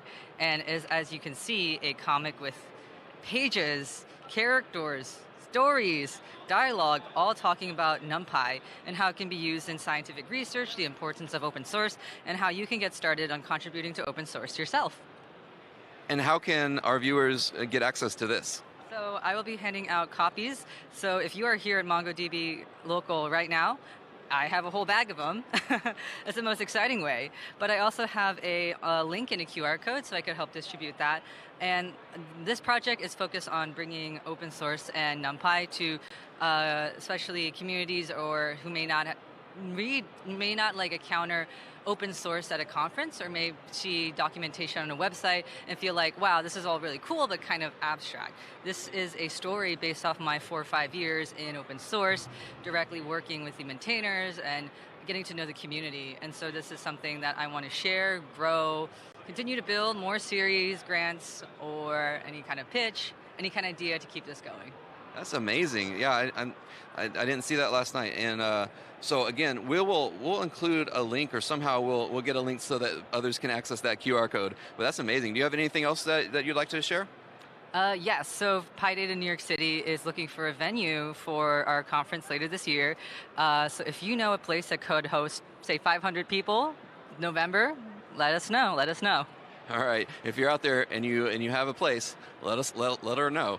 Amazing. So thank you again so much for being on, and we're going to move on to our next segment.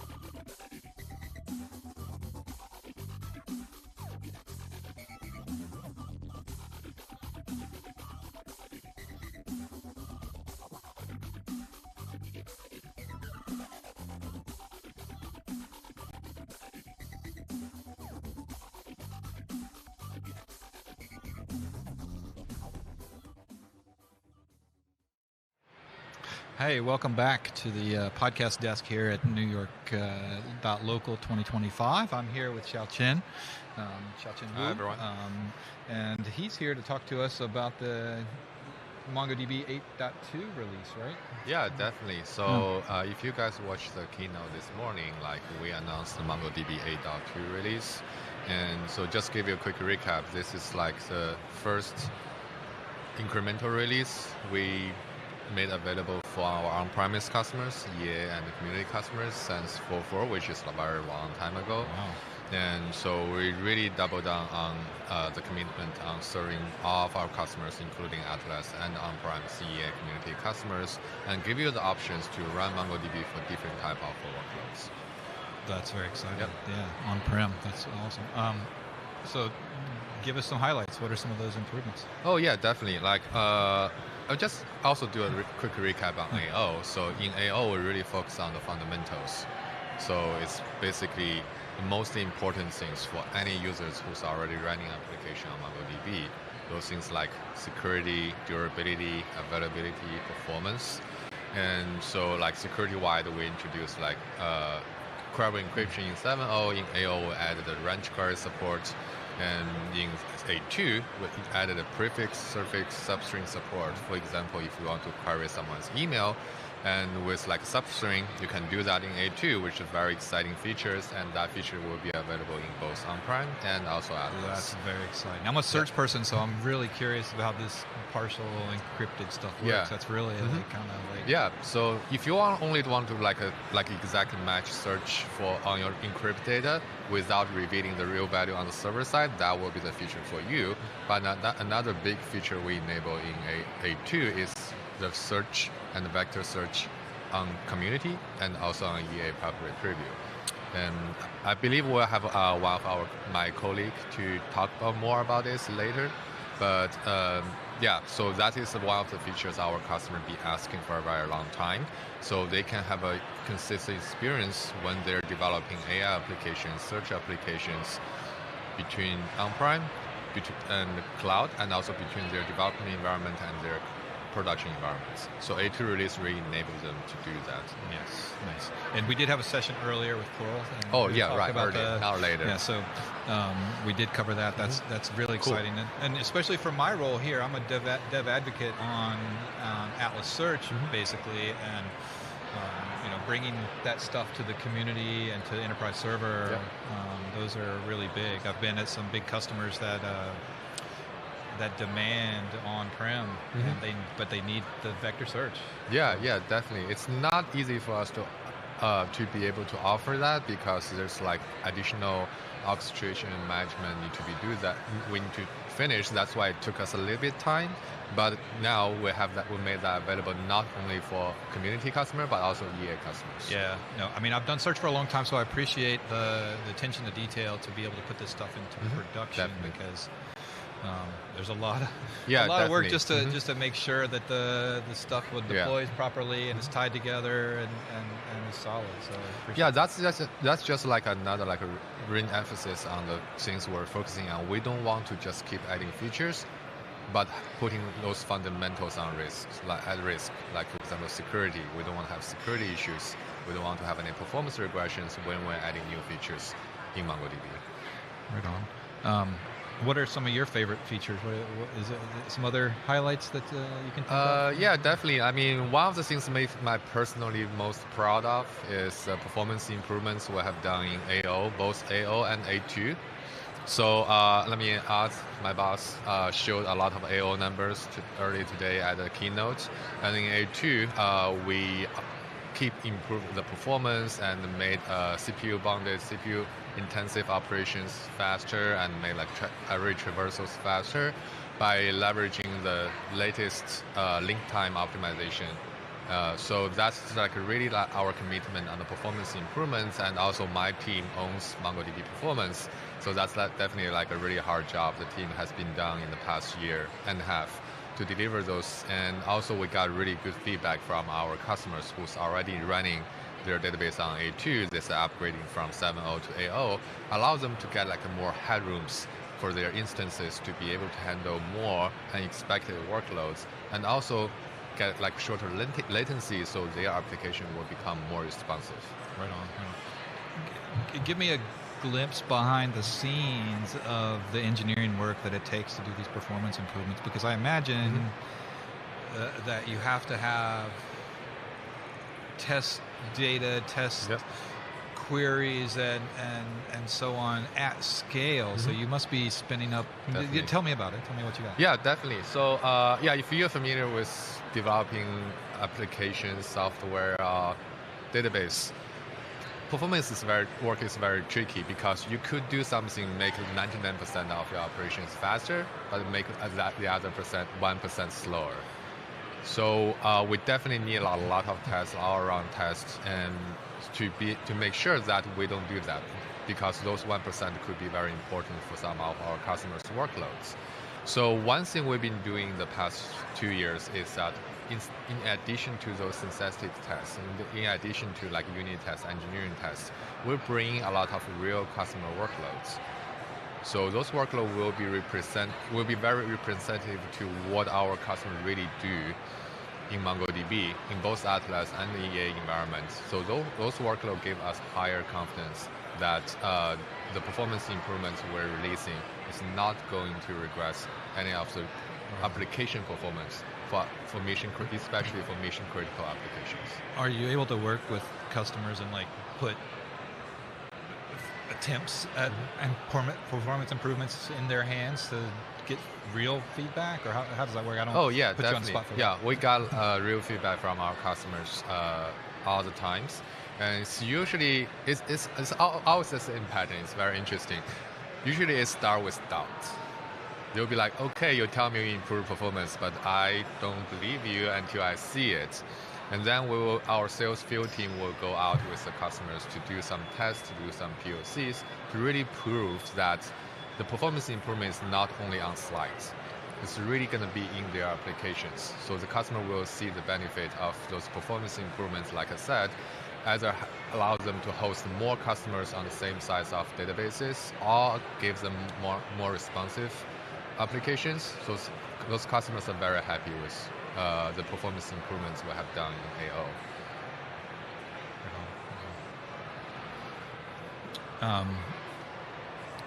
Any other fun things you'd like to mention about 8.2? Did we cover all the highlights of the features?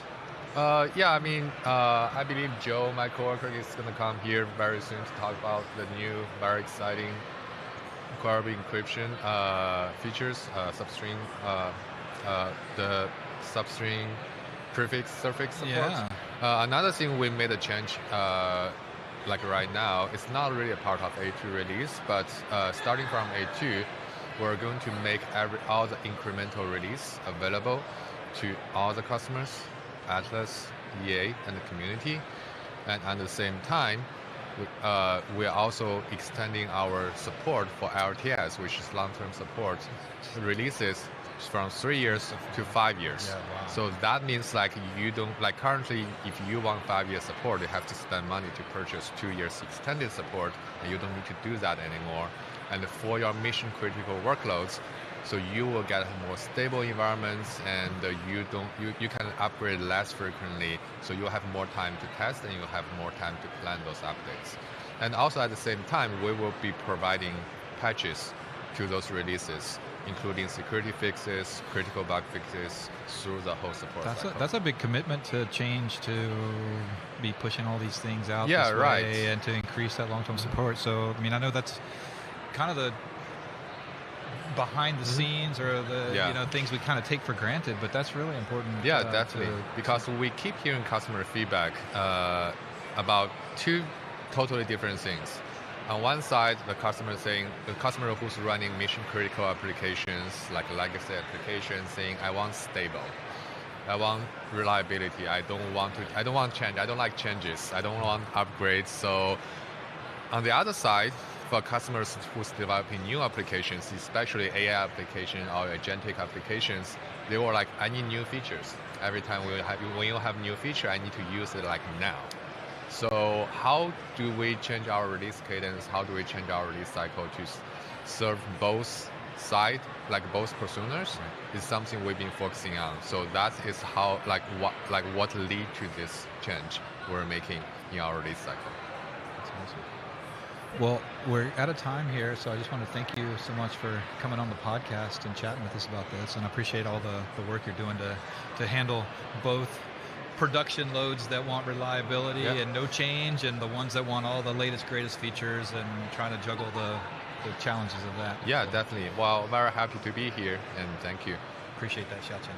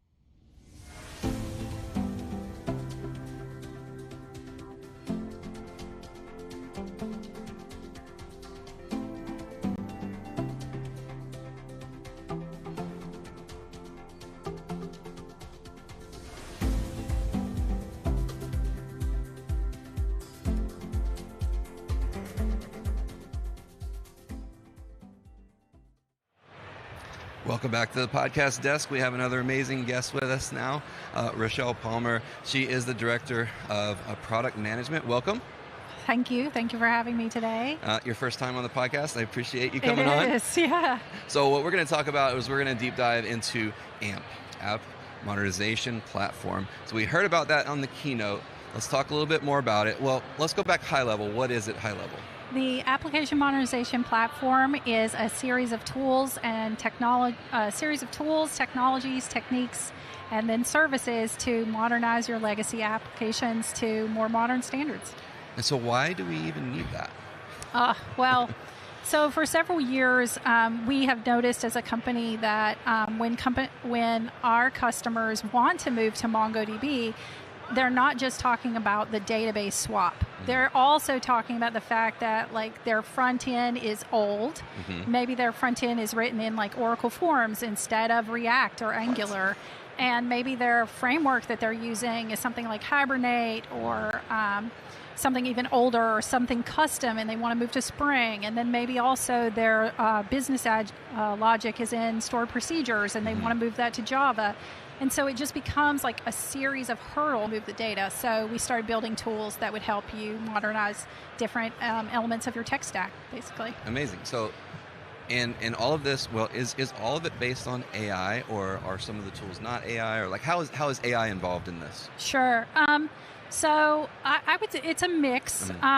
A lot of the tools are in fact deterministic, or they are actually hybrid tools. So by that I might mean like you might ask the LLM to plan, and then you might use a deterministic tool to make the changes, and then you ask the LLM to judge the outputs of the deterministic tool. So there's a lot of hybrid work involved. But yeah, we use AI to build the tools, and then we also use AI to augment the tools, and then some of the tools are in fact just purely AI. That's amazing. Yeah. And so, like, what would be an example, without mentioning specific customers, like an example of going from an old relic of a database or of an application to a modern one? Sure. I can give you an example of like what I feel is one of the most interesting customers. I won't say their name. Sure. They basically decided they were done with the whole of the C# tech stack. So that's a swap from SQL Server to Mongo. That's a swap from Azure to AWS. That's a swap from C# to Java. So they wanted basically a re-platform. They also had Windows servers. They wanted to move to Linux. So that requires a lot of different software. Yeah. And so through app modernization, we were able to do that bit of work in 13 weeks. Wow, that's amazing. What's, I don't know, this popped up in my head. What is one of the oldest technologies that you have had to migrate from? Any COBOL in there? There is COBOL in there. There is. No. I know, it's crazy.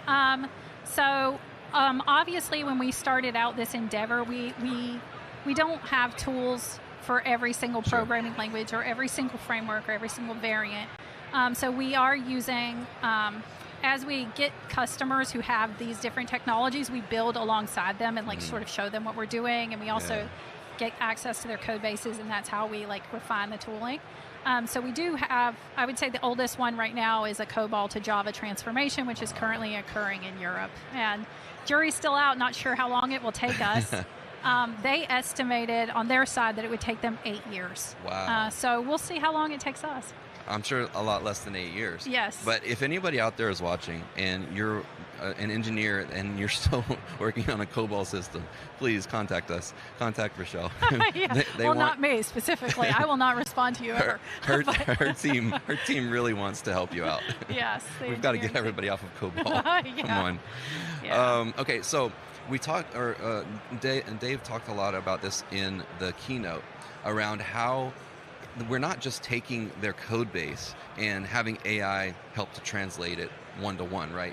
Let's talk to us a little bit more around the tooling, how you've got that set up in a way. How do you even go about tackling that? Sure. Yeah. So the first phase is definitely analysis. One of the things that we've found is when you do have these legacy monoliths that have been around for a long time, it's very hard to have someone on the customer side who can even explain what the nature is of the beast in a way. It's a little, we actually have joked that it's like the monster from Stranger Things, right? It has all these legs, they go everywhere. Who knows what all it touches. And the engineer that built it is no longer working there. Exactly, engineers. And so having a comprehensive view of what the application is actually meaningfully difficult for the customer. So in that way, you can understand why traditional modernization with human beings is quite complex and often fails, is because nobody has a complete picture of what there is. So the first step is definitely analysis. Through that, we're able to see like how you might carve up the problem, not just in terms of, I want to move from a monolith to microservices. Like, forget that. Maybe you want to do monolith to monolith, and that's fine, but maybe you'd like to start out with like specific parts of the application and then feel safe that you've managed to modernize just that section, like just those set of APIs. And so in order to do that, you do have to have a robust analysis, because you can say like, okay, here's the stored procedures that map to this functionality. Here's the tables. Here are the sections of the source code. And let's just carve all of that out and modernize just that part, and then sort of work concurrently with the legacy monolith, the rest of it as it is. And if we can do that and guarantee we don't break any API contracts, like then you're in business. Nice. Yeah. So just basically taking little bites at a time. You're not trying to do a vertical slice. Yeah, exactly. Amazing. Do you have an example of one of the tools that you can talk about? Yeah, I mean, I think one of the easier ones that people can reason about is a tool called Maven Build and Repair. So basically all we do is, once you've transformed your code, you have a series of Java files, and what you would expect them to do is to just try Maven Build.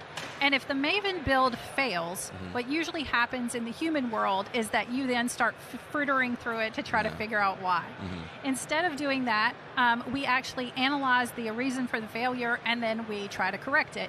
And we do that on a loop until it actually will build. The other thing that we can do, which is part of this tool, is saying, okay, the code did build. However, we wouldn't say that it's maintainable or particularly good or performant code. So can you also give the code a score, and until the score is high enough to pass like what we feel is a good code quality, don't pass. And so that's actually kind of nice too. So then you cut out some of the human refactoring for perf. Yeah, that's nice. So just a recursive function. That's the definition of it, and just let it do its thing, and then have some humans look at it from time to time and make sure it's on track. Well, and you can give it any criteria you want for what it takes to pass Maven Build and Repair. Amazing. Okay, so what do you see coming in the future? Like, AI is like moving so fast. And how do you see this, your team just evolving with it and building? I mean, I think one of the coolest things about the team right now is that because we have to work with whatever LLM providers or embedding models or tools that the customer has said yes to on their side, we end up flipping between the various business orgs or vendors or whatever you want to call them, like very often. And so what we can actually see in real life is that, just because a company or a vendor wasn't that great 6 months ago, that has no bearing on how good they are today, right? And so even though right now I would say, for instance, like Claude Code is pretty far in the lead, that doesn't mean it's going to stay that way. And so I actually think it's too soon to marry yourself to one particular vendor. I'm sure everybody who is a vendor will hate me for saying that. I'm sorry, but that's reality. What that also means is that if you are behind, tomorrow is another day. Exactly. Like I was like, use all of them, find the ones that work best for your use case, whatever that might be. Absolutely. And like you said, there's going to be a new model tomorrow. There might have been one today. I don't know. I haven't been keeping up with the news. But there's always new models. You've got to try them out. And keeping up with things, honestly, is really hard. Yes. Well, and there's also, I think that means that, there's a sort of a horizon where like another eke out of technical accuracy isn't going to do as much for you as like what the user experience is for your developer team, right? And so like for me personally, I'm a real big fan of Windsurf. I love working with Windsurf, but certainly like that's me as an individual. And so I think there's also something to be said for like having an evaluation and just saying like, oh, well, what works best for our team based on level of seniority and what we're trying to do and use it for is, vendor A. Yeah. So we need to create a tool that evals all of the models, and as a new model comes out, it automatically evals it for your team. Oh, well, yes. There is actually a lot of evaluation tools that that we use as well, right, to sort of see which LLMs are most and which embedding models are most accurate. So, very nice. Okay, yeah. I like it. I like it. Well, again, thank you very much for coming on. Any last words before we go? No, just know that you are not locked into the prison of your legacy monoliths. We're willing to help you. There's also a fair amount of like other things you could do, but ultimately, do not let your developers vibe code your production environment. Please don't do that. Amazing. Let MongoDB help you transform your old legacy code into modern applications, please. Yes. So thank you again for coming on. We're now much. going to move over to our next segment.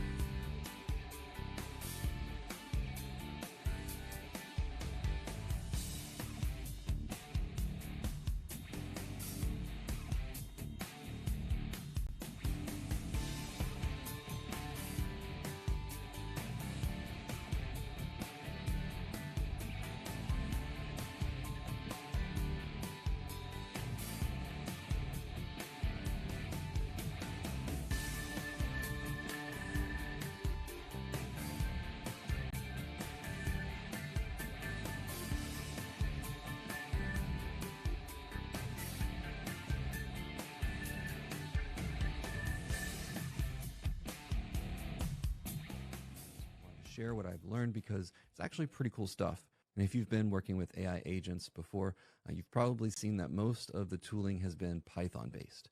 And there are other TypeScript tools out there, but we finally have one from OpenAI themselves. But there's just one thing. It's missing a key feature that every developer needs. More about that in a bit. So let me start with the basics. The OpenAI agents SDK for TypeScript is based around two main ideas. First, it gives you enough features to build real applications without overwhelming you with complexity. And second, it works great out of the box, but still lets you customize things when you need to. So here is a basic example of what that actually looks like. Very simple. You import agent, run, you create your agent, and you run it. That's it. But the SDK gives you a lot more than just a basic chat functionality. We go down here, we can see agent loops. The agent loops handle all of the back and forth between your LLM and any tools that you want to use. And you don't have to manage any of that conversation flow manually. And then it's TypeScript first. This design means that you get proper type safety and IntelliSense and all the things that you're used to with a TypeScript library. Handoffs let you coordinate between multiple specialized agents. So think of having one agent that handles customer questions and another that processes refunds. Then guardrails add validation rules that run alongside your agent. And this helps with safety, reliability, which is important when you're building production applications. And then function tools let you convert any TypeScript function into something your agent can use. The schema generation happens automatically, which saves you a lot of time. And then the tracing feature gives you visibility into what your agent is actually doing, which is very helpful when you're debugging and trying to optimize for performance. And if you want to build voice-based agents, there's support for real-time interactions with interruption detection and context management. So many cool features built right in. Now here's where things get interesting. Most AI agents are stateless, and they forget about everything between conversations. And the OpenAI Agents SDK is no exception. But when you add memory, your agents can actually remember past interactions and build on them and use them as context in future interactions. So that's the key feature here that's missing. It doesn't include built-in history or memory persistence, leaving conversational persistence for developers to implement based on their needs. And I think that that was an excellent design choice. With MongoDB as your memory provider, your agents can maintain conversational context, recognize returning users, learn from past interactions, and you can track performance over time for analysis and optimization. So let me show you how this works in code. And this is a high-level abstraction of how you would implement memory with the OpenAI Agents SDK and MongoDB. The flow here is pretty simple. Every conversation gets a unique ID. The ID is derived from context. When a user sends a message, that message gets stored in the database. We create our agent. We grab our history, we format the history, and then we run the agent, giving it all of that context. After the agent responds, we store that back in our conversation history in MongoDB. And this is a big deal for TypeScript developers. We don't have to deal with Python. Sorry, Python developers. There's no complex language bridges. Or if we do know Python, there's no context switching. Everything works natively within our existing JavaScript and TypeScript applications. We get strong typing through the entire process. That means there's fewer runtime errors, better developer experience. And since this is just JavaScript, you can use this in Node.js backends, Next.js, etc. So once you have this set up, you can build some pretty cool things. Maybe customer support agents that remember previous tickets from the same customer, personal assistants, educational tools that track students' progress and adapt to their specific learning style, research assistants, stock market analysis agents maybe that track trading patterns and provide personalized investment recommendations based on historical performance. The sky's the limit. So if you want to try this out, I've put together a template that includes everything that we've covered here today. You can get to it in the link in the video description below. It's the OpenAI Agents SDK with MongoDB template in the MongoDB Developer Gen AI Showcase repository, completely free. So the OpenAI SDK for TypeScript, that's a mouthful. It gives us new tools for working with AI in our native language. Adding MongoDB as a memory provider takes it to the next level by creating agents that can actually learn and improve over time. The combination of the SDK's agent capabilities and MongoDB's flexible document model gives you a solid foundation for building AI applications that can grow with your users' needs. So I'm curious to see what you are going to build with this. If you create something cool, drop a link in the comments. And if you found this helpful, give it a like and subscribe for more content like this.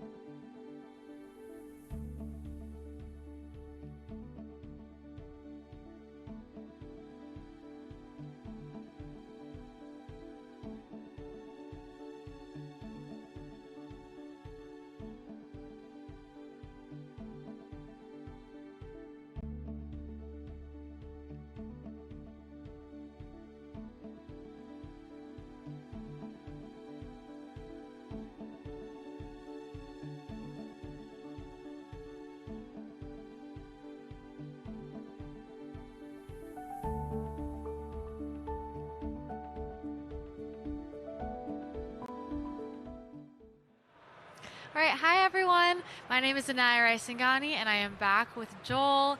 Joel, how's your day going so far? Hey, Anaya, it's been really good. I've enjoyed meeting all the customers and seeing the presentations and everything that's going on here at DB.local in New York. Yeah, It's been awesome. There's been fantastic energy. Joel, can you tell us and the audience a little bit about your role at MongoDB and what you focus on? Yeah, and I'm a staff product manager responsible for encryption. So that means our cloud encryption offerings, like Queryable Encryption on the client side, customer managed keys. If it has to do with encryption at MongoDB, and if it has to do with the customer, then I probably have something to do with it.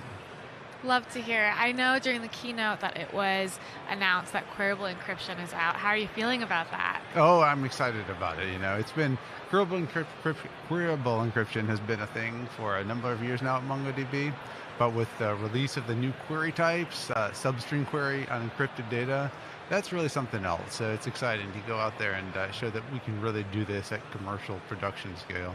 Yeah, so I know that we've said Queryable Encryption quite a few times so far, but can you just let the audience members know that maybe haven't never heard of it before? What exactly is Queryable Encryption, and then why is it such a big milestone for MongoDB? Sure. So when I was taught about encryption, encrypted data is gobbledygook. You can't do anything with it. But turns out, actually, there are things you can do that can, and we've done some. We've got researchers who have been in the field for decades and are published in the field. And they developed a system whereby you can take data, you can encrypt it on the client side, so all the unencrypted data only stays on the client side. It's encrypted with keys that only the client has access to, and then when it leaves the client and hits the network, from then on, including the time when it's in the database, being processed, being queried, being stored, backed up, whatever, as long as it's not on the client, it stays in encrypted form. Then when it gets back to the client has the keys to decrypt it, the client can decrypt it, and then use the data like usual. The secret, though, is that you can actually query on that encrypted data. So if you need to find every social security number that ends with a particular 4 digits, even though it's encrypted in the database, you can do that. You can create that encrypted query and get back the results. If you need to find a number of customers whose dates are between one date and another date, you can do that with range queries. Very cool. Thank you for sharing that. That's a great explanation. So can you tell us a little bit about how Queryable Encryption is different from traditional database encryption methods? Oh, sure. So I think that database users understand encryption in transit. We're on the network, things are encrypted with TLS, just like we've been doing for decades now. Well understood. We have that in MongoDB throughout. Encryption at rest, well understood. The files stay encrypted when you need them to be encrypted. But really, this is about what we call encryption at use. How do you deal with the data if you don't trust the database, or you don't need to trust the database, or the database administrator, or even MongoDB? We don't want access to your most sensitive data. So hey, encrypt it before it ever gets to us, and all of those other things just come with it. Perfect. And then I know during the keynote it was mentioned that we are one of the few companies that actually has Queryable Encryption. Can you go into a little bit about why that is? We're the only company that has commercialized algorithmic encryption at scale like this. Only one. It's not an easy thing to do. I mentioned those academic researchers. Kamara, you may have heard of him if you're into the crypto community. He has been in this field for decades and is a world leader in encrypted search. He and his colleagues designed the algorithms behind this. MongoDB has taken this academic research and we've actually commercialized it so it can be used in a commercial product at scale. And that's a hard thing to do, because not only do we have to get the algorithms right, not only do we have to have everything just perfect, because cryptography can be, when things go wrong, things go very wrong, but we've taken the time to get it up to scale and commercialize it and made sure it's all done exactly right, so that the biggest customers who have Deutsche Telekom or financial service customers or major health providers, all of these have to have encryption done right. And so breaking that academic barrier of research to bringing it into commercial product has been a major undertaking at MongoDB. And now with the prefix, suffix, and substring queries, we're finally seeing like the really good stuff, the expressive query types. That's awesome. And I know that you had a talk earlier today about Queryable Encryption, right? How did that go? And then can you give us just a little bit of a high-level overview of what you talked about? Yeah, it was the demonstration talk. So what we do, and hopefully people will be able to tune into that, what we did was we showed that, hey, look, we have 3 million records of first names, last names, hospital data, all stored in a database. and we showed how a hypothetical call center, and this is an application I've seen in the real world, can go through and query based on the last few characters of a last name and a birthday and last few characters of a social security number. And despite the fact that you have 3 million records, you can very quickly home in on that one record. But it's all encrypted, and that's the magic. I love that. And I know that you mentioned that those in the healthcare space, those in the financial space could really benefit from Queryable Encryption. What about other day-to-day developers? Do you believe that they could benefit from it as well? Anyone who has a workload that requires encryption and search could potentially benefit from this. So yeah, we're targeting especially the healthcare sector, the major financials and other the highly regulated customers like the telecoms customers. But anytime someone has a need for encryption that goes from the client side to the server side, I think all of those can benefit from it. And what we really want to do is we want to do things like remove the need for third-party tokenizers or the need for separate search solutions separate from the database solution, so that customers can simplify their operational deployments and reduce costs and keep availability higher. Mm-hmm. Love to hear it. And so do you have any favorite customer use case that you've seen in your time with MongoDB using Well, Queryable I've got Encryption? one major technology company that has hundreds of millions of consent records, and they're migrating it all to Queryable Encryption because when their enterprise needs to find out if you or I have consented to a particular use case, they need to search for us by maybe email or maybe our name or our product ID, all of which is encrypted in the database because it's PII. And nonetheless, their entire enterprise can submit a query to MongoDB on that encrypted data, and they can get back the consent data in real time so that they can act on that consent data. Super cool. And so what is one misconception about database security that you wish that you could tell the audience or tell everyone?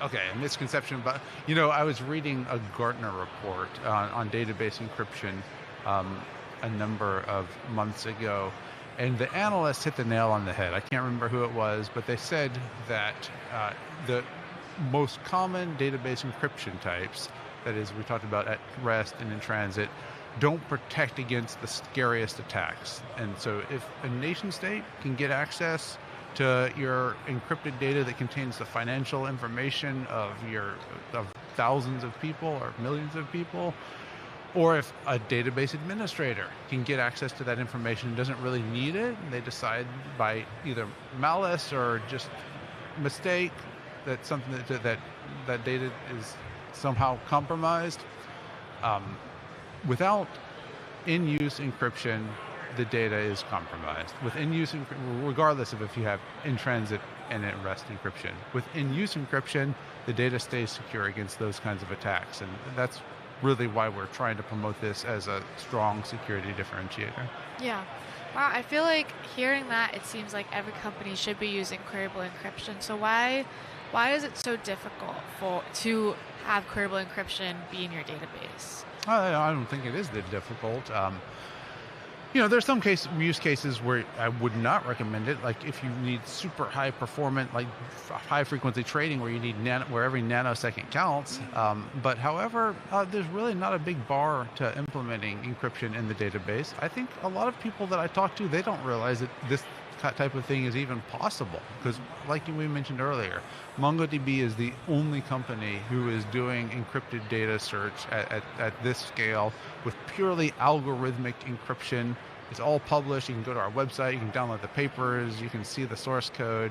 You don't have to trust us, you don't have to trust hardware vendors or cloud service providers to provide hardware enclaves. You can just trust the math. Yeah, I love to hear. Are there any resources that the audience can go to read up more about Queryable Encryption at MongoDB off the top of your head? The places where I would go, I think we're sharing a few links that go with the podcast.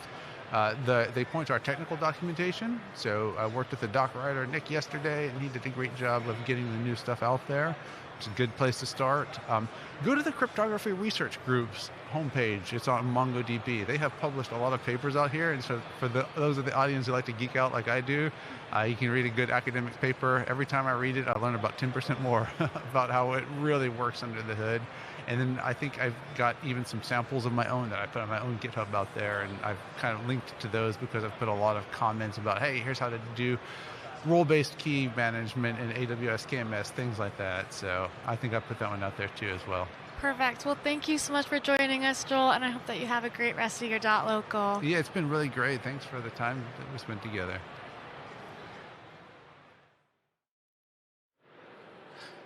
Welcome back to another person on the conference floor segment. I have Safa and Youssef here with me. So can you guys tell me a little bit about how you ended up here and what you're up to?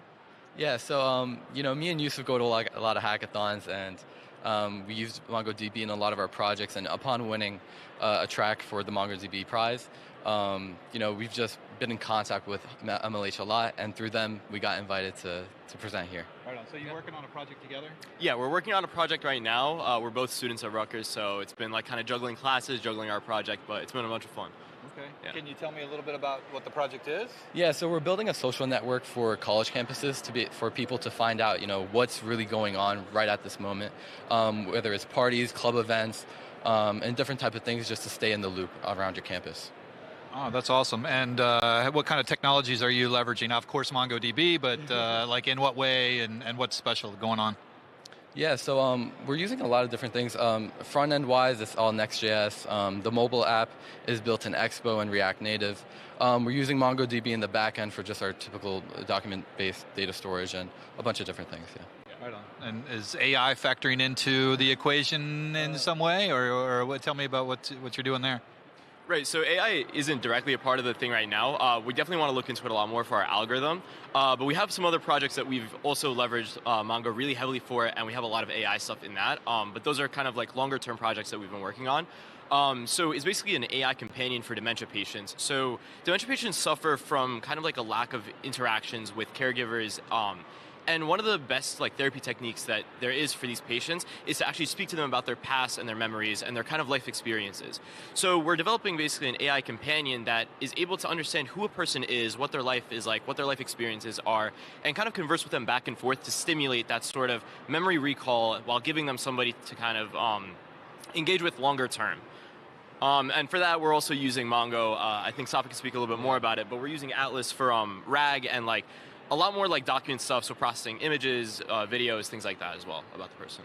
Right on. So, wow, you guys are, it's great to see the youth changing the world here. This is really exciting. Do you want to add anything else there to what he just said? Yeah, so one of the problems that we came across when building out this product or project was that so, you want information about a person, but you might want to feed in large documents, whether it's letters or maybe if they've written stuff in the past, maybe it's videos about that person.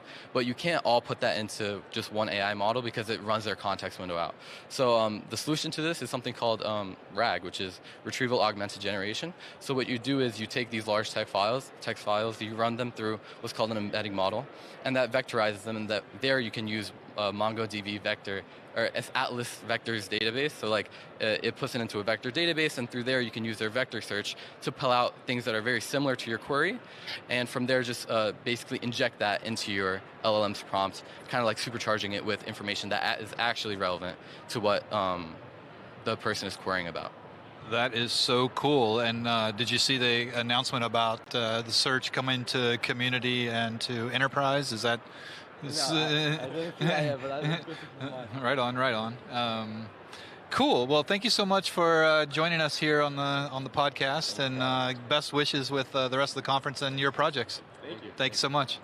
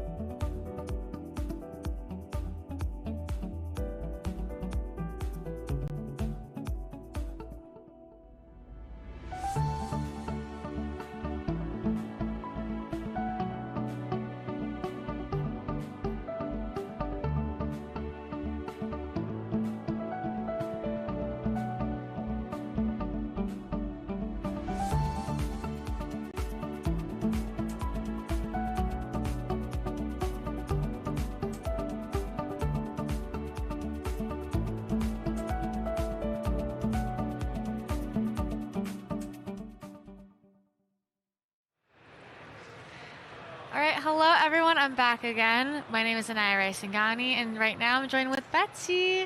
Betsy, can you please introduce yourself and let us know how you're enjoying .local? Yeah, of course. Thanks for having me here, Anaya. It's great to finally meet you in person, too. The whole hybrid work situation. You never get to meet people in person anymore. My name's Betsy Button, and I'm a product manager here at MongoDB, and I focus primarily on our developer tools, Compass and Data Explorer.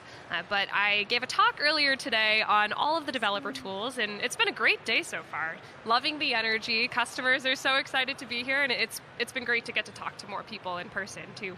Yeah, it's been amazing. I saw too that you were doing a social media takeover on Instagram, which was super, super cool. Yeah, that's been super fun. Check out our Instagram story if you want to see the videos we've been filming throughout the day. Yeah, that's awesome. So can you tell us a little bit about some of the developer tools that you spoke about in your talk and the developer tools that you work on? Yeah, of course.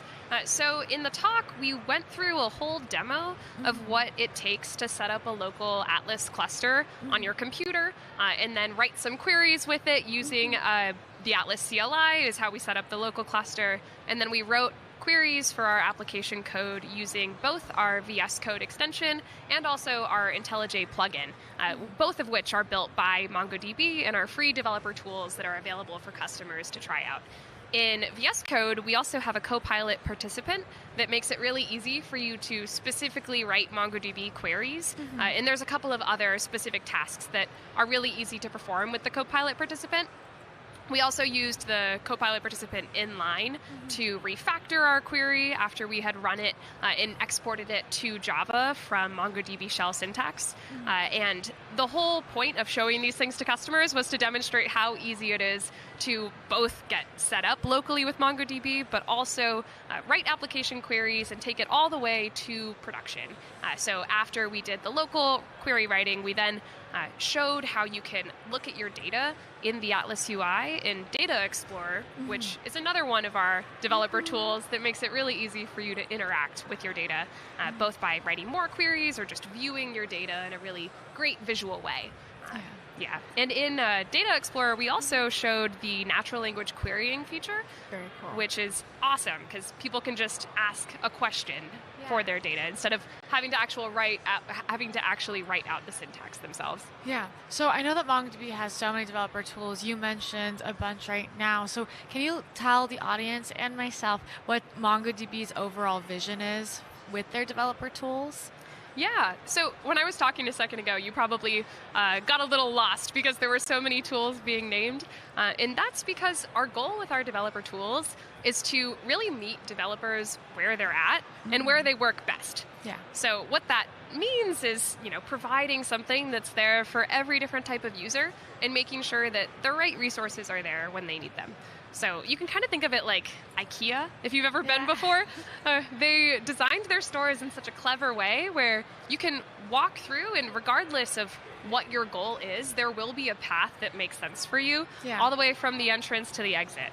And I really love that about that store. It's such a creative way of building your storefronts, but we really think of our developer tools the same way, where we just want to meet developers where they're at and make it really easy for them to build seamlessly with MongoDB. Yeah, I love IKEA because no matter where you are, you'll always end up at the cinnamon buns. Yeah, and you got to get the meatballs and the lingonberry jam every time. Every time. So I know that one of the super exciting announcements is our MPC server in GA. Can you tell us a little bit about what exactly that is, the offerings, and then also why it is such a huge milestone for developers that are very, very interested in AI? Yeah, of course. I should have mentioned the MCP server when I was listing all the things I demoed earlier, because that is yet another tool that we looked at during the presentation. But the MCP server is GA today, which is such an exciting announcement for MongoDB, but also for our customers. Yeah. Because with GA, that means that the MCP server is now generally available and ready for production use cases. That's really the difference between public preview and GA for us. And that means bringing more advanced authentication features and just making sure that everything is ready for production. Very cool. Yeah. Thank you for sharing that. And so a lot of developers live in their IDs. Can you tell us a little bit more about some of the previous tools you mentioned that are helping meet developers where they at in their IDs? I know you mentioned IntelliJ and some other ones as well. Yeah, of course. So the two different IDE extensions or plugins that we have available today are the MongoDB for VS Code extension, which is in VS Code, and the other one is called MongoDB for IntelliJ, and that's a plugin that's available for IntelliJ.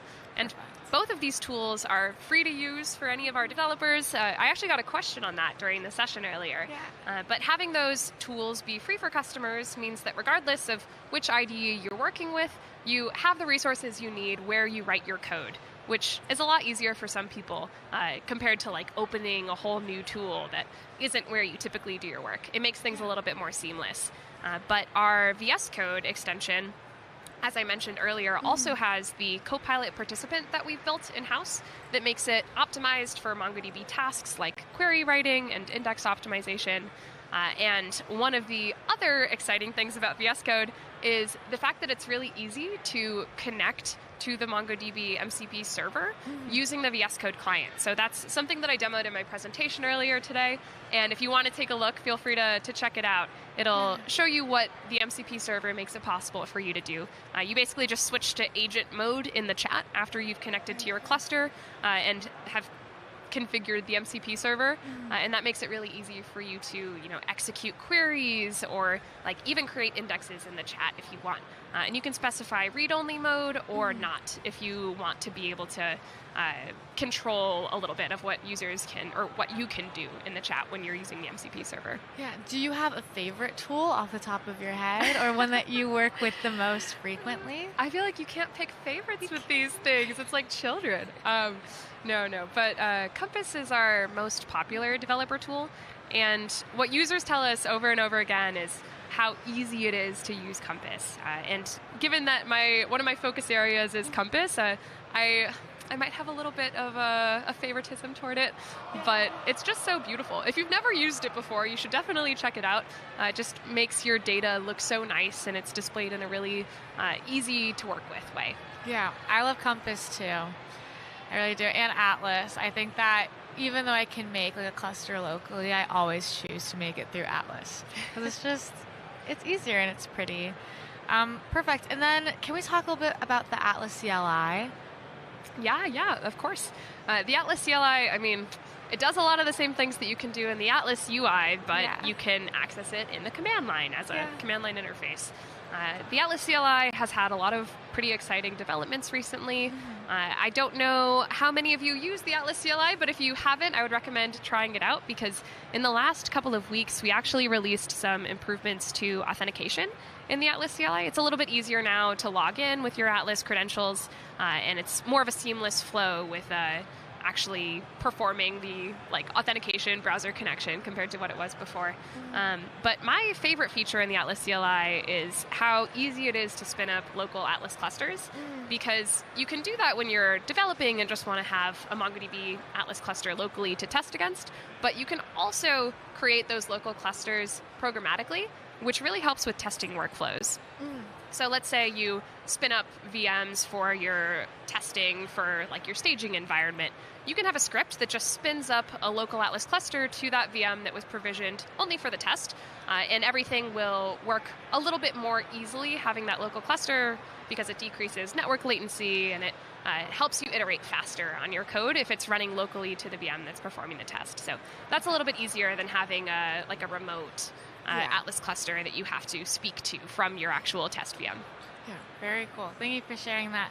Then I know that you mentioned that you had a demo earlier. We aren't able to show it right now, unfortunately. But off the top of your head, do you know where the audience members can go to see that demo? Yeah, I know that all of our talks are going to be uploaded to YouTube.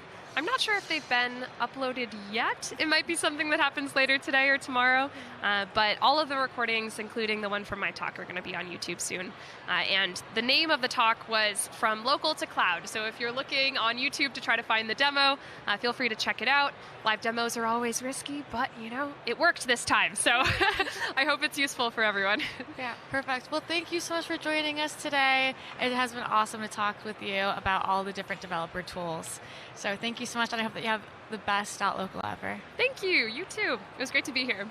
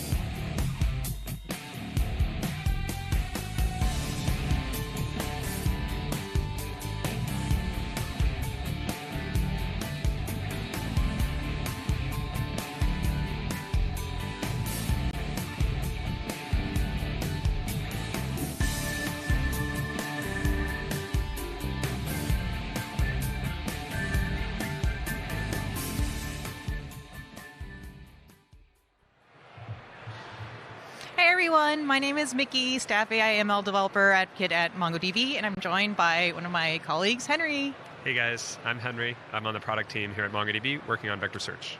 Awesome. So this has been a really exciting day so far. Could you tell us more about what's going on in the world of hybrid search with Mongo? For sure.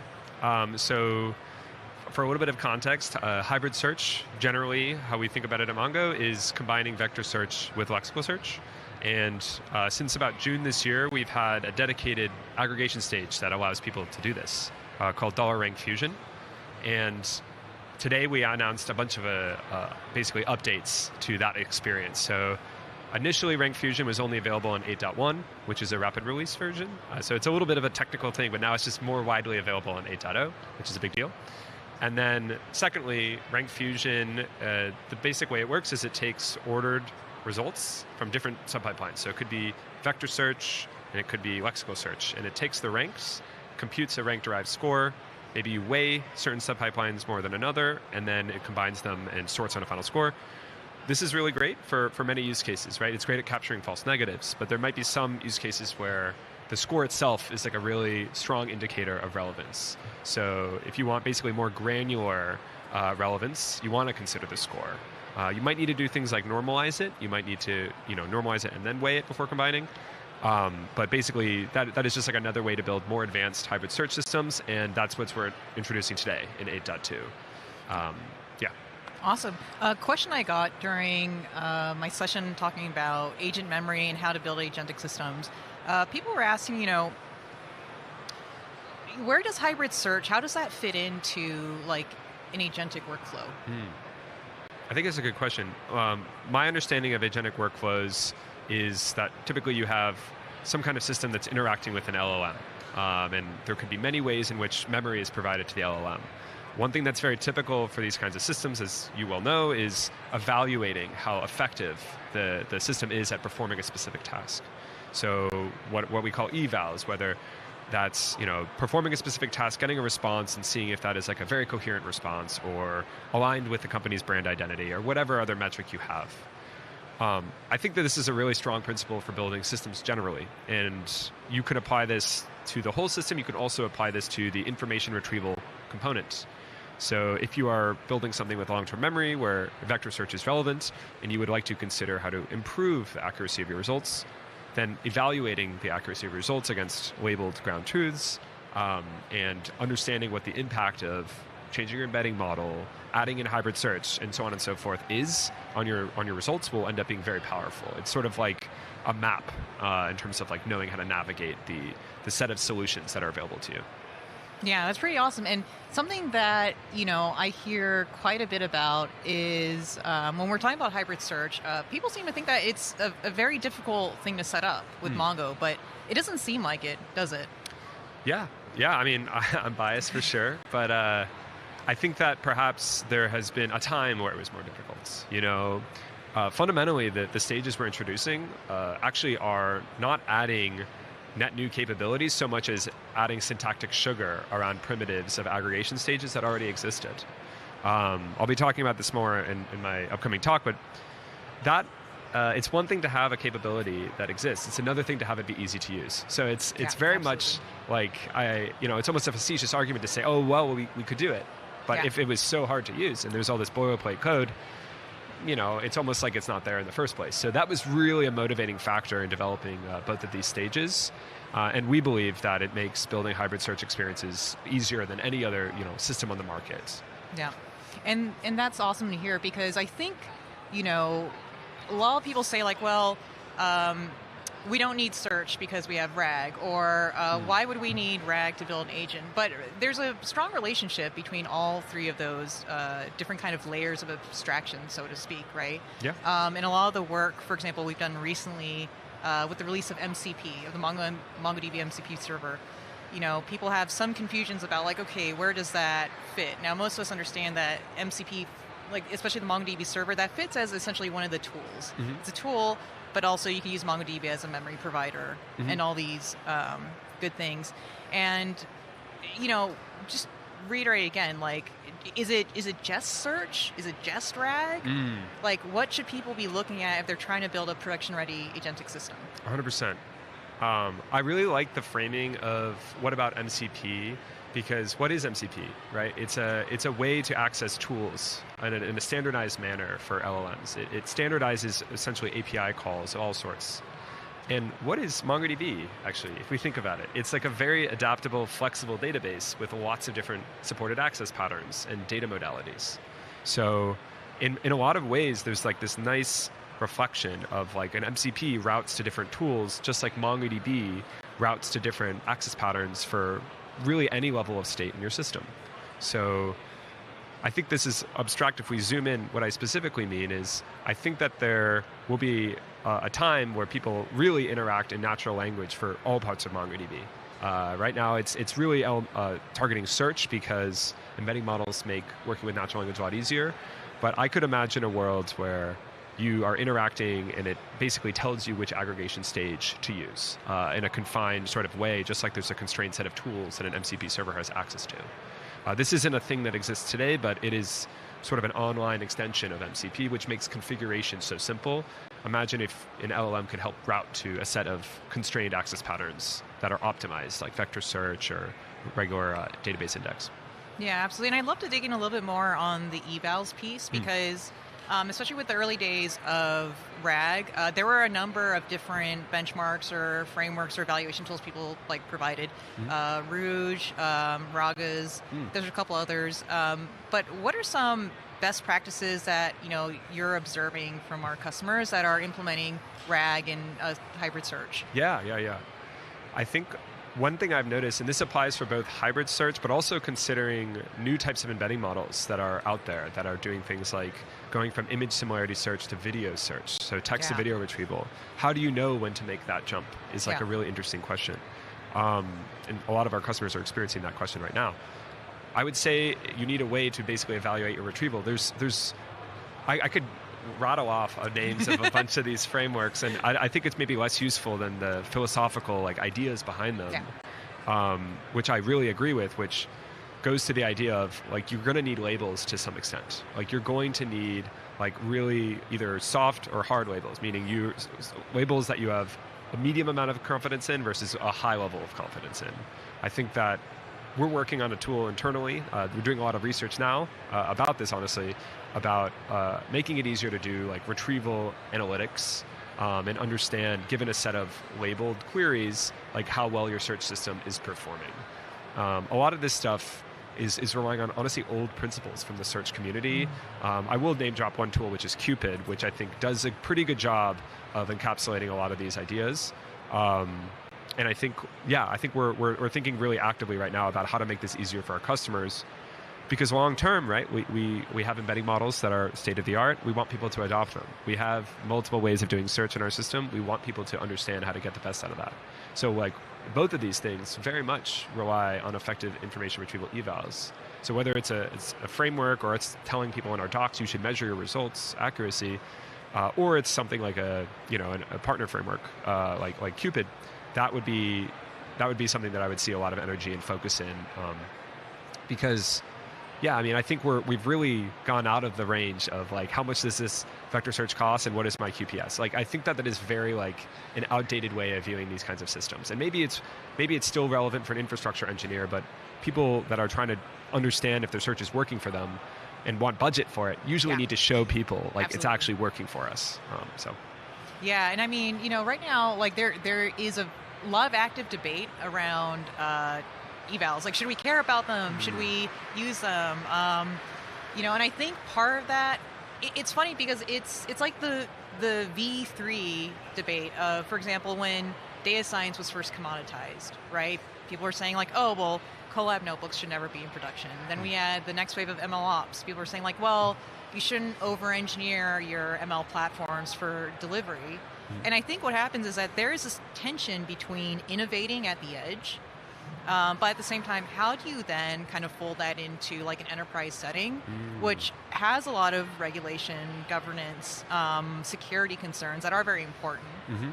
So I mean, what I'm seeing right now is that people are kind of using the discussion around evals as a way to argue philosophically about vibe coding versus not vibe coding. But I don't think that's really a binary. It's not a yes or no. It seems to be more of a stage of maturity. I think at the end of the day, developer time is developer time. Yeah. So like a framing that I've heard from a large streaming service who's a customer of ours that I talked to about this is, as long as we can justify the time it takes to build an eval, like that's the cost against the amount of value it shows our system is providing, like it's either a no-brainer or like a quagmire. And so one thing we can do when I hear him saying that is that this is probably a big problem for them that they don't know how to solve. And so what are the best practices? Talk to people that know what the best thing to do is, and maybe we can help a little bit along those lines. But I totally agree. I think it is a spectrum because time is a spectrum. Like you don't have infinite developer time. You got to ship things. So yeah, absolutely. Well, thank you so much, Henry, for joining me for this talk, and bye, everyone. Yeah, thank you.